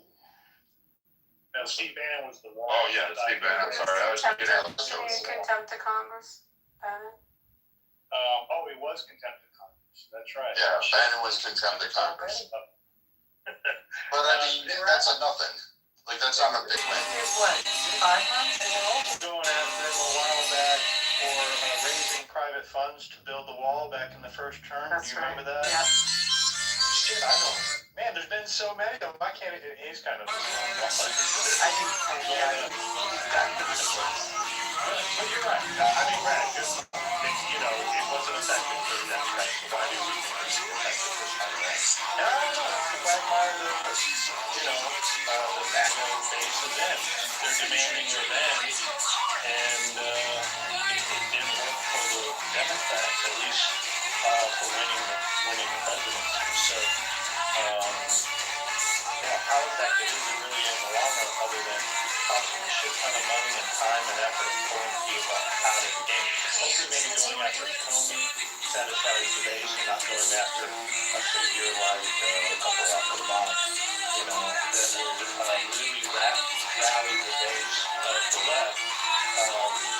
Because that is what going after Hillary or going after Barack to definitely bring the left some momentum. So That's a fancy piece of wood. But I mean, if we take that point, like again, if Trump succeeds, like let's say he gets the straight, all the Iran thing falls our way, we start, it starts working out great. Okay, done, settled, over with, and he falls through and he managed to hit $21 trillion in investment. Now we won't see that in this term, but we have a shot to see it in the next term. We definitely will start to feel it about the midterm. For the next administration, that'll trickle down. And he puts that on there. I mean, can you imagine if it's all under conservatives, it's controlled, and we can actually fund and start doing things and start targeting issues that we have been complaining about for a long time, that we're going to have an economy that's booming. Under 12 years of stewardship under conservatives, it would take literally 50 years for the Democrats to break that shit. And not that they won't spend us into oblivion, but we really could hold something there, and Trump can walk away with something that will last, I don't know, another 250 years. He'll be able to support this investment. Again, it's a big if he hits 21 trillion. That's a hard goal. That goal for the U.S. will cement us for 150. That's a lot of power to give to a guy and then give it to the next administration, hand it off. And the American economy is steamrolling along. We're all doing a lot better. And the work he's conquered out, a bunch of bullshit. Venezuela's cured. Cuba looks like it'll be cured. Iran's going to be cured. Kim Jong-un I don't even know what's going on. Nobody does because he's been quiet. The only thing left is Russia and Ukraine, and quite frankly, no one gives a fuck about either of those two countries in reality. It's just a political oppo. We really do. And Europe is finally starting to pay up a little bit more. And he may take Greenland. Who knows? But I mean, fuck. If he does it, hats off to him. He'll be one of the greatest presidents, if not top 3 of all time.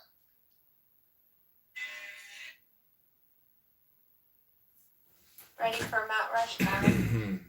Well, what that 18 to $21 trillion investment. Like, what is it? It's AI. So part of that is going to be AI transition because there's, obviously they're going to take over some of, some of the workforce and everything else. So there's going to be, I remember Elon was saying something about universal basic income, which they might have to put that into action. I mean, I don't like the idea of it, but it's one of those things where it might, I mean, it might very well, mean that we go to that, but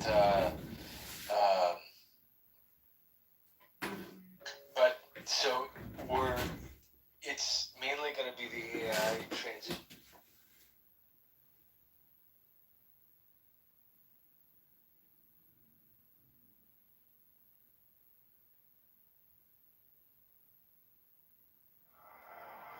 Mine is the head of the man, and my insight is keen as the hawk's. By my head I invoke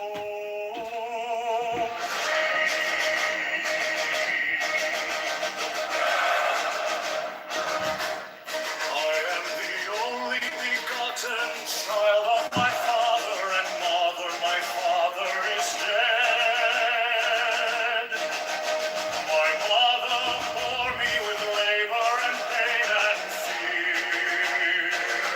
By my body I invoke thee. About me shine the diamonds of radiance light and pure. By their brightness I invoke thee. Mine is the red triangle reverse, the sign given of none save it be of thee, O Lord. By the Lamb I invoke thee. Mine is the garment of white, sword with gold, the flashing of my light I wear.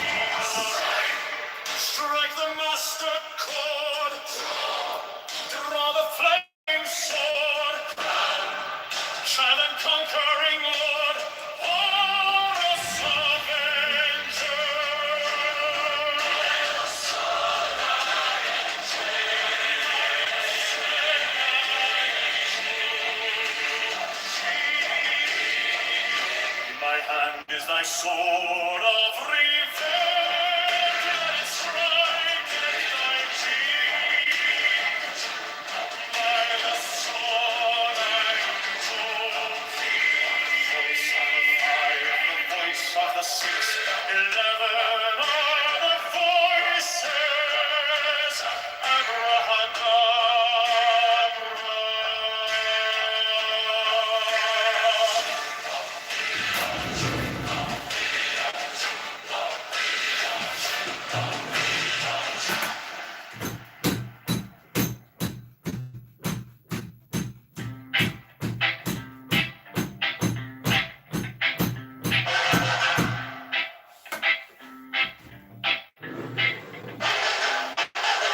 Mine is the head of the man, and my insight is clear as the heart. By my head I invoked it. I am the only begotten child of my father and mother. My father is dead. My mother for me with labor and pain and fear. By my body I invoke thee.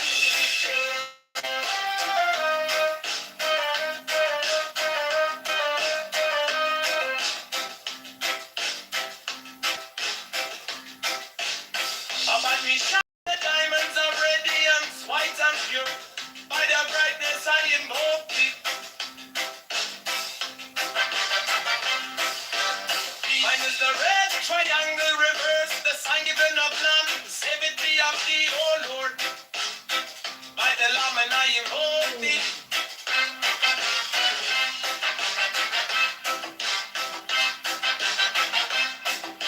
Free mine is the garment of white, sold with gold. The flashing of eye that I wear by my robe I invoke thee. At a rattle. Oh yeah, these rattlesnakes are overrated, man. I mean, it's the copperheads you gotta worry about. Rattlesnakes are the big pussies of the reptiles, actually. I mean, if you step on one, you got a problem. But if they come in, they're gonna run mostly. No, that's true. Like, but like here in Arizona, where they're like pretty common. They're not faster. They're a lot faster than like for example the vipers in Asia. Yeah. And they are generally when you get bit, it's because you did not see it and you put your hand near it or your foot went near it. And that's basically how it happens. It doesn't. Obviously, nobody wants to get bit by one. I actually just saw one and I was like, oh. I wanted to get him out of the brush so I could see it, so I tried to grab his tail, but there was like this pylon and then there was this rock and some brush and he slid in there and I wasn't going to put my hand too far in and try to grab him. So I let him go, but I damn near close. I'm going to get one and then I'm going to hold the selfie with me holding a rattlesnake. They're bigger than I thought. You don't see those fuckers can leap though. Like that's the scary part. Like rattlesnakes are. I don't even know what the strongest rattlesnakes are in the United States. You have like I don't think it's here in the Sonoran Desert. I think actually in the Mojave Desert they have the strongest. And there's that here. Like, well, I don't know. Yeah, in Mojave, and then you have the cottonmouth. You said it right the right time. Like, you know, I live in Georgia. But when I went we have a lot of shit ton of diamondbacks around here. Like, and we have water moccasins. Like, can I finish without you interrupting? Jesus Christ, you fucking retard. You're a retard that's interrupting me. You know, but like when I was in like Fort Leonard in Missouri. You were talking about copperheads. You know, I had to dig an over-under when I was like in the field, and I was in my sleeping bag, which we call a fart sack. You know, and when I was in my fart sack, I woke up and there was a fucking copperhead. Okay. Well, I believe again in Canada. I mean, you have convinced me that Canada would not. Would be like the movie Red Dawn, like y'all would fight, so. Oh yeah, make no mistake about it. People would definitely fight. I mean, would they like it? No. And I mean, especially, and I mean, does anyone want to get, like, I remember when this whole thing started when Trump threatened Canada, I wasn't the only person that was just like, what the fucking, like, excuse my language, are you fucking kidding me? Because the thought of fighting Americans, as much as we may have, like, you know, a friendly rivalry, especially hockey and certain stuff like that went around, it's like having fights with your cousins. In a way, like we all share the same continent. We've been through wars together. We exchanged and we trade a lot together. It doesn't. No one would feel good about fighting Americans. That is not true. Because we lose when we're not. It's not. You just don't want to do that. It's like fighting with your family. Why would you want to fight with your family and feel good about that? Like the thought of it is just. I don't even know if we'd want to. I don't even know if anyone would have like the stomach for it because it's just so weird. There's so many interactions that we have together. That we go, we have. I mean, a lot of Canadians have properties in America and vice versa. And go to vacation all the time. It'd be super weird to be actual foes. Hey Marlene, I have a Donald question for Trump wants to. I was gonna say for Donald Trump to say to take us out of NATO, that is just dumb. And if you have Republicans that back that idea, what in the hell? That's like a long standing coalition, I guess. And so, you know, it's embarrassing. We need to keep NATO together. And Donald Trump talks about so and so paying their fair share and all this kind of stuff. Look. At the end of the day, sure, people are paying their fair share now, I guess, the way he says it. But, my God, we shouldn't even be in any of this kind of stuff as far as wars and this, what right now. This is just really embarrassing. And I think, what is this, 3 or 4 days? This war may be illegal. Lisa talked about that. So, illegal things, Donald Trump doesn't care. So, let's see if this holds and when the time comes, let's see if the war ends under, you know, an illegal, you know, circumstance. I don't know what y'all think. Do you think that the war will end after, you know, Congress, you know, whoever declares this to be illegal, or will Donald Trump be able to continue doing this regardless of what is passed? I wanted to ask my question still. I don't have an answer for that, but I did want to ask a question, Marlene. Marlene, do you have like an AMS or a microphone, like or something, like for this one?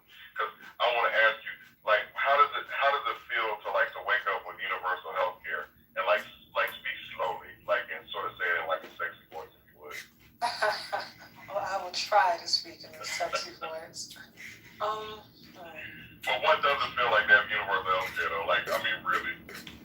Honestly, the fact that you, as a country, as successful with the amount of millionaires, billionaires that you have, and leaders of the quote-unquote leaders of the free world, the fact that you don't have universal health care is barbaric to me.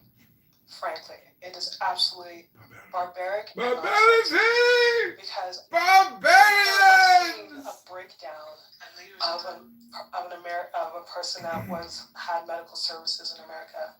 And the fact that you guys charge down to the gloves that the doctor uses, and that's literally whether you have money or not could be the difference between you live or die, is crazy to me. Absolutely crazy to me. I mean, I understand. I understand. Sorry, go ahead, Craig. The only thing I'm gonna say is it depends on the state. Oh, I'm sure, but I said that it shouldn't depend on the state. That's my point either. I mean, I get that there's little differences between states, etc.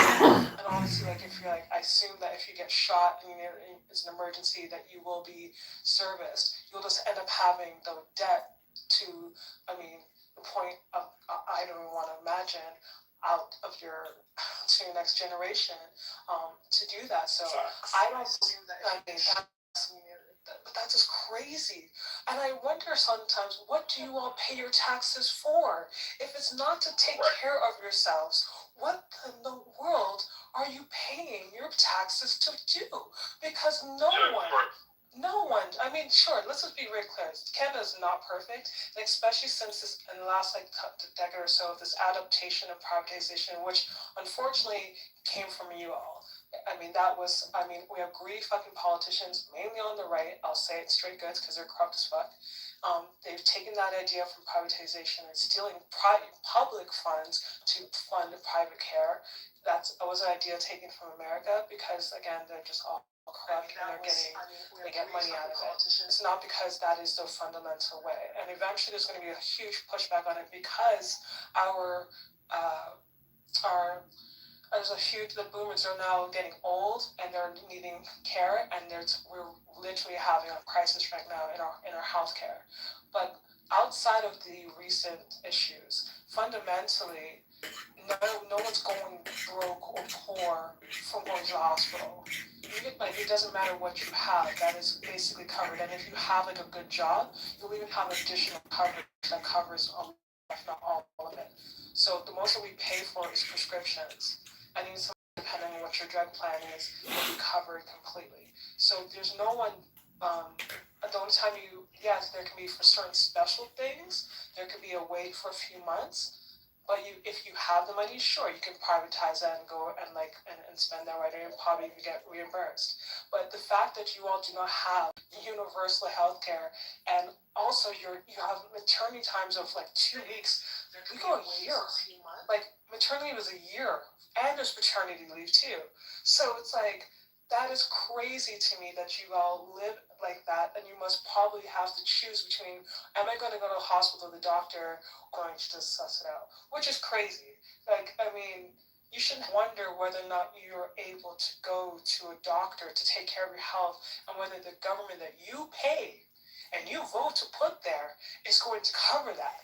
Because what other function, other than taking care of the people, by the people, for the people, are they there for? Like, it's crazy. You guys should have already post-tested and burnt the whole shit down at this point. Let me jump in real quick on that too. So to the point about, so that's the reason why I asked you, so I really, and you got to it about like how it feels to just like be able to know you can go to the doctor and you don't have to like work. So for us and for a lot of people, like these people in these rooms, most everybody in here, if you can be on Clubhouse, you're probably working or you're doing okay or whatever, or you have insurance. There are a lot of people now that have lost their health insurance, these healthcare subsidies that they talk about, and all the companies in this country have something called Cobra, and Cobra is super expensive when you like have to go it on your own. Now, like we have this like sort of healthcare, the Obamacare essentially. You can go in and still, but you're still paying for this healthcare. People talk about their healthcare costs are going up. A lot of like Trump support, all these people talking about that.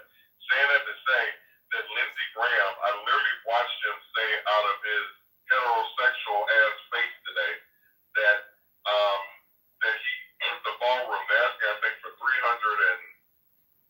million for the ballroom, and Lindsey Graham said, well, we're just gonna go ahead and just give him $400 million just because we know it's gonna take a little bit more to build.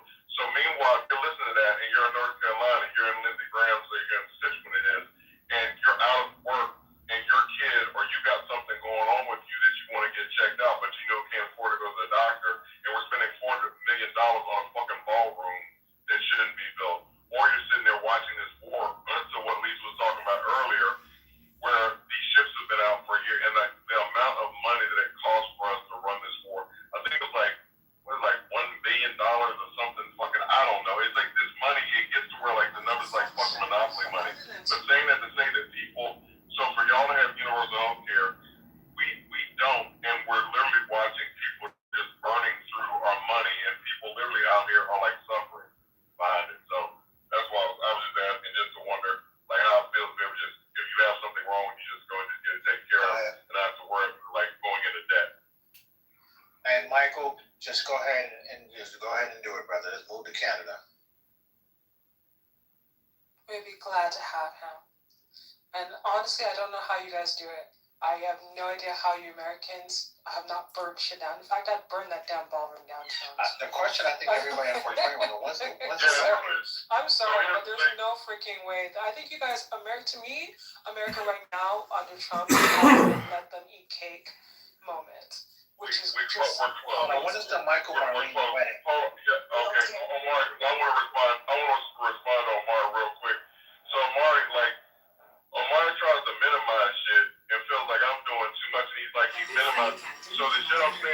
shit. So I'm not moving to Canada. So I've got family here. We bled and died on this motherfucking soil. So I'm just saying that we need to get.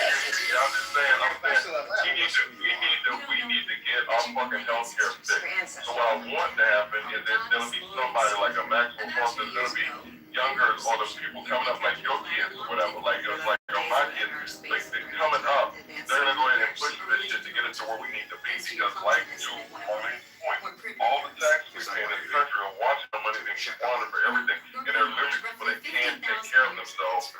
Financially, they literally can't medically take care of themselves, and yet Lindsey Graham got on there, and like I said, he's going to up it $20 million over like what the estimate was. You know, it's going to take a little bit more to do. All I'm saying, go ahead and get that AM radio host. Experience death. I think all the protests What I'm saying, hold on. What I'm saying, Omar, is that people really down on shit. So if you want to like play around or whatever, that's cool. Just like you did the Trump video where you show like Trump has black friends. If you want to move the narrative like that, that's fine, Omar. But I'm saying people literally are really suffering out here for this. All I'm saying, there's a It's not little brown That's sugar not in a joke. Canada, and it's not maple, it's brown. It's not a joke, brother. It's like, but you know, but if you want to And joke, that that's she fine. got free health care. That's fine. That's fine. Hey, may your family never have to deal with this bullshit or whatever the rest of us have to deal with. So I guess you living outside the bubble, so that's good, man. You good. You're practically the whiteness. I guess ages from now. Yes, sir. That's right. Your California, proximity to whiteness we give health saves care in you. California. So we don't have that issue. We like Canada. So anyway, I'm sorry, what?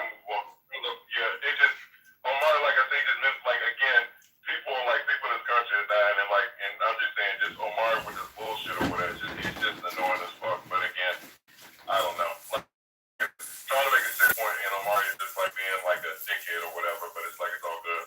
I mean, I think if all the protests that you guys should have, I'm not saying, and I'm not trying to minimize the importance of the other ones that have been conducted so far. But I honestly think that if there's anything that you guys should be on the streets about nonstop is the fact that you don't have universal health care. I mean, it's crazy. I mean, a country such as yours, the size of yours, and with the amount of amount of rich people and the amount of resources should not be operating like less than a third world country, because that's exactly what it is. I mean, you shouldn't be also worried about putting yourself into generational debt because you got sick. That's not something you did to yourself. Like, if you get cancer, you should not have to worry about whether you can pay for your cancer treatments or your child's treatments and what happens to a kid. That's barbaric, and I just don't understand why that hasn't been the number one. Like, the fact that you guys got insurance was a big deal, which was again kind of crazy to me. It says you guys couldn't go quite to universal route. Marlene, check this out. So California tried to do it, and you can look at it a few years ago. It was like billions of dollars. It was so expensive. It wasn't even something that they could do. Of course it's expensive, but you hold on. So, Michael, let me exactly. I was just about to say that because we say that, but you find out that you're spending $2 billion a day on war. And do someone else do the math? You guys have been over war for the last 30 days. Don't tell me you guys don't have the money, because when you guys need the money for bullshit like this, America finds it pretty damn quickly and pretty damn easily. I mean, millions of dollars should not be poured into missiles. And especially, it's not like you're, I say this respectfully, but most of the time you're not even defending yourselves. You're going out of your own borders to involve yourself in some sort of foreign conflict in order to steal someone's shit or help some other person advance. It's so stupid. At least take care of your own first. I don't understand. Let's call America first, baby. We're the greatest, and we love America. We're number one. But yet you have your brother or sister that can't afford their damn medication. Huh? That is crazy. And you guys recently gave tax breaks to some of the richest people. You can't afford a vaccine. You're crazy. Private jet. Yet a child who's under the poverty level can't get a fucking free lunch, and that is totally normal in America. Oh my That God. is crazy. The fact that you're just like, oh yeah, it's fine. It's like, that's crazy. I'm good. That's crazy. I go to bed knowing just fine that people are can actually go and to the hospital and they're not going to reject it. No one's asking them for a bill or shit. They're only asking like, hey, Hello? listen, that's it. Hello? I could not. I couldn't be. So as fine as your American brothers are, there's no way I could live in America No at way, all for brother. so many different No reasons. fucking way. Not without universal healthcare. I could never do it. I could never do it. How could you do this to yourself? Is usually at the expense of other people, because that's exactly what it is. It's not like people are just making their money and they're doing their thing. No, it's literally at the expense of the general public. When the general public is poor. You guys are even like poor. Wait till the bills come in on after this war, plus the tax breaks that are being given. She ain't lying. Big beautiful bill. Mm. My God. Like, My God. I don't understand how that should be protested. That should be protested on a daily basis. If you guys really want change, that is the number one aim that I would, as a citizen, if I was you, because that's crazy. People are going to get older, people get sick, and people, especially if you don't have any regulations in regards to your safety in the workplaces and the quality of food, all that stuff, that makes people sick. And if you cannot, sick people cannot enjoy money. Because you can have money, but if you don't have your health, you have nothing. And if your whole populace is getting sick, that affects your economy, that affects the workforce.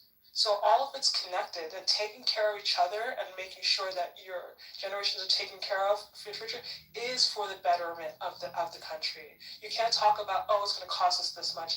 Actually, it's going to cost you way more in the long run. But that's just my opinion. I learned. So to that point, also, they've taught the SNAP benefit. We don't medical, but then we can't eat. So there's a story of this woman that literally talked about she was crying when she went for a physical. She lost 40 pounds in a year. She talked about being at $375 per month for her SNAP benefits for her food. And she talked about the cuts, where they cut it down to $75 after Trump did what he did with this bill. And then she said the shit went down to $25 per month for food. So that's an elderly woman who's having issues. I can't remember if she was disabled, but her went from $375 down to $25. They're literally killing people. This whole thing we did with USAID, where we just out of these countries, we're killing people, but then because we're pulling money out of these programs, like Russell Watt and all this shit they did with those and Elon Musk and all that, all these cuts that they did. But meanwhile, like to the point that we're all talking about, this war that Trump, he thought it was going to be quick, whatever, but it's like we're burning off all this money. We're just shitting out money. And meanwhile, this woman is on $25 a month trying to eat. So the priorities are what they are. But when I was asking the question about Canada, I was generally being serious because I don't think I've ever asked a Canadian what it feels like just to be able to go to the doctor and worry about shit. They have waiting lists, but their waiting list sometimes not as long as England. It depends on what, if we're talking about something special, like say like a rotary cuff or some sort of like something that's rare. Yeah, I think non-emergent, like kind of like, not especially like, it's like cosmetic, like say like breast reduction. And that's because only a few doctors do it. It's not because. Breast reduction in 2026. I am. So let me You get gender reduction? You huge! Let me say this is what Craig just said. So the waiting list here in America is that, and it's happened in my family, the waiting list is that, my leg, I agree with that comment. Whatever, soaking Epsom salt, and then die of a fucking heart attack.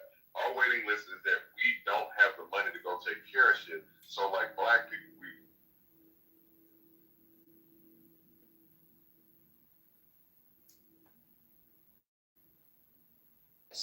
that the people that I have blocked are the only people that I wouldn't want listening to me, right? Or they're the only people that I, would not want listening. So you're welcome. I mean, like, you're welcome to be annoying. I'm not angry anymore. I I don't know why I had to remember that, but it's a good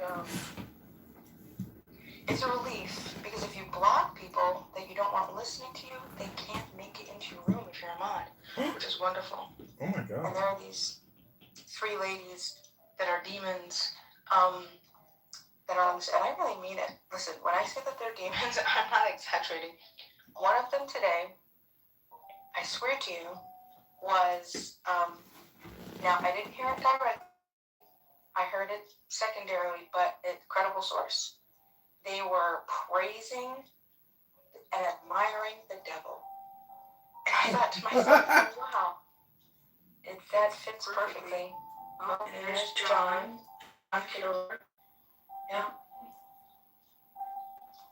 I'm telling everybody, John, do you know Uma? John, I think you should know Uma. I think everybody should know Uma. I really want Uma to be my neighbor. Won't you be my neighbor? Why? What's so special about I think she's just fascinating, and she's fun, and she's funny, and I feel like she's crazy like me. And I think Well, you're we crazy? just get into, I think, yeah, I think we could probably even each other out really well. Wait, why do you think you're And, crazy? I think we just have such a fun time. What? Why do you think you're crazy? Yeah, I know. John, what are you doing?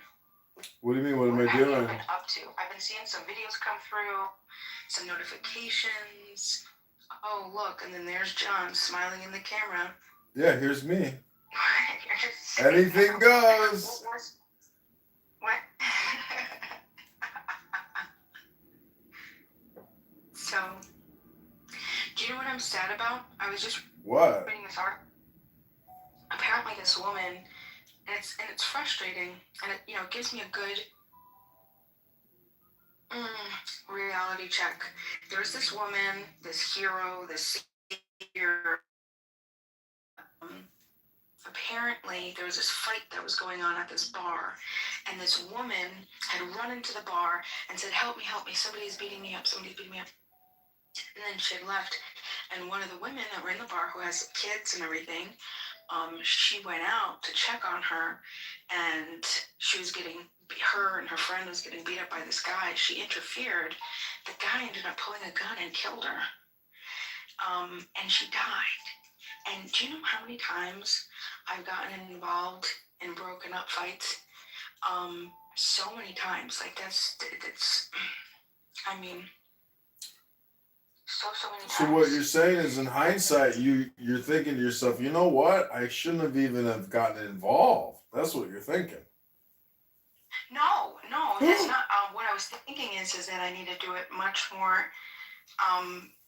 What is the word? Intelligently. Like I have to be really certain of what's happening, and if I'm not armed, I mean, like I need to keep a distance. I don't think I can get involved. Mm-hmm.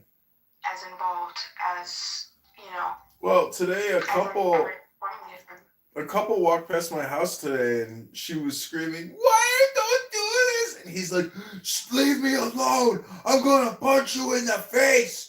Leave me alone!" And I swear to God, last year, just about the same time, it was the same fucking drama. And I put them on YouTube. I'm like, this is the second time I've recorded this couple. It's so crazy because recorded them? Yeah, put them on my YouTube account. Oh my God. It's the only weapon we have. I'm not gonna call the police, but at least I got a little social justice. Oh, for being disturbed. Yeah, they do this all the time. It's like, take your drama, keep it inside your house. What you think people want to hear you guys? Shut the fuck up. Oh, you're pretty funny. Do you know what? You are funny, and do you know what else you're annoying? Yes, do you? And then there's like a percentage of you that's also lovable, and there's also like an incredible influential, incredible influencer, I guess you could say. Well, do you know? Right, but that's a small Do percentage. you know what a highly annoying person is versus an extremely annoying person? What's that? Basically, An extremely annoying person is highly argumentative, but a highly annoying person is just totally obnoxious without even being argumentative. Oh, wait a second. So a highly, say that one more time. I mean, I'm just kind of making it up on the So spot. if you're highly, do you think I'm highly argumentative? People. Oh yeah. Some people say I'm argumentative. Do you think? Oh, you are very high on the index. I disagree. Hello. See, Uma is a highly annoying person and an extremely annoying person. She's both. Yes, give it all to me, bitch. You see what I mean, Bima? She gets it. What is his name? Do you know this person for real? Speak to it before? Yeah, Alistair. Yeah, his name is John. He's very popular on the app. Oh, then I hate him already. I'm not popular on this app, Bima. FYI, it's a big universe, and you can go into rooms with like hundreds of people. Infinite universe is not only English. I'm a nobody on this app. Universe doesn't speak English only, gentlemen. Are those begonias in your PTR, Uma? Wait. What? I don't know. You don't talk to me. I gotta tell you something, Uma. So, a couple days ago, I had gone out. By the way, those flowers are absolutely gorgeous. I had gone out inside, and I was just laying on my grass, and it's so interesting because I couldn't see visibly standing up any purple at all on the grass, none. But then as I laid down in the grass and I put my head on my chin, because I was laying on my stomach, I saw this little teeny purple flower, and it was so small, and then they were like touching the flower, like touching, like checking, like going by. I don't know if they were using it as like a marker to like find their way to and fro or whatever, but it was the cutest little thing. And I thought, wow, look, they love the color purple. I was just telling everybody that I just bought a whole bunch of purple flowers because my property doesn't have enough purple. So I just got a bunch of lavender and just purple flowers. But Oma, tell me something. What type of neighbor are you? Would you be my neighbor? The invisible one.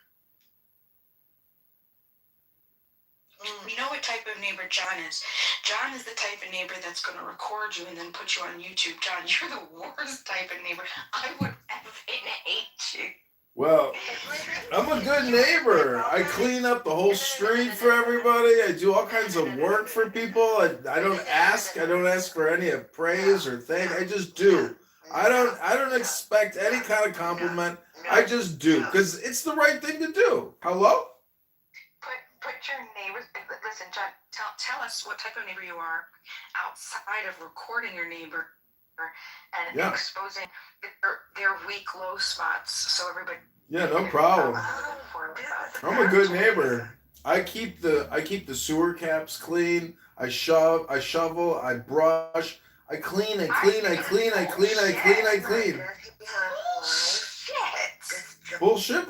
I clean all the time. I go around with a bucket and a picker and I pick up all the garbage all over the place that these fucking animals throw all around the street. I clean up. And my mom is so obsessively compulsive. One day she was like, "Come on, let's go clean." My mom walked us like 3 blocks to the main highway, and my mom for 2 hours was cleaning the fucking highway. I was like, what the fuck are you doing?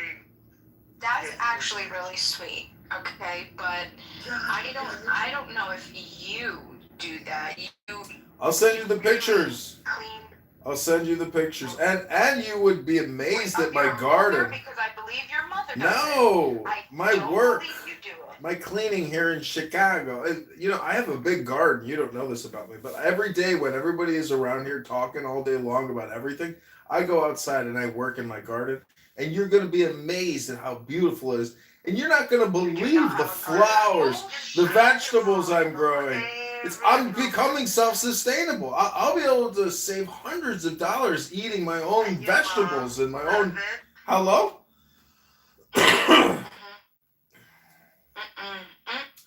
Listen, Necro is one of my top political campaign contributors. My mom called me the other day. She said, "I'm worried about you, Johnny. You're on this stupid internet all the time talking and debating, but you're getting a gut and you're not going to the gym. And, I'm worried about your mental health." I'm like, "But Mom, you heard the people that I talked to. Are you worried about any of them?" "I don't care about them. They're not my son. I care about my son." Hello? I love your mom, but I don't know how. Well, tell us about your dad, because maybe a lot after your dad. What happened there? Well, anything goes. You know what they say.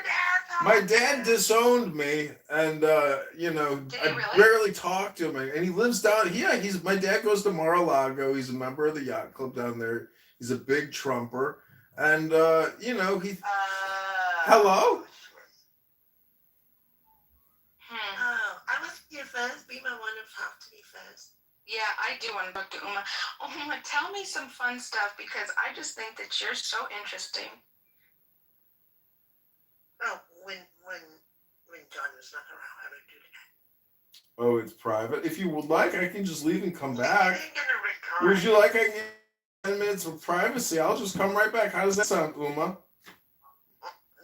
Just go away forever. Did you tell me to go away forever? I'm not your mom. Go talk to your mom. Yeah, BMI, did you hear my question? A new question? No, I just wanted to send you when you're in Snatched. Oh, I don't think so. Yeah. I'll have to go and check. Basically, I was, for a while, I was the lone dissenter for a while, as the only person who wasn't a Trump supporter in the room. But I don't know, it's like, I mean, it doesn't bother me if anyone supports Trump, but I wish they had better judgment, but in general, I never would think that you support Trump at all, or do you? Let me ask you a question.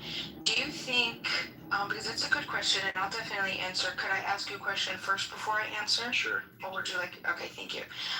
Do you think that it's impractical to take someone that is supposed to be like the president of the United States and then judge them in totality, like a net negative or positive versus what the specific policies? Because I mean, and this is my thought, right? Every human being, we can find really shitty things that they do, and then we can find really cool things that they do, and then I don't know. I'm really not sure the answer to this question, but the reason I ask is because there's definitely things that I am happy about that he's done. And there's also things that I'm really unhappy about. And so when I'm asked something like, do you support Trump? It's like, I support people doing good things. And I support people who don't do good things. But I know of one human being that I could point to say that they do only good things or only bad things. Like, you know what I'm saying? Yeah, I mean, to me, I have different standards. Like, most people see presidents as the lesser of two evils. I think that that's a shitty way to look at the system because, I mean, I didn't vote in 2020. If I give you an example, I didn't vote in 2020 because I didn't like how there was the cover-up of Joe Biden with all the rape allegations that were made against him. And I couldn't vote for Trump either specifically. So, like, to me, it's like, I think specifically, the idea is specifically, like, it doesn't matter who this person is, the fact that they could have potentially have committed rape because they are still voting in line with what I want overall, specifically. I mean, it essentially allows our leaders to be deplorable characters, specifically, which I think is disgusting. So you think we should? May I ask a question? Do you think that like when you vote for your president in America, and like, do you want him to be your president or do you want him to be your pope? None of the above. Deal with and I want them to be county my government. It didn't even occur to, and I'm not saying that this is analogous to Trump's experience, but this is what I can conjure up. I want Shocking, and I want kinds of things that I had to deal with. Yeah, Abraham Lincoln, fuck that. So, that's all that I can kind of pull from as an example. Abraham Rothschild was fucked up. Perhaps at a much more bigger scale that he's dealt with. It's probably It's good to see you, nauseating Brian. in many ways, and that's probably one of the things So we yeah, I don't mean ever overall I talk can say about. that like I mean Because why wouldn't you like I share can say that, like right? I agree with Like how some of his ridiculous some positions, of the but I things he still has to can deal with, like and how it like presents say to I don't us support them at all. Like his entire Joe Biden is a person who I as well. really like the Make a economy, but I decision couldn't say that I without supported him creative as a person. I mean, it's not so much of an age or anything like that. It's just specifically. Overall, I wasn't really Joe Biden. That's what I imagine was goes through his mostly head. just And how it it makes was sense. being covered up. Do I Because like I it? don't No, believe I that haven't changed necessarily, and I don't he was love competent Donald Trump, enough, but I is what I think. increasingly try to empathize with his plight. You know who he could have been describing? Woodrow Wilson. But then again, I don't think that Trump is competent enough to Sorry, act. no, I was gonna say Woodrow Wilson was much in the same way. Yeah. He took a lot of I pride don't in think his he's position. competent on a lot of that was stuff he because he says. was Like an when he talks about academic, how and he in saw his it administration they had H2O or things like that. Is that government significant? very differently, just like I think all of the Henry presidents Kissinger. can probably be on record too. Oh man, it would be bad. I had a question. Well, I was just like, so would you say like overall as far as Trump would you say? I just wanted to know from you, Yeah, maybe she ran away once the reasonableness started. Yeah, so I just wanted to know when you say it's No, I think it was because I 27. came in. But Abby, let me ask you this: like, who? Why is my age important? Why is my age important? Who is you? No question. I want you to, oh my gosh, Uma, look at this flower. No, it's Glenn It's called the Loveliness Dianthus. This is the funniest looking thing. Like absolutely. It's so like Everything raggedy. about I him just have to buy seeds. On a purely statuesque, Lincoln-esque kind of style. His auditory skills, his policies are spot on. He was a popular governor. He managed his state well. I mean, he just hits on all cylinders. I'm just thinking we need smart Republicans to have their voices heard more. I don't hear a lot from the GOP intelligence yet. He was a one-term governor, right? Because they only allow one-term governors there. It's so interesting. Why he's not in the cabinet now or in some position? I mean, I'm surprised Trump hasn't found a place for him within the government unless he doesn't want it. And I don't know if he would throw his hat in the ring. But if you're asking me who would be the perfect candidate, or even in a VP spot, I mean, I hope he gets activated. Do you think Rubio's brand is? I think Rubio is probably one of the best political animals in the Republican Party, but I think Lil Marco. I think he'd be so much better than Vance or DeSantis. How do you all? I totally agree with that. But I think this war is going to tarnish him. I think first off, we'll have Trump fatigue. And the fact that he was Secretary of State in an unpopular war, I think his brand is going to. I mean, I think maybe 2032 he could reboot, but I think for 2028, I think Rubio is he's just damaged goods right now. Scott, we had Vance campaigning for Orban, so it's like there's some egg on the. Yeah, Vance belonged nowhere near that shit. I don't know why the president sent him. It was dumb. I would love, if I saw Rubio in a debate with Gavin Newsom, he'd rip him a new one. Rubio Yes, he would would. destroy in a debate Newsom. I mean, it couldn't even come close. Well, I mean, well, Kamala taught us, right, was that I think it's nothing to win statewide office in California. I think it's an accomplishment. It does not make you a viable national candidate. And so I think people that think that anybody from California would be a formidable national candidate as a Democrat are clinically insane. because California is just so far different than the country. I like California. I love it out there. I think it's great. But I just don't think.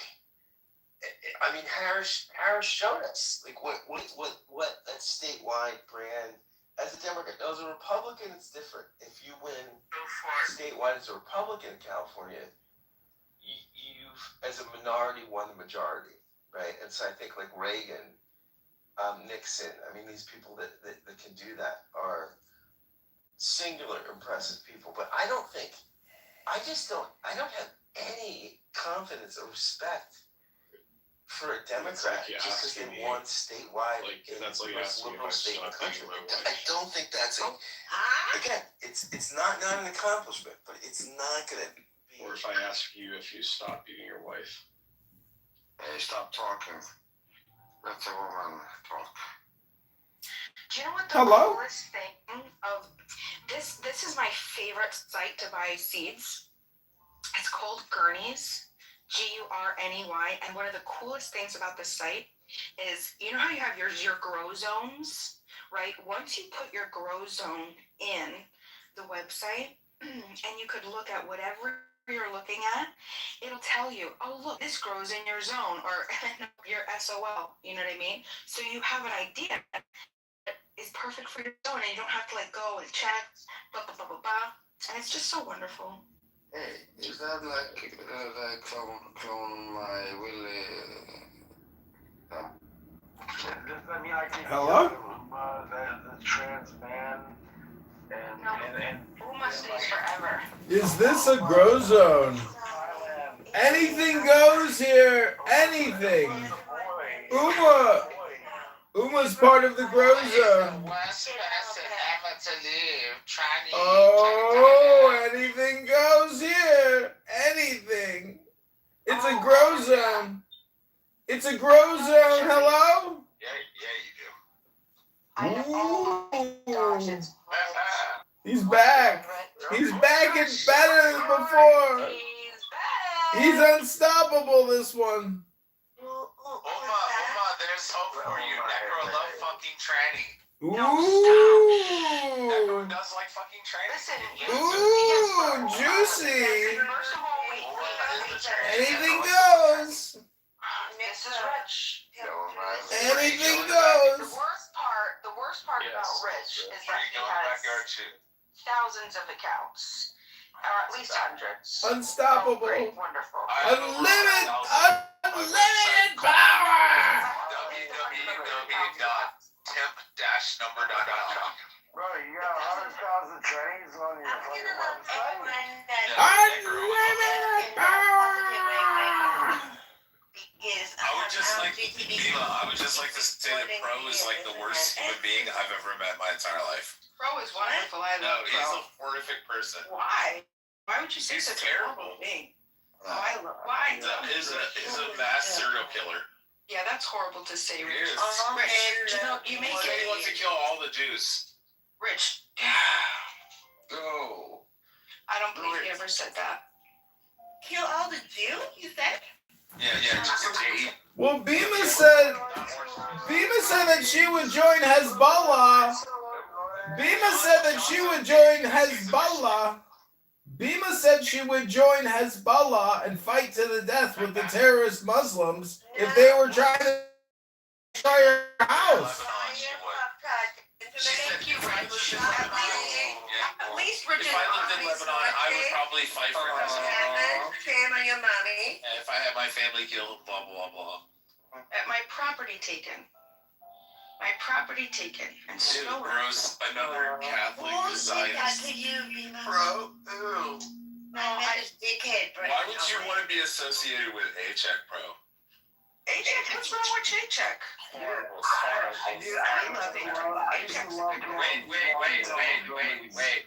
Wait. Yes, that's what A-Check does. He's adorable. He's a great character.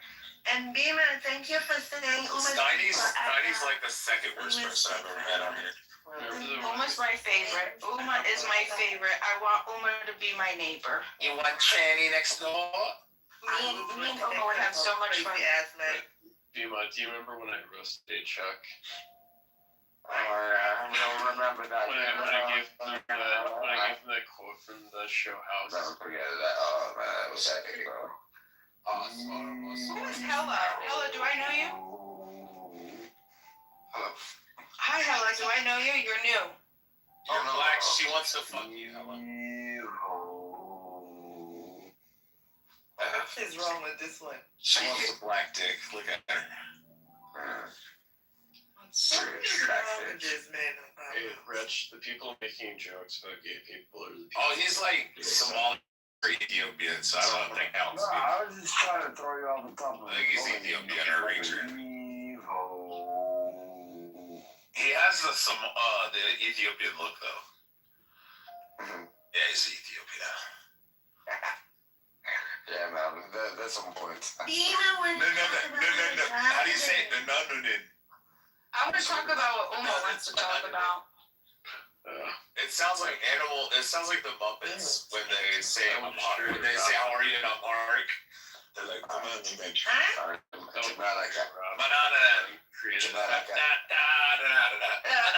say that. Yeah, banana. It's something like that. It's like nanananin or something. Chevy, look at my PTR. I can't remember how. Oh, Or you sounded. Whatever. That's tranny dick. I mean, I'm black, but you're racist. No, it's not racist to clearly look at you and tell phenotypically that you're Ethiopian. You're either Ethiopian or Eritrean. Just a little bit. I'm not. It's not racist to say he's Ethiopian or Eritrean. Look at it. You're either, whatever you're either. Or Somali. He might be Somali. But he might be like northern Somali. Shut up. Chevy is unbridled. He's I just told you I could run that shit over and over again. Let's look through his houses. Let's look through his houses and see if he's Ethiopian. Yeah, do that. Who's beyond help? Chevy. We just have to do it. Oh, he's part of Talking Apes, so he's functionally retarded. If I had my house ready, they're ready, but you know. I don't like anyone on Talking Ape anymore. They fucked up people. Yeah, they are. So was I right? Eritrean or Ethiopian? You just fucked up. You know, I know I'm right. It's one of the three. It may be. Hold on. It may be Somali. But I'm leaning towards. If he's Muslim, it's Eritrean. If he's Ethiopian, he's obviously Muslim. But and if he's or Somalian. If he's Christian Orthodox, then he's Ethiopian. Which I'm guessing he's Orthodox. He's Ethiopian. Well, you can't deny there are some Orthodox in Eritrea as well. Right? Very small. Go get a room. Yeah, you guys fought over Islam and Christianity and gold. That's why you guys separated. We're not fighting. Oh yeah, What are you two doing? I'm just checking you. You know your stuff. No. I mean, you guys fought over gold and Muslims and Christians. You guys are like the Sudanese and the South Sudanese. Yeah, but who are you then? Like, what do you mean? Oh my. Who are you? Like, that's where anonymous pictures of. Oh, and he's drunk, so clearly he's probably not a Muslim. He's probably Ethiopian Orthodox. Sammy, where you come from? What? Where are you from? Not from tranny land. That's where I don't come from. And who's tranny in here? Oh, Thai girls, like yourself. I'm not a tranny. I mean, you're Thai and you're tranny. Oh, then Bima, I don't like this guy anymore. I don't like the guy. Let's get rid of him. Yeah, get rid of He'll just come back. He'll run around. Chevy, Uma says you have to pull it back a little bit. So we found out that Hella is Ethiopian. This is amazing. Rich Translate my name again, my original. Rich is a very powerful Clubhouse user. Can you tell us a little bit about Ethiopia? Can you tell us anything that maybe us dumb Americans don't know? Church. You. I'm not talking to you, Chevy. Chevy, I'm talking to Helen. Jews that now currently reside in Israel. But it's just not the way. It's not our selection process. You know, No, Jason, Gandhi is not going to get elected in our system. we did, Jason. We did have Washington and Adams. I mean, those were probably, and maybe Jefferson. I mean, those were different school. Yeah, They were a different school. They were a different breed. I mean, but really, you're just talking about a different concept of how we get a president. It's not a bad concept, okay, but it's a different concept. But what Austin just said about being a good governor, I think it's interesting, and you have to really unpack that, because really the best presidents come from gubernatorial backgrounds where they manage, and they, the majority came from that, and they were in a management role. And some governors have more obligations and more that they're responsible for than other governors, like just how their state laws are. And I've made this argument before that probably job of all 50 states is the governor of New Jersey. The Jersey governor oversees so much more than other governors do, and it's a much more encompassing job. And you just look at, where did a lot of our presidents that came from New York governors, California governors, right? Texas. Just think about what was the breeding ground. These big states or bigger colonies. The Jersey governor has to appoint all the judges. They're not elected. It's just he oversees more under his control. And again, it's a good prep. I'm not saying that Chris Christie would have been a great president. I think he would have been a great attorney general. It's kind of sad that they had a falling out. I think he would have done a good job, but the people that I don't know all the different states and their laws and how much are under what's under his control or her control. The governor of California, Texas, and New York, they're managing the sizable global economy. It's larger than the economy of most nations. They have a very important job. And another interesting and weird Gaines placement U.S. history. Ohio is really important to presidential history. So there's an Ohio that's been interesting source. Produce candidates. Garfield and Taft. Wonder why. But it's one of the most populated states. I don't even know how many electoral. It's very populated. It has been kind of it was almost a frontier state. It's because it's high in the middle and on both ends. That's what.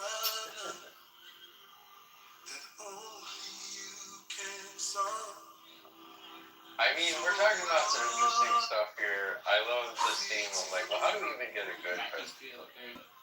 Because I think about, people talk about Trump supporters, but I spend a lot of time with a lot of people who support Trump, and people are like, oh, they're unpersuadable or whatever. Many of us are very dissatisfied with things that Trump does. We just don't have a better alternative. That's really what it is. He's the least bad option. I think about just look at the Democrats in Virginia.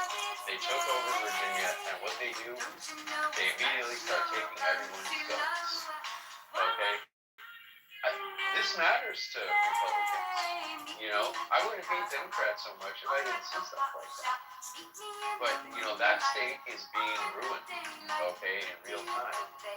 And so many of my fellow Americans are going to have to flee that state, which is not America anymore, and go live somewhere else. And it's just shameful.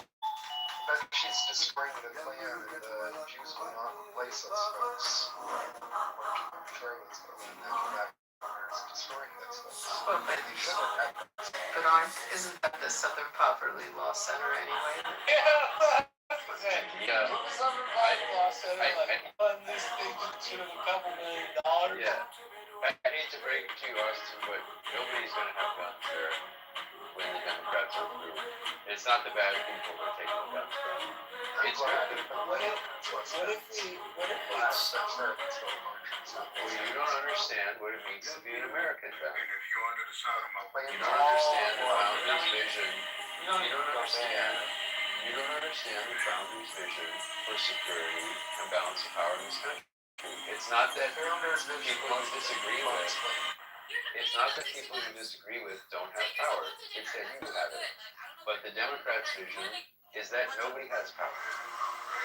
Whoopee, bro. Whoopee. You know, one of the challenges is that we have 4 terms and 2-term limits. Imagine you extend it to a 6-year term. The maturation that you see in the president is pretty impressive. Sometimes it's astonishing, sometimes it's terrifying. I almost think that just the mere 2-term, 4-year term cycle in itself lends itself to a certain type of personality growth or persona growth within the space of the presidency. And that in itself is challenging. I mean, imagine if you were an employer, you were taking a position, you knew you only had so much time to get a certain amount of things done. I'm not likening it further to the presidency, but there's something about that makes it challenging in its own right that dictates how you behave yourself. If you knew you had 15 years, maybe you would be a threat. Maybe you would feel insecure. You would feel more. I don't know what it is, but I think that is something to consider. Yeah, I think there is something to that, and I wonder if you could lengthen the terms but introduce an executive council so that there still is some change over some time scale. You know? So like if we had 7 presidents like in Switzerland, you know, and I don't know, 3 of them come up for election every year. And you know, or every 2 years or something. Every 4. But they can stay in indefinitely, or they can stay in for 5 terms or something like that. And you get a lot of changeover, but at the same time, people could build experience, and that could be more balanced. Could lower the stakes as well.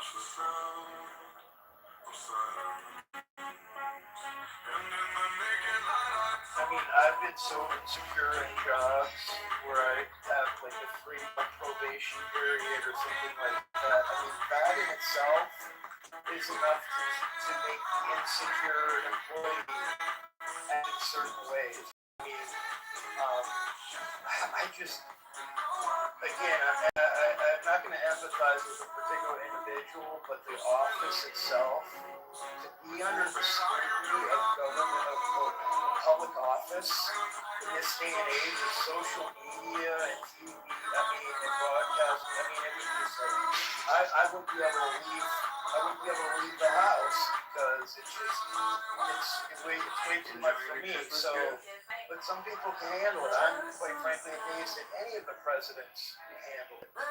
Even the Nepo babies who managed, you know, who had some exposure.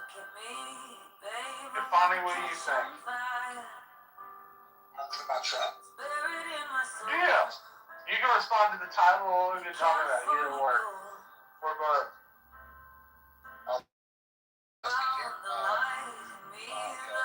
Trump is he's a crazy man, but his wife was his first 250 years. flag president at this stage. I can imagine Kamala being president at this stage. Look at what he's doing to National Neon's right message for DC, bringing beauty back into the country because for public service, it seems like politicians have politicians who don't care. Almost you everywhere. It's a nation's capital. But it should like, I don't know, right? I just feel like bring it back culture, bring it back values. Bring it back this is very important. And we're so looking forward to. And he's doing a lot of things, the economy's needing a lot of deregulation. That's good generally. But of course, there's a lot of pushback. But he's the right president at this time, and the system is working. I mean, maybe he got everything. Maybe he wouldn't be the right president, but I think he's challenging the system, and the system is responding as such. Gives me confidence in the American experiments, for sure. And he's stress testing the system probably. He doesn't like it, but maybe he's doing a good job. Everything you touch surely dies. And you only need the light when it's burning low. Only miss the sun. Only know you've been high when you're feeling low. Only hate the Yeah, that's what you guys are talking about, that reconnecting, right? Thank you. Yeah, largely. Yeah, you hit the nail on the head. Yeah. So we'll see. I'm kind of curious. Honestly, I can't picture what's going to happen after him. I don't know. For some reason, I can't think that far. I can't think beyond Trump. We'll see. It'll be interesting. We'll get another president and it'll all be in. Yeah, but it's so because after Trump it's like the end of an era. It's been Trump or Trump-esque since the Obama left. Right? It always has to. Trump has just always just made this nervousness. Obama triggered him to be president. I feel like not bad. I wonder how the scenes sound back. I wonder how the country's going to move forward. And the next president. I mean, we can't even imagine who the next president is. Gavin, I can't imagine it being Gavin. That's what makes you. I can't stand when that talks. Do not ever receive it as a statement of failure. Perceive it as feedback. Everything is feedback. The hardest thing. We'll see. The best. If it's easy, leave it to somebody else. Do you know that the harder thing to do? Yeah, I agree with you. Right thing to do. We'll see. You should say nothing that has meaning. Abby, you researched that thing on John Roberts? Once you get used to it, I saw it, and as I was, and then I tried to find other stuff on it, and it's a citizen's complaint. Like it just doesn't seem like it's pulling any weight. So we don't need to be worried about it. No, I first it popped up with a sensational headline, and I'm like, whoa, okay, this is huge. And then the more I There's read only it, one of it's these not things that a aren't formal like the complaint others. from anyone. Those four have never been a salient point in their entire life. Rich is so boring. Yeah. Anything goes. Thank you. There's John Kitover and his green and white fucking Anything goes. cowboy hat. What's going on, Samoa? Chilling, man. How are y'all doing? You know what I'm saying? Hanging out. Samoa, what's it like spending 80 hours a week in chillism? The demon Samoa took over Chillism. Wait, who's doing that? Samoa, what's it like spending your whole life in chillism? I'm not in chillism right now. You're always Yeah, 80 hours a week arguing, debating. Oh, what's it like being a part of Nathan's art experience? Yeah, when somebody says your whole life. What's it like being a part of Nathan's art experience? Yeah, but what does that mean to you? I'm asking you a question. Well, your question was a little bit off. Alright, your question was a little bit off. Samoa is a great debater on this app. Mhm. He is. He totally, absolutely is. Yeah. He does it for the sport. He could take either side, pro or con, anytime, any place. He might switch mid-argument. It doesn't matter. That's how talented he is. No, he's quite talented. And he's educated, so he's, well, why would you pay a debt if you want him? Yeah, right. And, Hey, the crazy part, Big Man, is that he's the only one that still thinks that when everybody else has already understood it. No. If you go into chillism right now and ask if you owe anybody money, everybody will say, of course you No, not everybody. Yeah. No, you're wrong. Samoa, You're absolutely wrong. I'm a reason I'm a reason you're $50 short, right? Oh, yes, you are, bro. Yes, you are, bro. We were gonna make a bet with Joe, and Samoa, that girl jumped in. Oh, go ahead. You still haven't told me, like, damn it, Necro. Yeah, bro. I was like, stop. What are you doing? I'm gonna split the bag with you. Yeah. I'm still waiting for you to say damn it, Necro. Damn it, Necro. Thank you. You're helping me catch on now. There you go, man. so what is this? This whole what did you hear about Fauci aide being charged with covering up or concealing COVID records? Did you hear about this? This is old news. Oh no. Oh, is it? No, he got pardoned for 10 years back. Oh, did he? Mm-hmm. Oh wow. So he's not going to be executed? That is old news. Thank you, Uma. No? Yeah. No. Yeah, fuck America. Uma, not all of us. Uma, take it easy. Uma, please. There's a lot of Americans in here that don't appreciate your potty mouth, Uma. Uma, you are an extremely annoying person. A highly annoying person. Oh my gosh, John. It's true. My pussy hurts. My pussy hurts. Oh, anything goes. Hey, John, you don't ever go to Lisa. Almost not like her Lisa's 420. Like, you ever go to Lisa, John? Yeah, I remember all those rooms. What are you talking about? Well, you don't ever hear me in there? Yeah, you seem to have nothing going on for you in the real world because no one could possibly spend this much time talking, debating, ChatGPTing, all communication. Hello? What do you think you're doing? You sound like you're projecting right now. He's got a good point, John. You're in every room. Where's my Uma? Uma, where do you live, Uma? Oh, I live in No, I'm not saying that all communication isn't projection. I'm just saying if my analysis of what you're doing is accurate, but it's still a projection, doesn't mean it's not accurate. Hello? That's exactly what that means, John. Yeah, I don't know if you heard what I said, but even if I'm projecting, it could still be accurate for both of us. I am complete. Absolutely. Projecting has nothing to do with me. Yes, because old asshole, what the fuck asshole, and mommy is like, mommy is here, mommy is like, you asshole, go away. Horrible, John. What the fuck? Crazy. Bima. Shame on Abraham Rothschild. Yes, tell me. You see your peoples? Who's my peoples? You kind of rolled through with a little drop by earlier. Who? You. You did an honorable act. What, in chillism? Yeah, you kind of just rolled through. Okay, robot, bye bye. I don't like to go in demon time. It's demon time.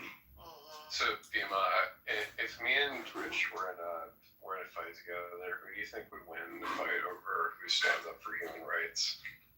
Depends on who's going to stand up for human rights or who's Definitely Necro. fight. 110%. Bima, who's your people? Oh, fight. I'd fuck him off the floor. The people that I don't like, just demons.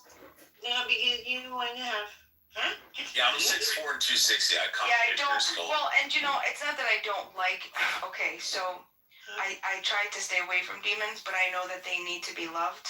So it's a push and pull relationship, You want to be able to. Demon hunters. Yeah. You think you can catch me, Rich? I am on stomach. Look at this new. Oh, but once I catch you, that's the problem. Listen, you Yeah. know. Well, let's see you try and catch me. Yeah. Necro, keeping score, USA winning or Iran winning? Who's winning? I think that the world would win if both of them lost. I think if the war happens, the world's gonna lose. But you don't think that there's a lot of people that are quiet right now, cheering in their minds, like, about time somebody's taking Iran out the Like, China is really winning right now, is what I think. I don't think they're winning at all. You don't think? China? Yeah. How the hell do you win when 70% of what you're using China's is not coming through? her ass right now. But to be honest, 70% of what you're using. how the hell? But how the hell would you? Yeah, so China has until June 8th until they run out of oil and natural gas. Yeah, they're gonna run out of They Why would you? It's so crazy. It's so crazy. It's actually 73% of all their oil production comes out of the Strait of Hormuz. 55% comes out of the Gulf nations, and 18% out of Iran. For what? Only? I'm just trying to say, like, you think you look good. I just want to say, Does that mean that See how men can They can't, Uma. They just can't. They can't handle themselves. Does that mean, Rich, that you're admitting that the Iraq War is about oil? Or is it around war? Nobody cares about You can't each other out. That's not enough. No, it's about leveraging, right? They're just like word fucking each other. But you can't deny that. North Korea. Oh, Necro, I would never say that because I don't think so simplistically. I would say that the Iraq War was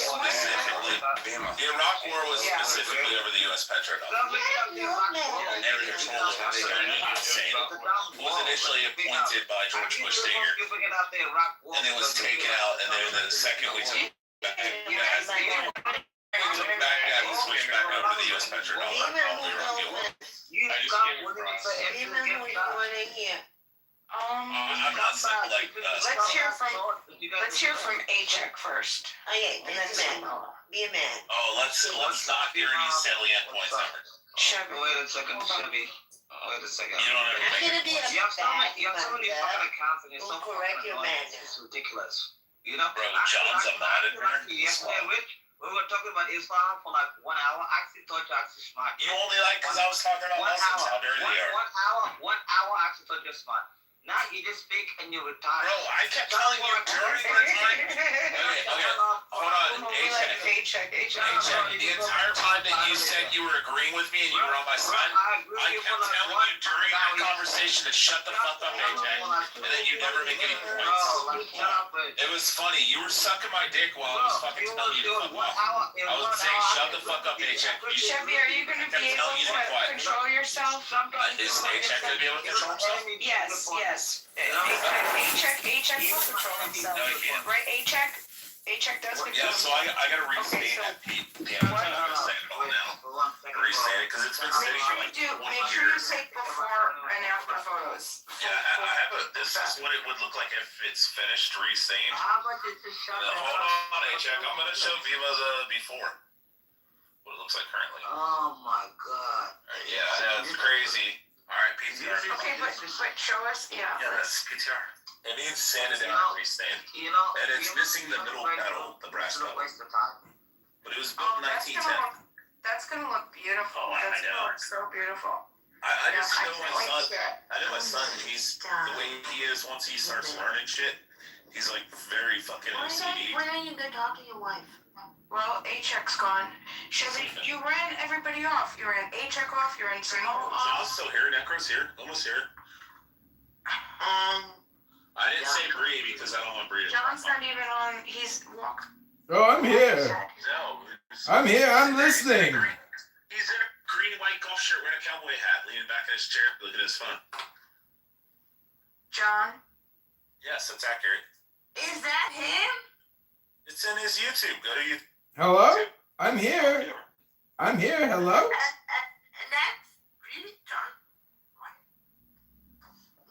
instance, John? I'm gonna put some rosemary. I just tried Uma, FY. It almost looks like lavender. Uma, FYI, I just tried kicking you from the room, but apparently my green bean mod powers aren't strong enough. If you let rosemary get like extra big and shit like that, I can't remember what the fuck it does. It turns into like a tree or something. It turns into like an actual plant tree. Yeah. John, you can't kick a mod. I know, it's unfortunate. Well, it's no longer You useful cannot for kick like. Uma stays.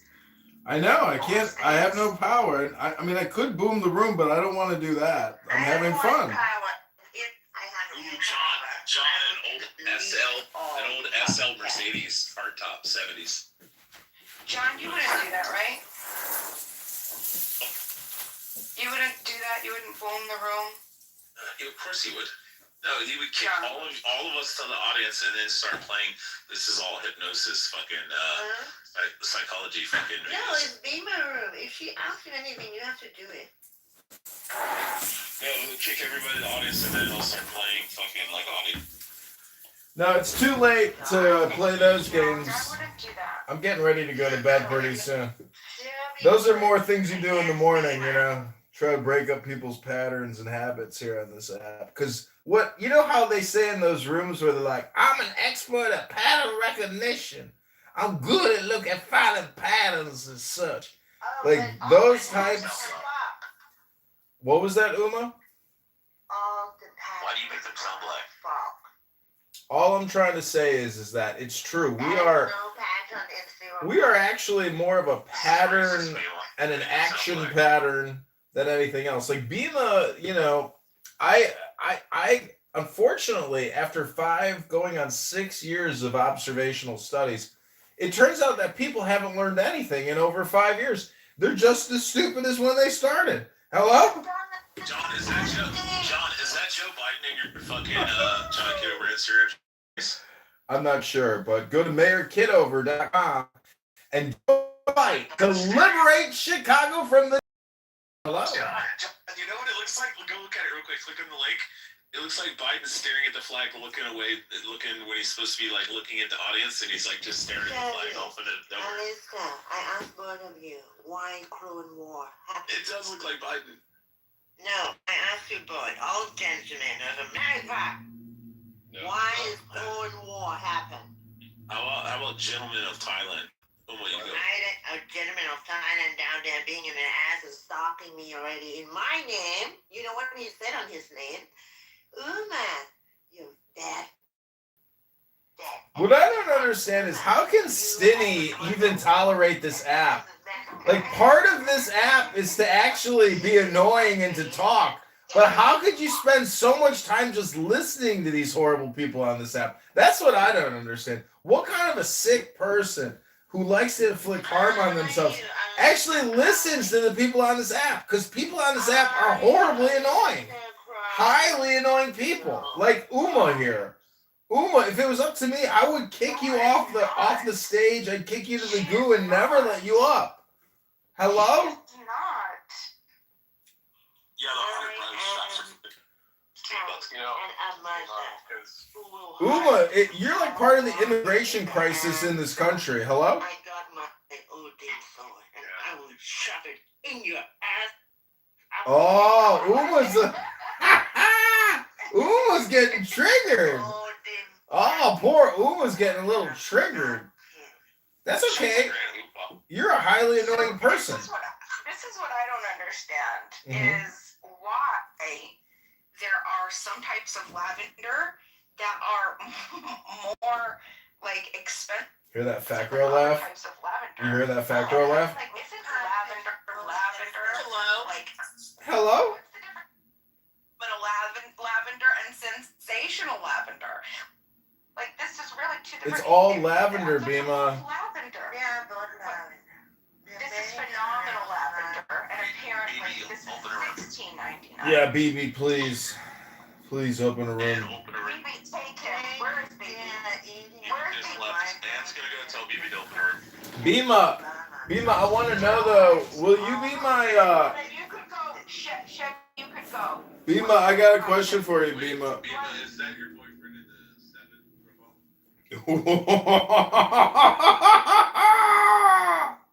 No, I don't do Oh my gosh, that's your boyfriend? Light-skinned, that's all I was Oh asking. my god. No. Bima, I got a question for you. Bima, I got a question for you. Can you hear me? Hello? The more spiritual that some men become, like non-secular spirituality, they also borderline, like, bisexual. And that's too much. Ooh, you're dating a bisexual? For a man, for me, I actually got my nipples that's pierced. way too much threat for my mind. Oh I yeah. can only take threat from one gender. I pierced my nipples when I was in my 20s, and that took them out. That's crazy. I think I that kept getting hooked on the fucking anytime you get out of the fucking car, the seatbelt fucking hook them. Oh my gosh. Motherfucker. Damn. nobody. That's crazy. Chevy, go ahead and hang out. Okay, Chevy, bye bye. You're gonna go hang out with BB, okay? I'll come right back. Come back, Chevy. Alright, go ahead. Bima, I got a question for you. I Bima. don't wanna kick you, but you wanna. Bima! Open up the room. The room's going fine. Father, open her. The room's going fine, Bima. I don't know why you're crashing. No, go because I want you to go and hang out with BB. No, BB's not opening her room yet. BB, open her room. When BB opens her room, I'll Oh my god. I I have no choice. 3, 2, 1, lift off! There's a lot of these kids are living a lot, and they don't get credit for that. Maybe because they can't name it, they can't say, "Oh, I'm living this element," but they're born it. Okay, who boomed the room? That's the name of the room. Did you do that? That was me. Why would you do that? I trusted you. Oh, I just couldn't take it anymore. The room was pointless, and that girl, what's her, Uma, is beyond, R-worded out, and it's just a waste of time. I trusted you. Yeah, I know. Well, I wanted to ask you a question. I wanted to ask you a question. Listen, why would you do that? What do you think? Things in life are permanent? Everything is entropy and temporary. Welcome to reality. It's a philosophy. It's a philosophy. Because I trusted you, but I trusted you with that. Why would you do that to me? It's not. This is a game, Bima. This is just a game. This is like playing a game. I hit the reset button, and look, we're still here doing the same thing. What's the difference? Because I trusted you. This is about principle. Well, do you want me to moderate you so we can, do a room together again right now? I can't. I'm not. How can I moderate with you now and I can't trust you? You said that you wouldn't do it, and you did it, and you betrayed my trust. Well, we needed to have some decorum there. I couldn't let Uma just continue to rattle around my brain, for free. You could have let me know. You could have let me I couldn't get a word in. It's just an obnoxious fucking bang room. Let me know. Well, no, but you betrayed my trust. Out of all the options that you had. Well, just go get kidnapped again and go do some drug deals to build up your low level trust factor again. I don't know what to tell you, Bima. This room is called Who Boomed the Room? Who boomed the room? Who boomed the room? Who boomed the room? And Rich, yeah, you're right. Yeah, Chevy's right, and I'm so disappointed. I am so disappointed. I'm so disappointed. I'm sad and I'm hurt, and I'm leaving. Oh no! She's sad, disappointed, hurt, and she's leaving. She still didn't answer the question. Who boomed the room? Like 5, 4, 3, 2, 1. Lift off. You knew. Oh, yeah, I do. It was coming. I wasn't gonna sit there and listen to Uma all night long. It's fucking retarded. Come on, Chevy.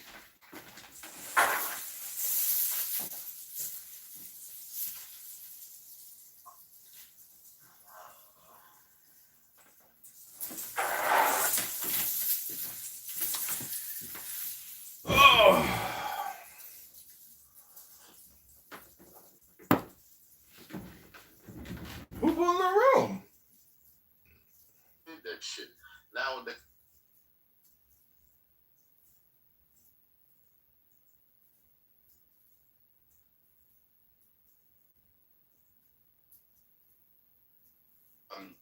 Olumi, can you go ahead and give the defense of your position? Yeah, no problem. We have it here because I actually don't want to waste my time with these subjective conversations. So we're gonna do. These people are insufferable. We're gonna do a quick L. So, calling it rape. Pasted onto a 7th century wartime legal system. Islam didn't invent slavery or war captives. It restricted, regulated, and humanized a universal practice and explicitly forbade harming captive women. Learn the law before moralizing the past. Slightly expanded, wartime Sabaya, universal reality in all pre-modern civilizations. Islam did not introduce it. It regulated it. Rights, protections, no coercion outside of lawful framework, push towards manumission, which is a big deal.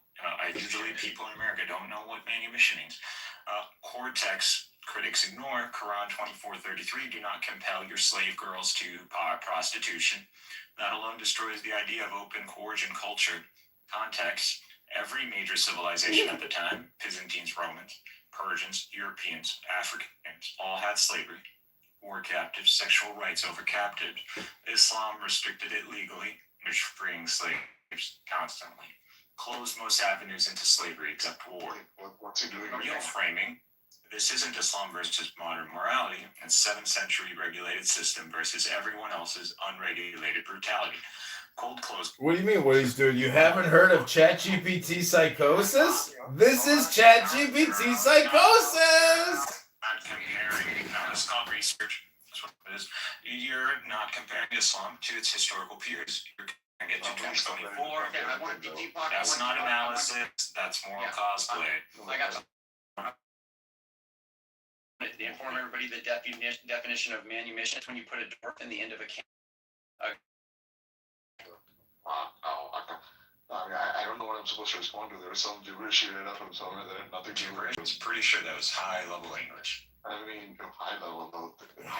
Barely any kind of sentence structure there, but like sure. That was literally an AI. Are you saying you can articulate better than an AI? I highly doubt it. Like which AI was it? Can you actually link to it? Because like ChatGPT Pro, $200 a month that gives me everything. You need money back then.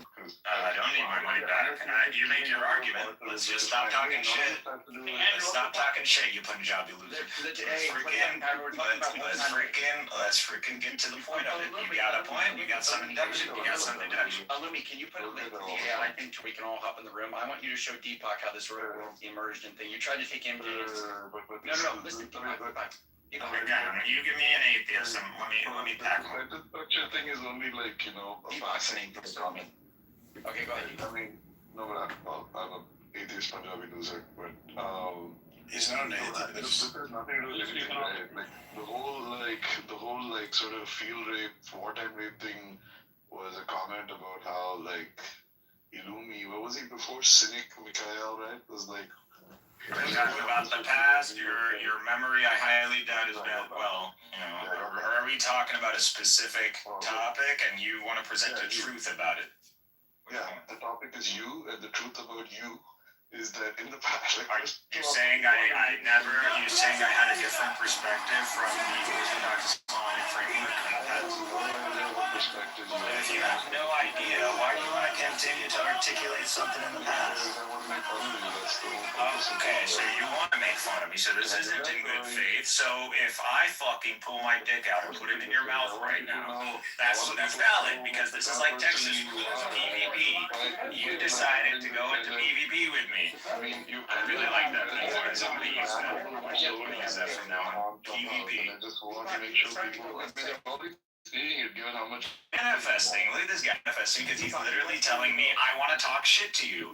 I'm supposed to let this. Deepak, why everybody shit stain? Deepak, hold on. Deepak, why didn't you want to go good faith conversation with him? You know Austin would shoot you, right? Because he'd probably think you're Mexican. I wonder why I wouldn't want to have a good faith conversation with someone who calls me a Punjabi loser.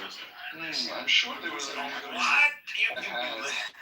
Bro, get over it, bro. You wish you were a Punjabi. Come on, let's be honest. You wish you were a Punjabi. We all know you ain't no Punjabi.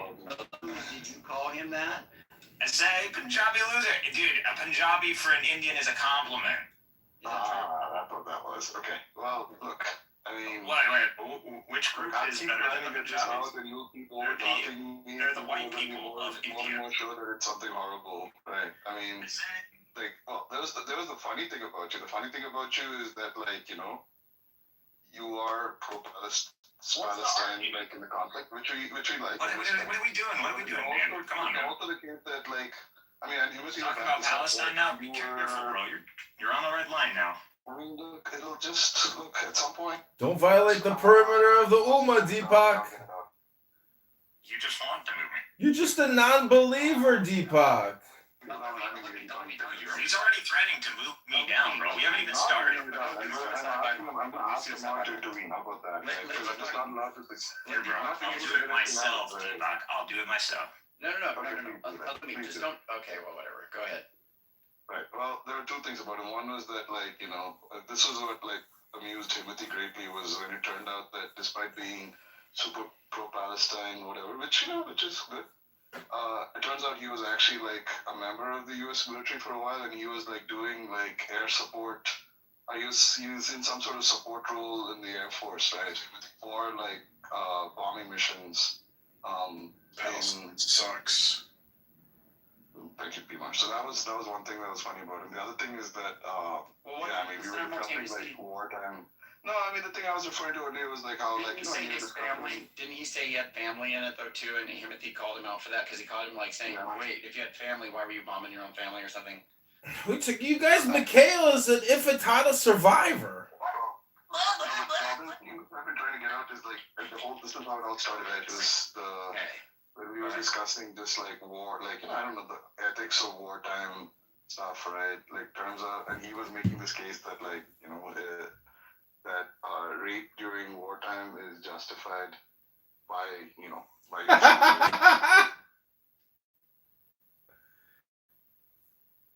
This is his song.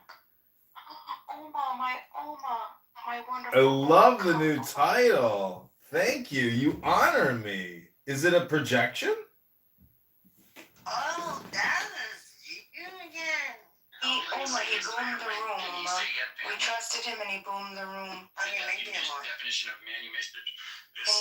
Can you stand? He boomed the room. So disappointing. So this is a song. This is a quick song. I hope you could make out the lyrics. Okay, here we go.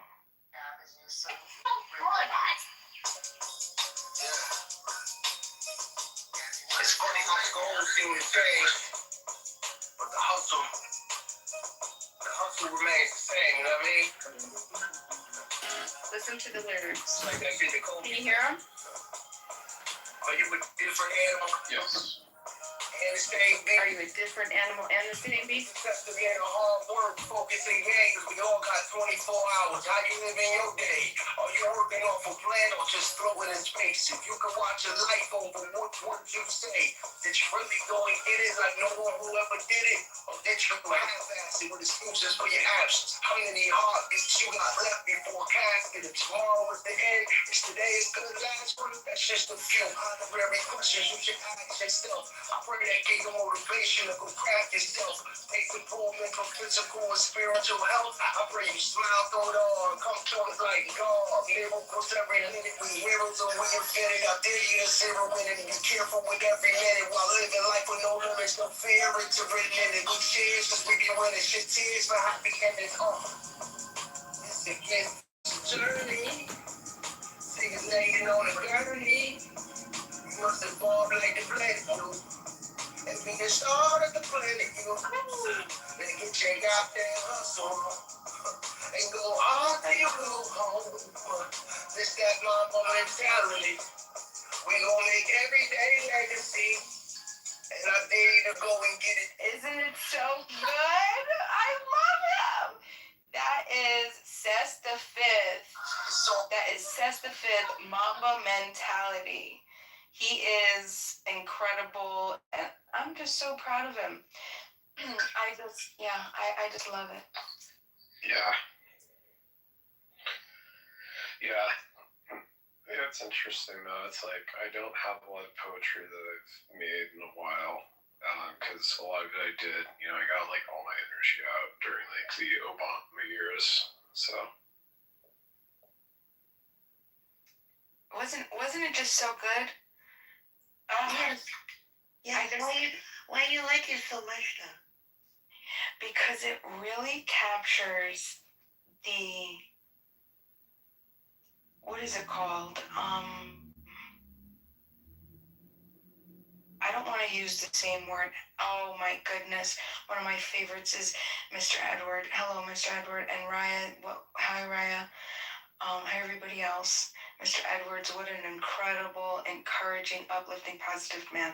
The best I've ever found on Clubhouse. If I could choose one person to listen to every single day, it would be him. Nobody else. Nobody else. Mr. Edwards right down there. Yeah, Mr. Edwards. Down here, Edward Lynn. Mr. Edward. Love to come up, Mr. Edward. Oh, I would listen to him every day. He's so encouraging. What does he talk about? He gives out very just encouraging, positive, uplifting reverberations of go get it. You craft your own legacy. You could do whatever your mind. I was It's discriminated so by a black female wonderful at the to IRS. be Was called refreshed. a whore We get at in these lunch and cycles of repeatedly depression, sexually and then we harassed and think that we're retaliated against helpless and we my don't have options. And it's just so good to be reminded of our incredible power. And so yeah, hi, Mr. Edward.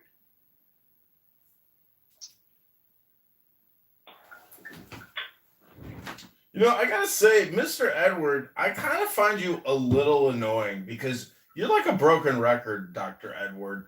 When I look in the mirror, all I do is I say, Edward is the problem. Edward is responsible for this. And, I'm just saying, Edward, try to get something new material, something inspirational to help the young people instead of just telling them about personal responsibility. Maybe just read from the Bible, Dr. Edward. Just read from the book of Proverbs. Well, you know what the Bible says, right? Personal responsibility. You got to do it. So I'm going to keep doing the same thing because at the end of the day, we are responsible for ourselves. So we got to make it happen. So. And because I'm the mod, Aleister Crowley, you have to behave. So who's behaving? That's right. But it's my honor to hear your voice, sir, and this picture of you and your wife. Is that true? Yeah, that's my wife. That's It is so beautiful. the woman who said yes to me. So I'm very happy. How did you ask her to get married? Well, we've been in the same fellowship for 47 years. Do you not get any sick of her? No. Why would I get sick of her? Okay. No, we've been in the same fellowship since she was 16 years old. So, and she now? Wow. We have the same foundation, the same understanding about what we both agree to, what we believe in. Our children have the same philosophy, ideology, because like Mr. Ellis just said, our foundation is the Word of God, which never changes. So that's what we do. What a sweet love story. Well, Bima, I always tell people, if you really want to have a good relationship, you have to meet people in your community. Unfortunately, so many people are meeting people outside of community, outside their zip code. They meet them online, swipe left, swipe right, all this other stuff. And then they wonder why they have problems because they don't know the background of people. They haven't been around them long enough. Then your life is small then. Huh? In your life is just a small radius of people. Well, not necessarily. I think your life is large when you have a community. Like if you just take the zip code you currently live in, just Google it. How many people live in your zip code that you've never met? But I don't care anymore about people. No, I know. But you do care about people. You shouldn't say that. No, because I can hear when people care or not. And if 0 point, no. If you think about God, I was like, can you explain to me about just that word? And why is your wife is not a goddess? And their God, stupid fuckery of program I don't understand what you mean by that. Beamer, can you translate? That one's a long story. I can't translate that one. I mean, like, if I look at you and your soulmate meet at 15, some of the people here are still lost soul and being an asshole, like the one who copied my name, follow my ass around this app and thinking he is doing the right thing, cursing my dad, my parents, and all he does is just following my ass around and thinking he's doing the right thing as a lost soul in his own ass. Oh, see down in the audience. Okay. And listening from the website and thinking he has power anything over me and he's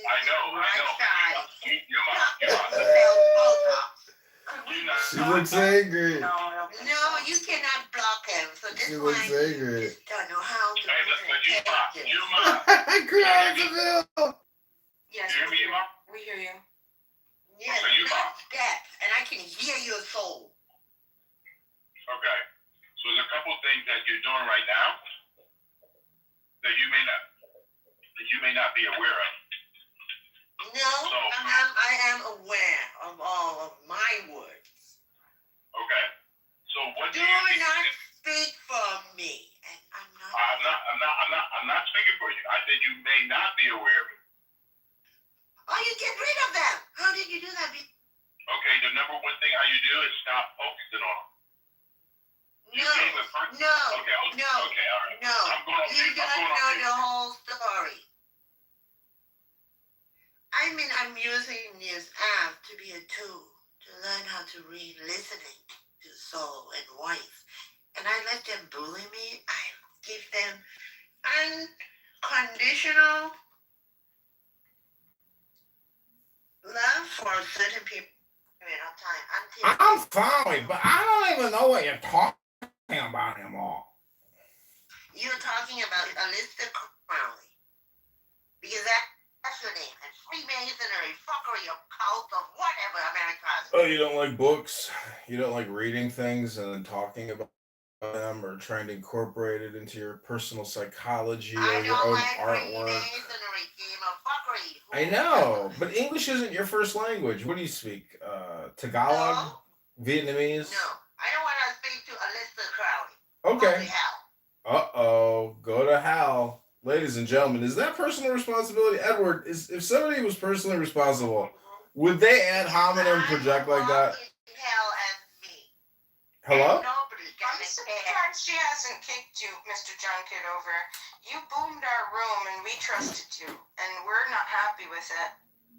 Yes, we are not happy with it. Well, you guys are in the same room doing the same thing. It's just nothing new under the sun. No one can boom a room. That's just an expression.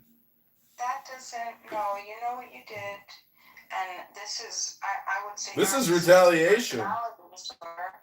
Not to accountability. Oh, NPD. Now I got NPD. It's just one of my problems is narcissistic personality disorder. You were entrusted with the green bean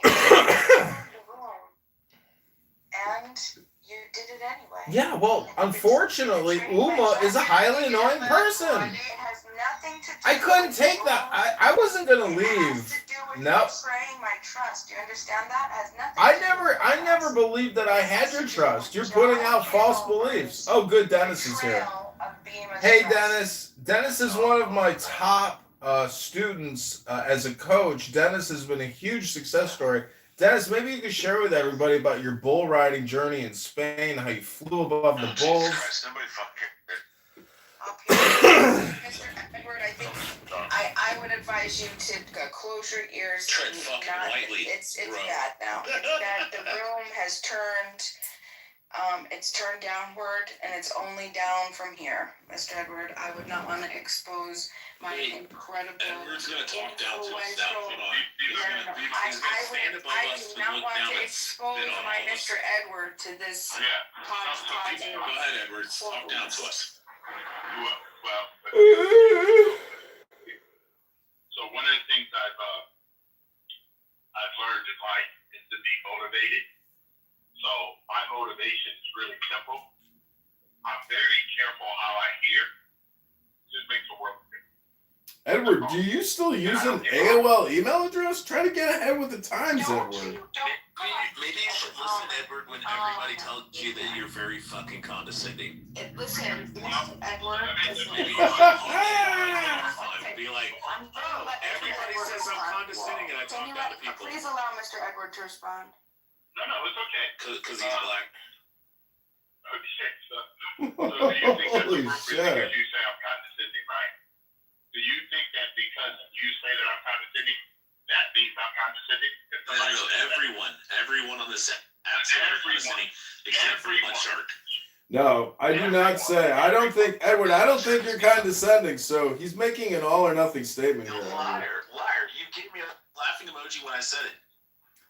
Well, you're teasing him, but it's not totally accurate. No. Hey, bro, how you doing today, bro? Nick John great again. What's up, bro? You know, one of my favorite Tony Soprano. He likes me more than he likes you. Pro, you know what my favorite Tony Soprano quote is? What are they doing, Oklahoma?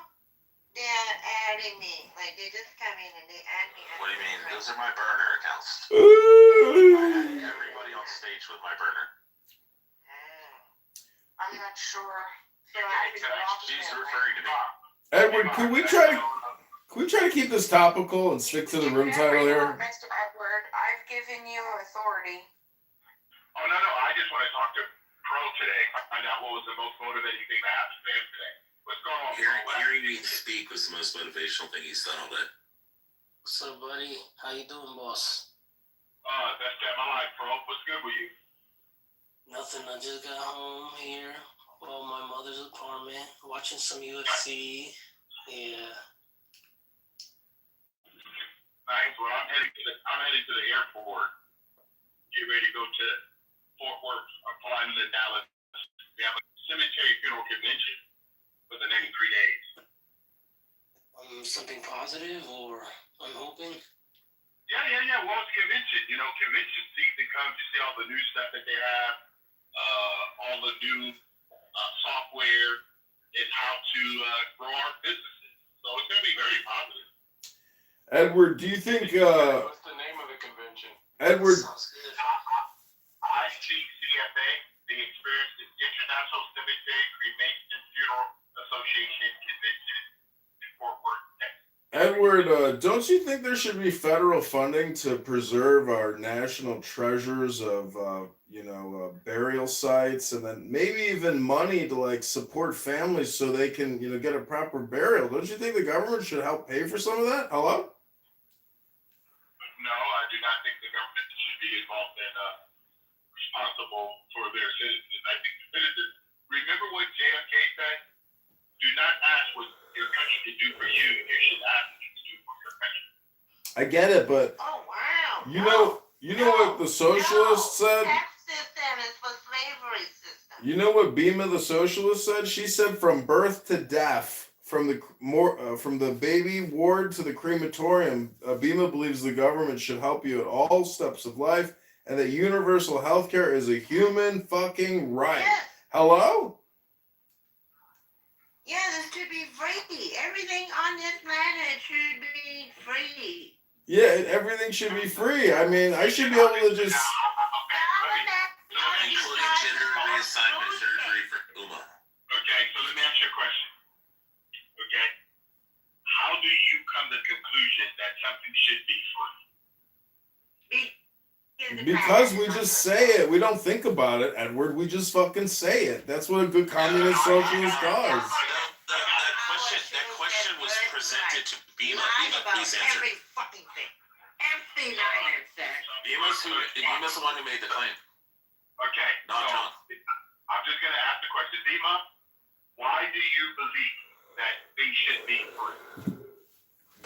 Because they're as free to breathe. Wait, wow, Bima sounds so fucking different. I think things should be free? I don't think things should be free. Okay. So what do you think should happen? I think that each individual and human being in the world is their own sovereign, wonderful creation. And I want to make sure that they have the full freedom scope as much as possible. Excuse me, you're interrupting my flow. I'm gonna kick him out if you do that again. Shut the fuck up, Uma. And so, you're gonna call. And so I believe that, great, thank you. No, I kick So, good. And so I believe that each human being should have full authority to the maximum capacity of freedom, as long as they're not interfering with the next person's personal property, which would be starting with their person and the extension of which would be their personal property. So ultimately, I want maximum amount of freedom, least amount of harm, ultimate sovereignty over one's life. Tap the screen now and Okay. we'll send them straight to you. So do you know the breakdown of the word freedom? Free delivery. Well, the way that I understand it is how I would explain it is the ability to move, make choices without negative consequences. Okay. So if you look at the word freedom, it's made up of two words, free and don't. Free means dominant. Okay? Free and dominant, meaning I should be free to dominate over Edward. That I should be able to control. No. Okay, Yuma, please, 1 second. Just no. Alright, go ahead, Yuma. You can speak. This is the priority problem. Because in seeing, what is the most important for you, Mr. Edward? Your soul or your wife's soul? Can you answer? Which one is more important for you, mister? We're equally responsible for life. Every human being's purpose. We are soul. We are Christian or we are celestial. Or what are you doing, sir? Okay, so You're acting like you're a god over other, and we're all the goddess. Okay, so I try to figure out where you're heading. So could you please explain to me? There's no goal or objective here, Edward. There's no goal or objective, Edward. Okay, alright. So this is what I will share with you is Ms. Dima. We have sovereignty. We have agency. Every problem I've ever had in my life is the one that I made a choice, and I suffer consequences of the choice I made. So in life, I'm going to continue to live that way. So I am personally responsible 100% for the outcome of my life. What about that Cameroonian kid that put the copper in your phone? That put the copper in your phone? Did he have the same ability to do whatever you're doing? Before that, he was just not listening for what Bima was. What about like all the people that doesn't want any that have to action sacrifice as their negative lives result Yeah. for you to just for the woman? Edward, I recently bought a. from a grocery store? What about those people? Edward, I recently bought a new iPhone. You don't. People don't think about those people, do they? They don't. You can go after wife and ask her the same questions. Edward. And I would say all women would just take the pain and the blame for him. Edward, I recently bought a new iPhone, and unfortunately, there was actually a Chinaman's finger in the box. Was it my personal responsibility, or was it the Chinaman's responsibility who manufactured the phone for me, or was it me, the buyer? Edward, do tell. How do we? What's the silver lining in personal responsibility? Should we tell those in exchange? kids like, hey, you if you just pull yourself up by the bootstrap, you'll just Exactly. You can really do it too. Everybody can do it. That's what I wrote back to Apple. I said, unfortunately, I found a Chinese finger in my Apple iPhone 19 box, but I'm writing back a letter to say, accidents happen, and this young man can pull himself up by the bootstrap. And if he does, Should we tell them the truth? At your expense, I'm blessed. Could you say that? Could you tell them the truth? At your expense, I get to do all these fun. yeah, I get to sit on Clubhouse all day and just conference call while he has to assemble, phones all day. And there's also security jump nets outside the window if he can't take it anymore. That's how charitable we are. Sweatshops. Yeah, slavery is actually just, called something else now to try to keep it polite. But the truth is, many people's lives, they will be slaves for their entire lives. How does that make you feel, Bima? Hello? I'm still reeling from the violation of personal trust that I afforded you and you broke. This isn't a consensual contractual agreement. That was a non-consensual implicit contractual agreement. And unfortunately, you arranged it. You set it up. I asked you. You Solomon tested yourself. I trusted you, and you said I asked you, and you said you will. You said you would. So just for that alone, I'm gonna punish you. Ooh, you're gonna spank me, Uma? Ooh. Yes.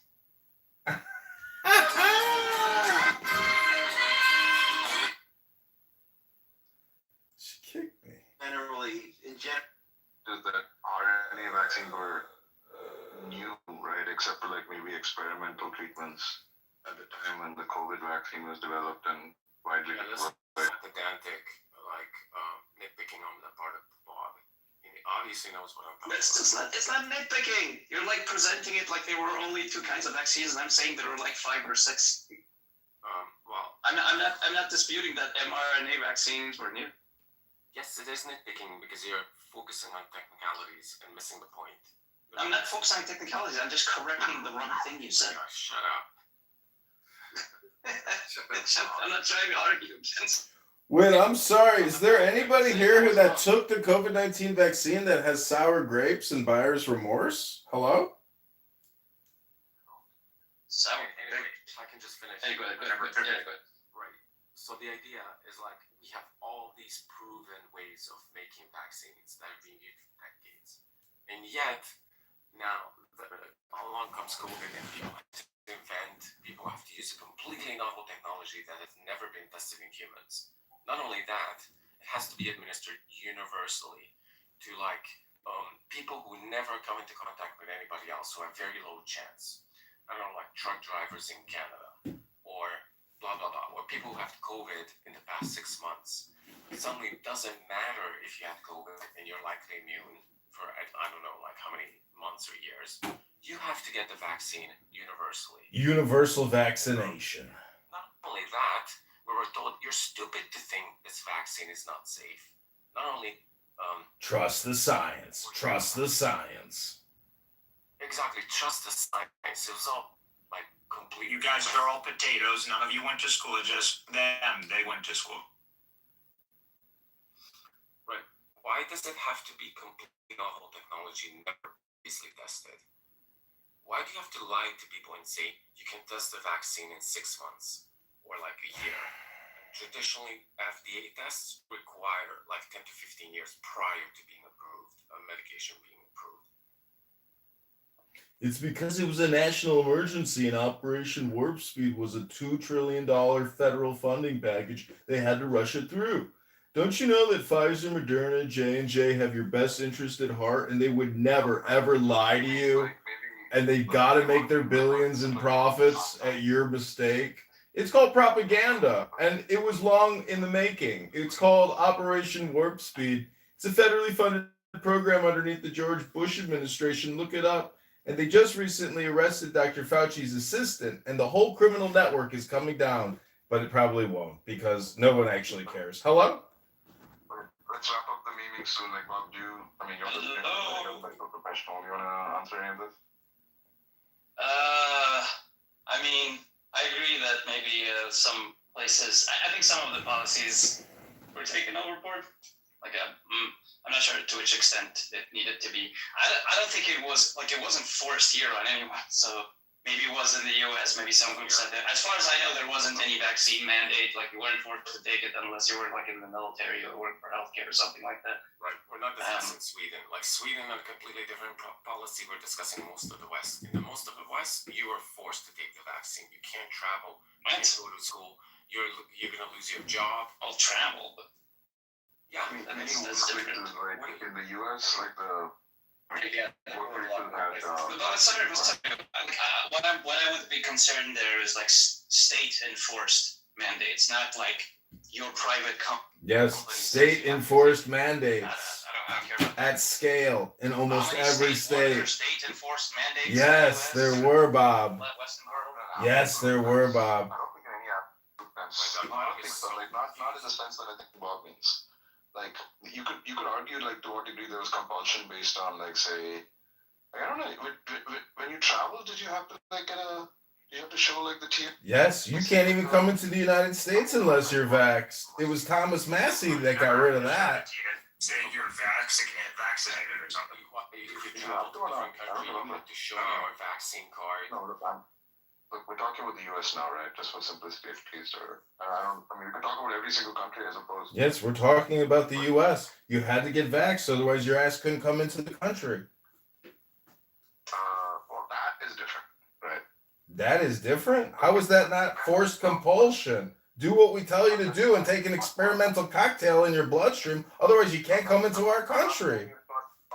I'm saying it's different in the sense that, like, you know, all countries have like far more stringent requirements for crossing their border. Like, if you're going to go from like fucking, I don't know, well, here's an example. Like, Oh, except for the illegal aliens, the millions that poured in over the border, those didn't count. They didn't have to vaccinate. If you're just going to overtalk, right, then just don't participate. Okay, just kick me because I already said what I want to say. You vax miserable people can live with it. I could care less at this point. Take care of this. Yeah, take care of the anti-vaxxer because you guys all got, buyer's remorse. Hello? Go ahead, No, I'm just saying, look, obviously, like... Bye-bye. Bye-bye. Bye-bye. We're not talking about that. Those are just going to be far more stringent. Like, for example, if you have the HIV virus, you're just not allowed in the US. Oh my God, you're not? If you have HIV virus? So, for instance, you can I don't know why we all know that. It depends on what we mean by compulsion. Right? What is compulsion? What does it mean? What is compulsion and what does it mean? Compulsion.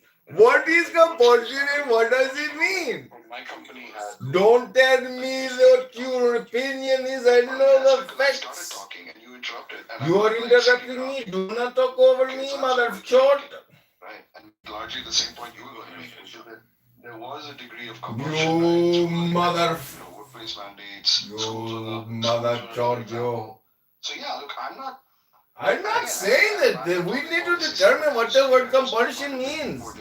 And even the information we had at the time might have been like... Hello? The wrong judgment to make, right? Right.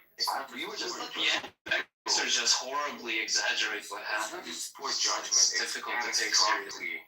Poor judgment, because you use an unproven vaccine technology to globally vaccinate everybody, right? The potential negative consequences from this could be catastrophic. There are plausible medical reasons to think that the side effects could have been catastrophic.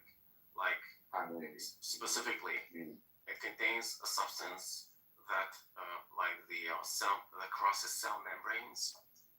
The mRNA was enclosed in a type of fatty acid that can cross cell membranes into any tissue, and it delivers a foreign substance that your immune system can recognize as foreign, and it affects all your tissues. So plausibly, it can increase autoimmune disorders. So there's that plausible medical reason. That plausible biomedical it had plausible side effects. So why do you have to use this unproven technology and globally vaccinate everybody? Well, I'm not sure, like, you're saying it's unproven, right? But like this medicine did go through, like this thing did go through like stage 1, stage 2, and stage 3 trials. They were accelerated in the sense of like being parallelized, right? Which trials like the FDA trials usually aren't, right? You go through stage 1, then stage 2, then stage 3. But like the kind of trials we kind of require for any such like vaccine, any such category of drug, right? It went through. Right. I don't believe that. So I don't know what you mean by like explain to me, unproven. Every new thing is unproven, right? So explain Like to me, Ozempic is unproven. Why are we like letting people take Ozempic? Okay, explain to me, because it went through the usual FDA approval process. Explain to me if the typical FDA approval process for any medication, let alone a medication you're gonna force everybody to take, takes about 10 to 15 years. Isn't it reasonable for you to say that this vaccine is exception and it could have undergone those processes in like 6 months? I don't know actually. One thing I do know that is that like stage 2 and stage 3 were done in parallel, right? Which is supposed to like shorten the time. Now you're saying that like a typical thing takes like 10 years, right? So it's feasible, I suppose, to ask like, well, how could it possibly have been shortened to like 2 years? I mean, I'd have to look up what an answer to that is, but I imagine why it takes 10 years, Deepak? because you're looking for like longitudinal studies of like the long-term effect. Yeah, right. Stage 1 and stage 2 are not the problem. Stage 1 is just like looking at like cells in a petri dish, or giving it to like animals, and then stage 2 is like giving it to a couple of people. But then stage 3 and 4 is you give it to like 10,000 people, and you observe for long-term side effects. How could you possibly determine if this thing has long-term side effects, specifically autoimmune side effects, just from like looking at studying it for 6 months?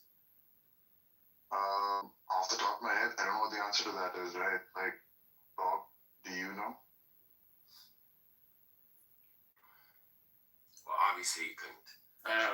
No, I haven't checked deep into that sort of thing. Yeah, I mean, this is the kind of question that I assume there were screenings, but they probably weren't as rigorous as one would want. They did have, just so you guys know, they did have multiple states that were vax or fire. The more stricter states, they'd have a vax or fire. It wasn't even an alternative. You couldn't do testing.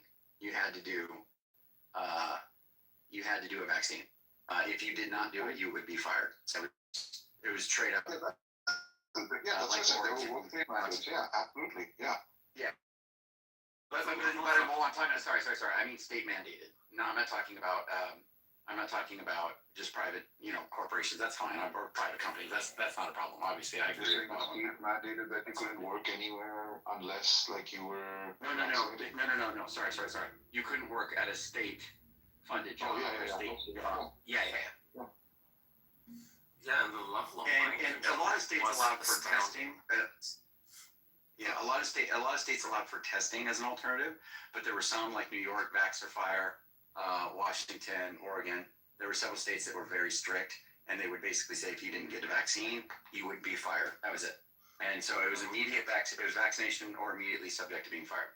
Yeah, exactly. And I think the most astounding thing about this is that the level of mind control was just I've never seen anything like that from the beginning to end. So I was working in I'm not gonna tell you where, but I came in a mask, and they told me to take the mask. This is what at the beginning of the COVID epidemic, like maybe like 2 weeks in, and I came into my workplace in a mask, and our facility had policy that you couldn't wear a mask because Fauci declared that masks are not effective, and if in fact he wrote an article. What does Fauci have to do with Hungary? Why is it? Look, are you just like living in like this bubble of U.S. right-wing media that like?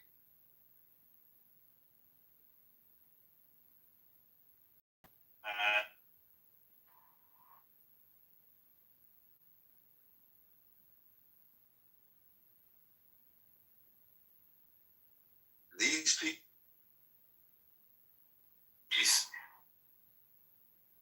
Masks are going to decrease transmission, but my facility boss told me I have to take off the mask. I can't wear a mask because like there was this policy that just like a random policy that you can't wear a mask because I think Fauci wrote an article in New York Times. I don't know where he wrote it. That masks are not effective. That it's like magic. It's like akin to magical thinking. Blah blah blah. Suddenly, That distancing needs to be maintained. Distancing is the priority, not the map. Yeah, anyway, suddenly a month later, everybody has to wear a mask. Doesn't matter where you go, blah, blah, blah. And you have to be stupid for thinking that you don't wear a mask. You have to be crazy for not wearing a mask. Then suddenly, you have to, it obviously came from a lab. And then they told you, no, you're just stupid, you're crazy. You think it came from a lab? You're obviously crazy conspiracy theorists. And it turns out that the US government, at least like I think the CIA, thought all along that it actually came from a lab. And then suddenly with the vaccines, oh, well, you have to be crazy for thinking it's not a safe vaccine. Like blah, blah, blah. It just goes on and on and on and on. So, like there's pure gaslighting. It's like impossible to have these conversations when Agamemnon wants to do is its polemics. But these are just like widely exaggerated points. Yeah. I can't take it seriously. So what is exaggerated about it? I mean, like the masks. Nobody. First of all, nobody was vindicated about lab leak thing. Maybe some part of the CIA thought it was a lab leak, but the vast majority of the scientific consensus didn't lean that way, and still I don't know what that's about. And all the exaggerations about like, everyone has to wear a mask from 1 month to another. When was that? Like are you saying from 1 month nobody should wear a mask, and then who said that? Which government official or said that? Oh, you're a fucking idiot if you don't wear a mask in a matter of like a month. Who said that? Oh my god. The problem, a lot of the problems with COVID, and I encountered, and nice and stuff. A lot of the time, now you're just filibustering. You just hate to do when someone does it to you. You're not a serious person. Okay. A lot of the time, what's wrong with the conversation? A lot of time, what's wrong with the conversation about COVID? Thank you. A lot of time, what's wrong with the conversations about COVID is that everyone takes all of the stuff that happened in a time span of like 2 years and compresses it into the meat grinder. It's like, this happened, then that happened, and it was like, but those were like 10 months apart, bro. And there were good reasons for saying one thing at one point and another thing at another point. But people just go, they said this and then they said that. No, we understand that you're trying to figure it out. I get that. Epic monologue, Bob, and other people. Epic monologue? That was like way shorter than any of the monologues you've just had. A lack of preparation, even though they knew. We have correspondents. Epstein was talking about this. Epstein, and that these stages that we didn't have a mock, we weren't prepared. That is where I believe someone can test.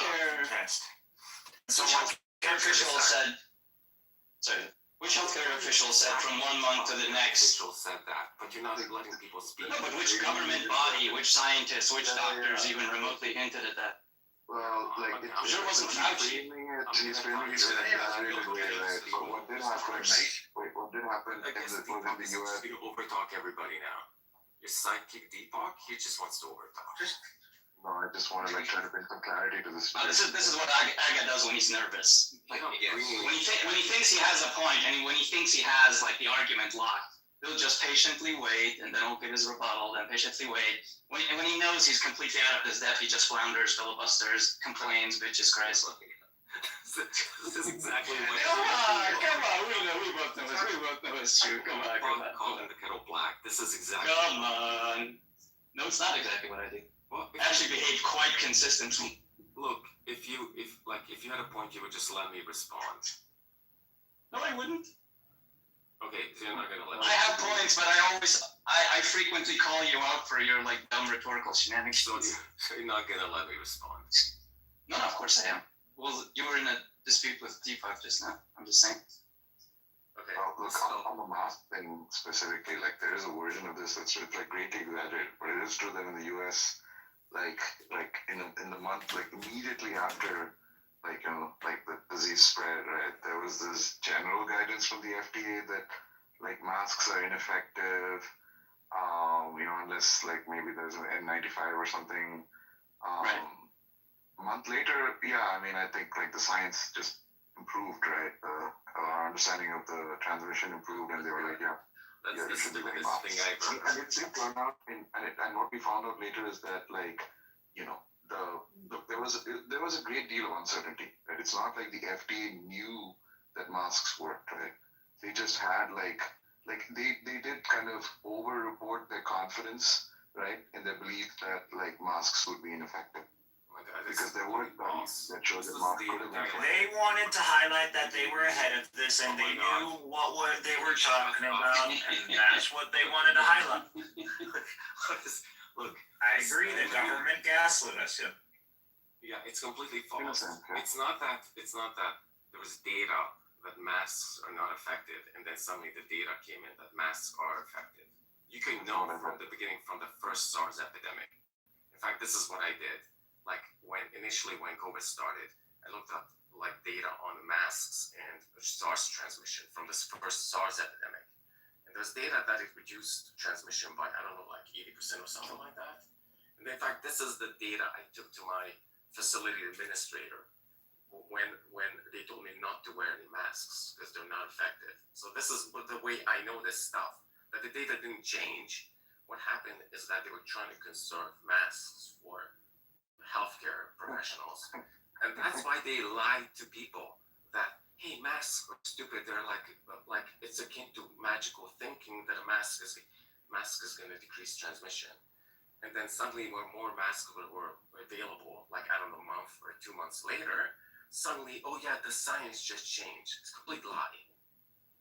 We should have all been listening to Agamemnon, you guys. Well, you should have been using your common sense and your God-given rational faculties instead of being led by Fauci. Again, what is with you and Fauci? I don't get it. Like, are you always been like living secretly in the US? Yeah, they're all very mad about Fauci. Like, either the fact that This you're living in the poor US, man trying to do the best he could. Fauci, or you just want to latch on to this general right wing, like,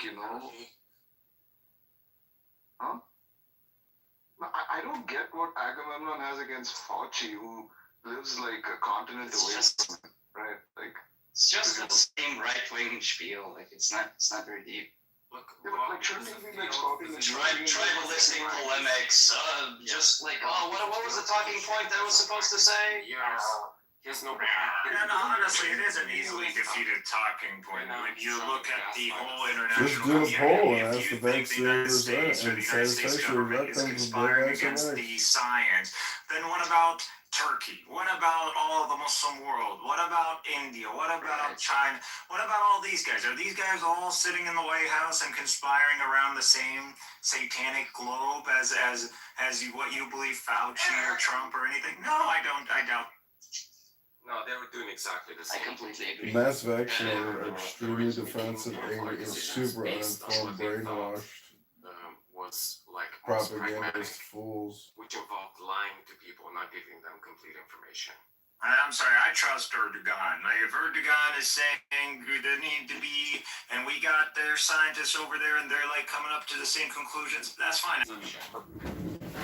Is that it had the consequences of the medicine itself, of the medical science itself, right? That's the point that I was starting with.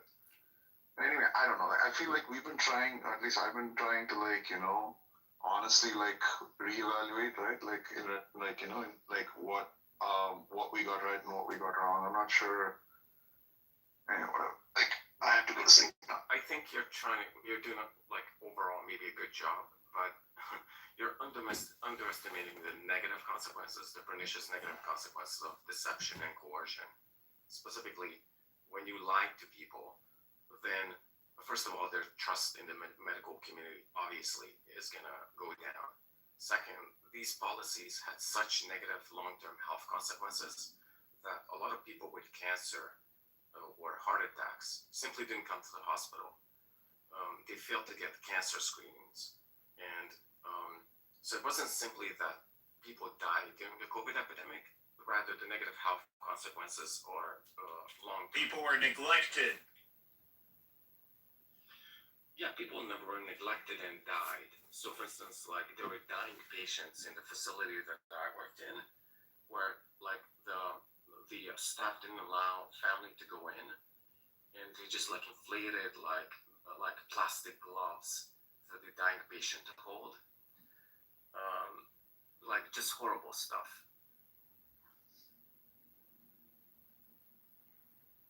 And by the way, that patient didn't have COVID. They just didn't allow any family members to go into the hospital.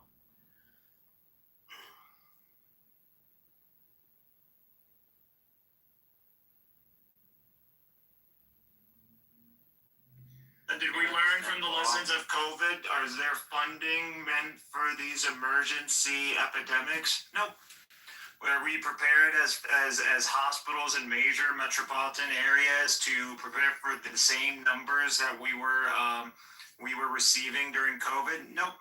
Are nurses being backed up and medical professionals are being backed up and their opinion is put front and center on how things should take about change? Is there a committee of nurses or doctors that we got together just to analyze and assess and provide recommendations and we went by their recommendations? No, we didn't do this.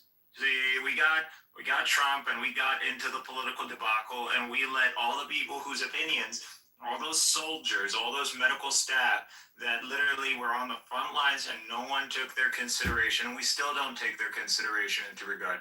And so when we repeat this problem again, and I believe this will happen again, we'll see where the American people are at. But unfortunately, after COVID, we didn't hit the streets, we didn't force accountability, and not only that, but we reelected Trump. It just seems like people don't really care about the. What does Trump have to do with any of this? Holy Trump base. Seriously. Trump is a source of misinformation. He was a strong source of misinformation, contradicting the expert. Like, listen, Trump, you're not an expert. If you can provide me an expert that holds to your views, I'm down to listen. But you don't got no experts. You're leading to confusing masses.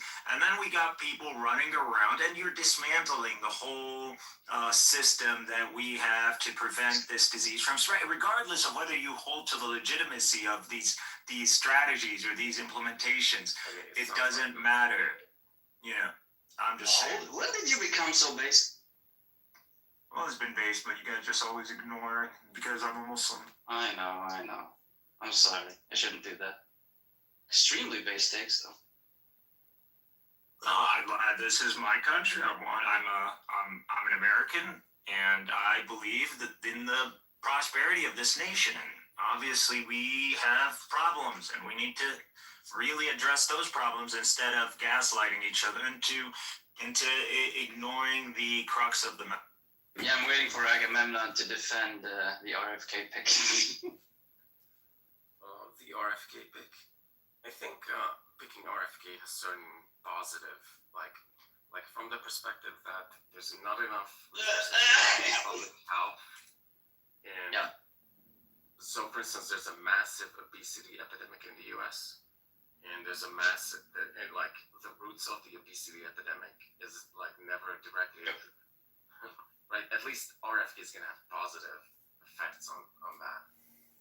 Right. Yeah, we started blaming fat people. Let's ignore all the negative effects. Yeah, we started blaming fat people. We're saying the death toll has to do with people who vape, who do weed, who are fat, who are lazy millennials that are sitting at home.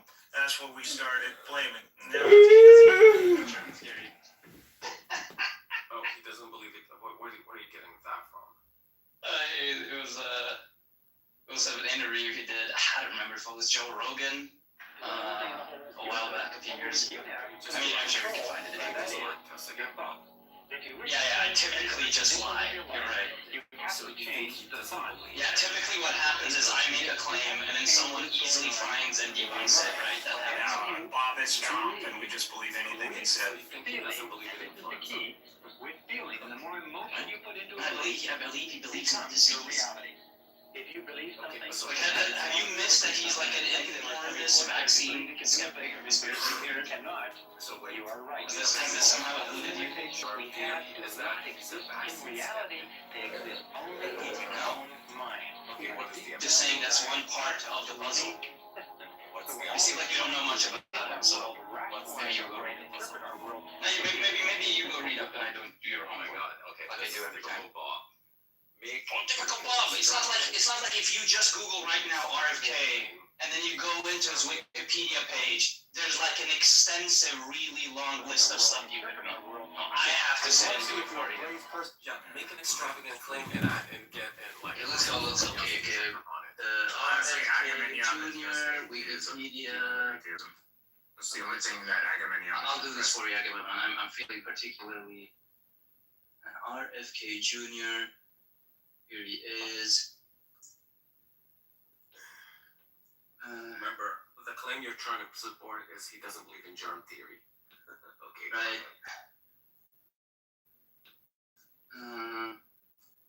Here says epidemiologist Tara Smith suggests that Kennedy's book even flirts outright with germ theory denial, quoting from a portion in which Kennedy contrasted germ theory of disease with terrain theory, and another one in which he writes that Louis Pasteur is said to have recanted germ theory on his deathbed.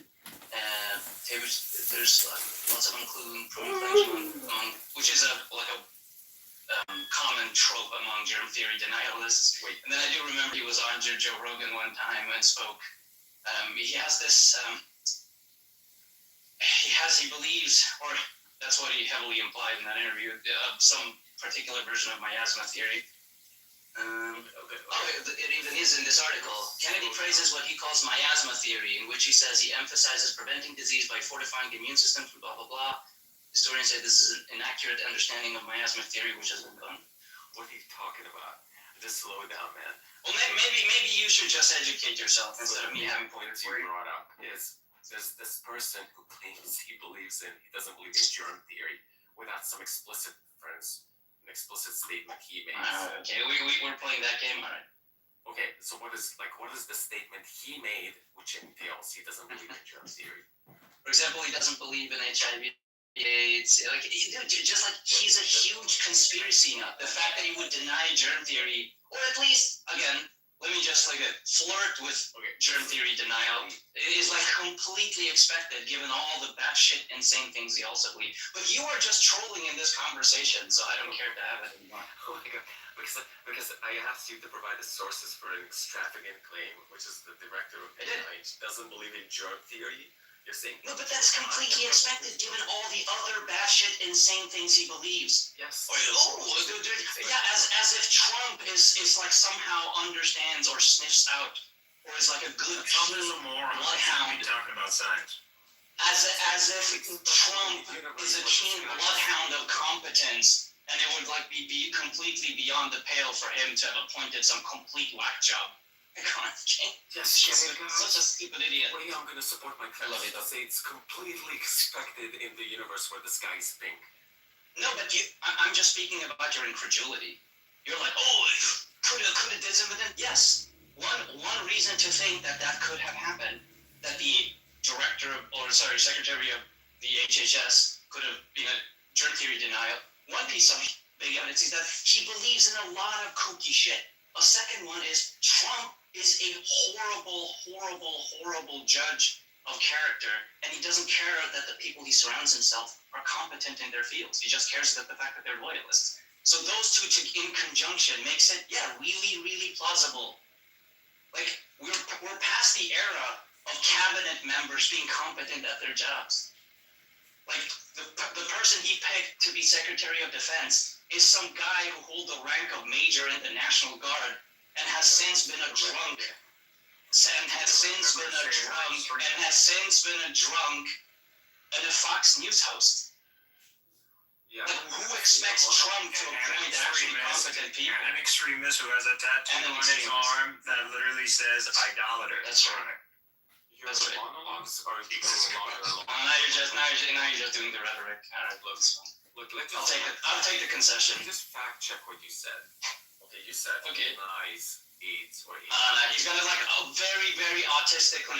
Yeah, I never claimed it. I never claimed he explicitly had said I'm a germ theory denial. He's being reported to question whether HIV causes AIDS. So to fact check your extravagant claims. Claims about the Secretary of War. The claims about the Secretary of War. That's where you're factoring. No, I think he's fact checking the first thing. Checking whether like because he's got it like if I said that he's a germ theory denial, that means that unless he himself explicitly said I deny germ theory, then no such thing as implying. They don't imply all the time. Yeah, exactly. Never. First of all, it's a huge leap to go from HIV denial to germ theory denial because a lot of people deny that AIDS is caused by HIV. But they're not. Yeah, a lot of complete nutbags.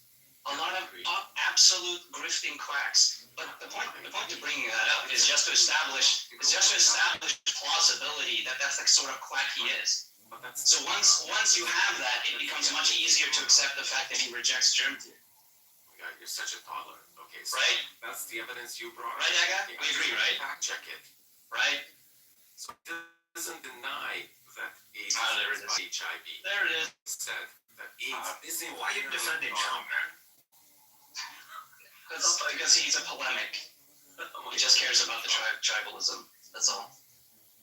Like he doesn't actually care about atheists or theists. He just wants to fight. Throw another temper tantrum, Bob. Okay, thanks. It's not a temper tantrum. What do you mean? I'm just calling you up. You're ranting. I'm not allowed to fact check your claims. You're ranting. You are allowed to fact check my claims. Okay, so let's fact check it then. Let's fact check it. Let's you and me fact check right here. I'll have my fact check goggles on. Okay, that sounds kind of creepy, but so yeah, you said that the evidence he's a germ theory denialist is that he denies that HIV causes AIDS. So No. there's a huge jump. Okay, you I didn't say that, first actually. evidence you brought up, which is No. obviously demonstrably false. He doesn't deny that AIDS is caused by HIV. He said AIDS is partly caused by HIV virus. Rather, there are also other factors like he says amyl nitrate, so also called poppers, is another cause of AIDS. Okay, that's not as ludicrous as saying AIDS isn't caused by HIV, and it's completely. Okay, but I didn't say any of that in the beginning. Right, but you said he denies that AIDS. He said he denies AIDS is caused by a virus. It wasn't me who said it. I don't think. Well, no, I might have mentioned it at some point, but it was way after the other like evidence. lying or like have memory loss. Yeah, but I'm just saying that's not what I started off with. That wasn't the first, second, or third piece of evidence. Okay, I gave you. Give the strongest piece of evidence is a germ theory denialist. Well, for example, he's talked a lot about terrain theory, if you know what that is, which is like a germ theory denialist alternative. He talks a lot about that. He thinks that's more important than pathogens. Okay, what's the evidence? He's like skeptical about viruses being the cause of certain illnesses. Another huge piece of evidence that he's a germ theory denialist. It's just like a lot of rhetoric downplaying the roles of bacteria and other similar pathogens. He's never actually explicitly said, I don't believe in germ theory, but I don't think you have to go there. Also, he's a complete nut job in basically almost every field. So it's not, you can create a very, very plausible story about him just believing in wacko shit stuff. And so germ theory, like this incredulity about him not like rejecting germ theory, just, I don't know where it comes from. We already have high priors about him believing this sort of nutty stuff. Then you have these various pieces of evidence that heavily imply that he just denies germ theory. Okay, Just like, so you said the strongest piece of evidence. that's where I'm placing my bets. Because you said the strongest piece of evidence is that we advocated for terrain theory. I mean, I have never heard of terrain theory, but I just looked it up. It says, terrain theory posits that the body's internal environment or terrain determines health, suggesting that a balanced, healthy body resists disease, while an imbalanced one allows microbes to cause illness. Okay, like, is there something really wrong with this? Like, Oh my god. Yeah, you're gonna do the hyper charitable route of this thing. Well, actually, if you look at it in some way, doesn't it just kind of make some sense, kind of? I don't know. I'm not interested in this. Like terrain theory is a very well-established trope of germ theory denialism. But this is not. You just want to make, well, if we look at it from this angle and squint, does it kind of make sense though? I'm not interested in that. This is all like dishonest anyway.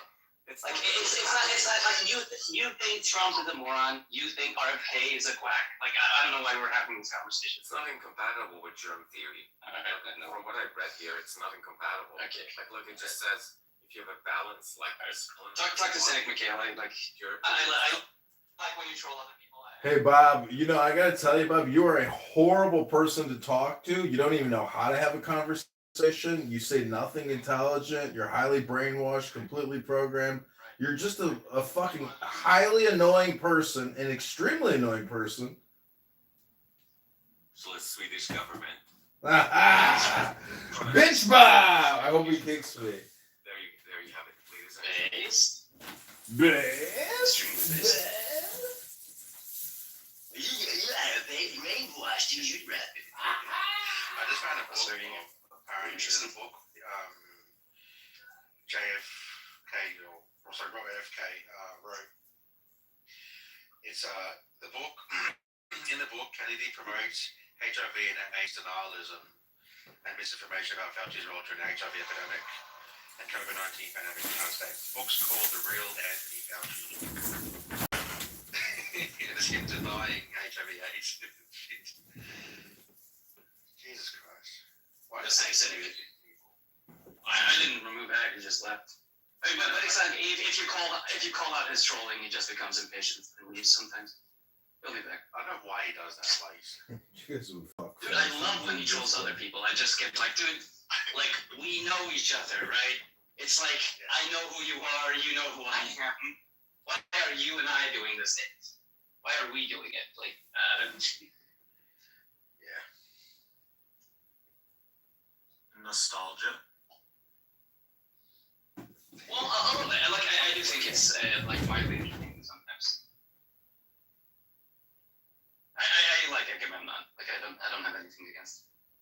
I think he's a good person to have in these spaces. He's a good he brings a lot of technical arguments.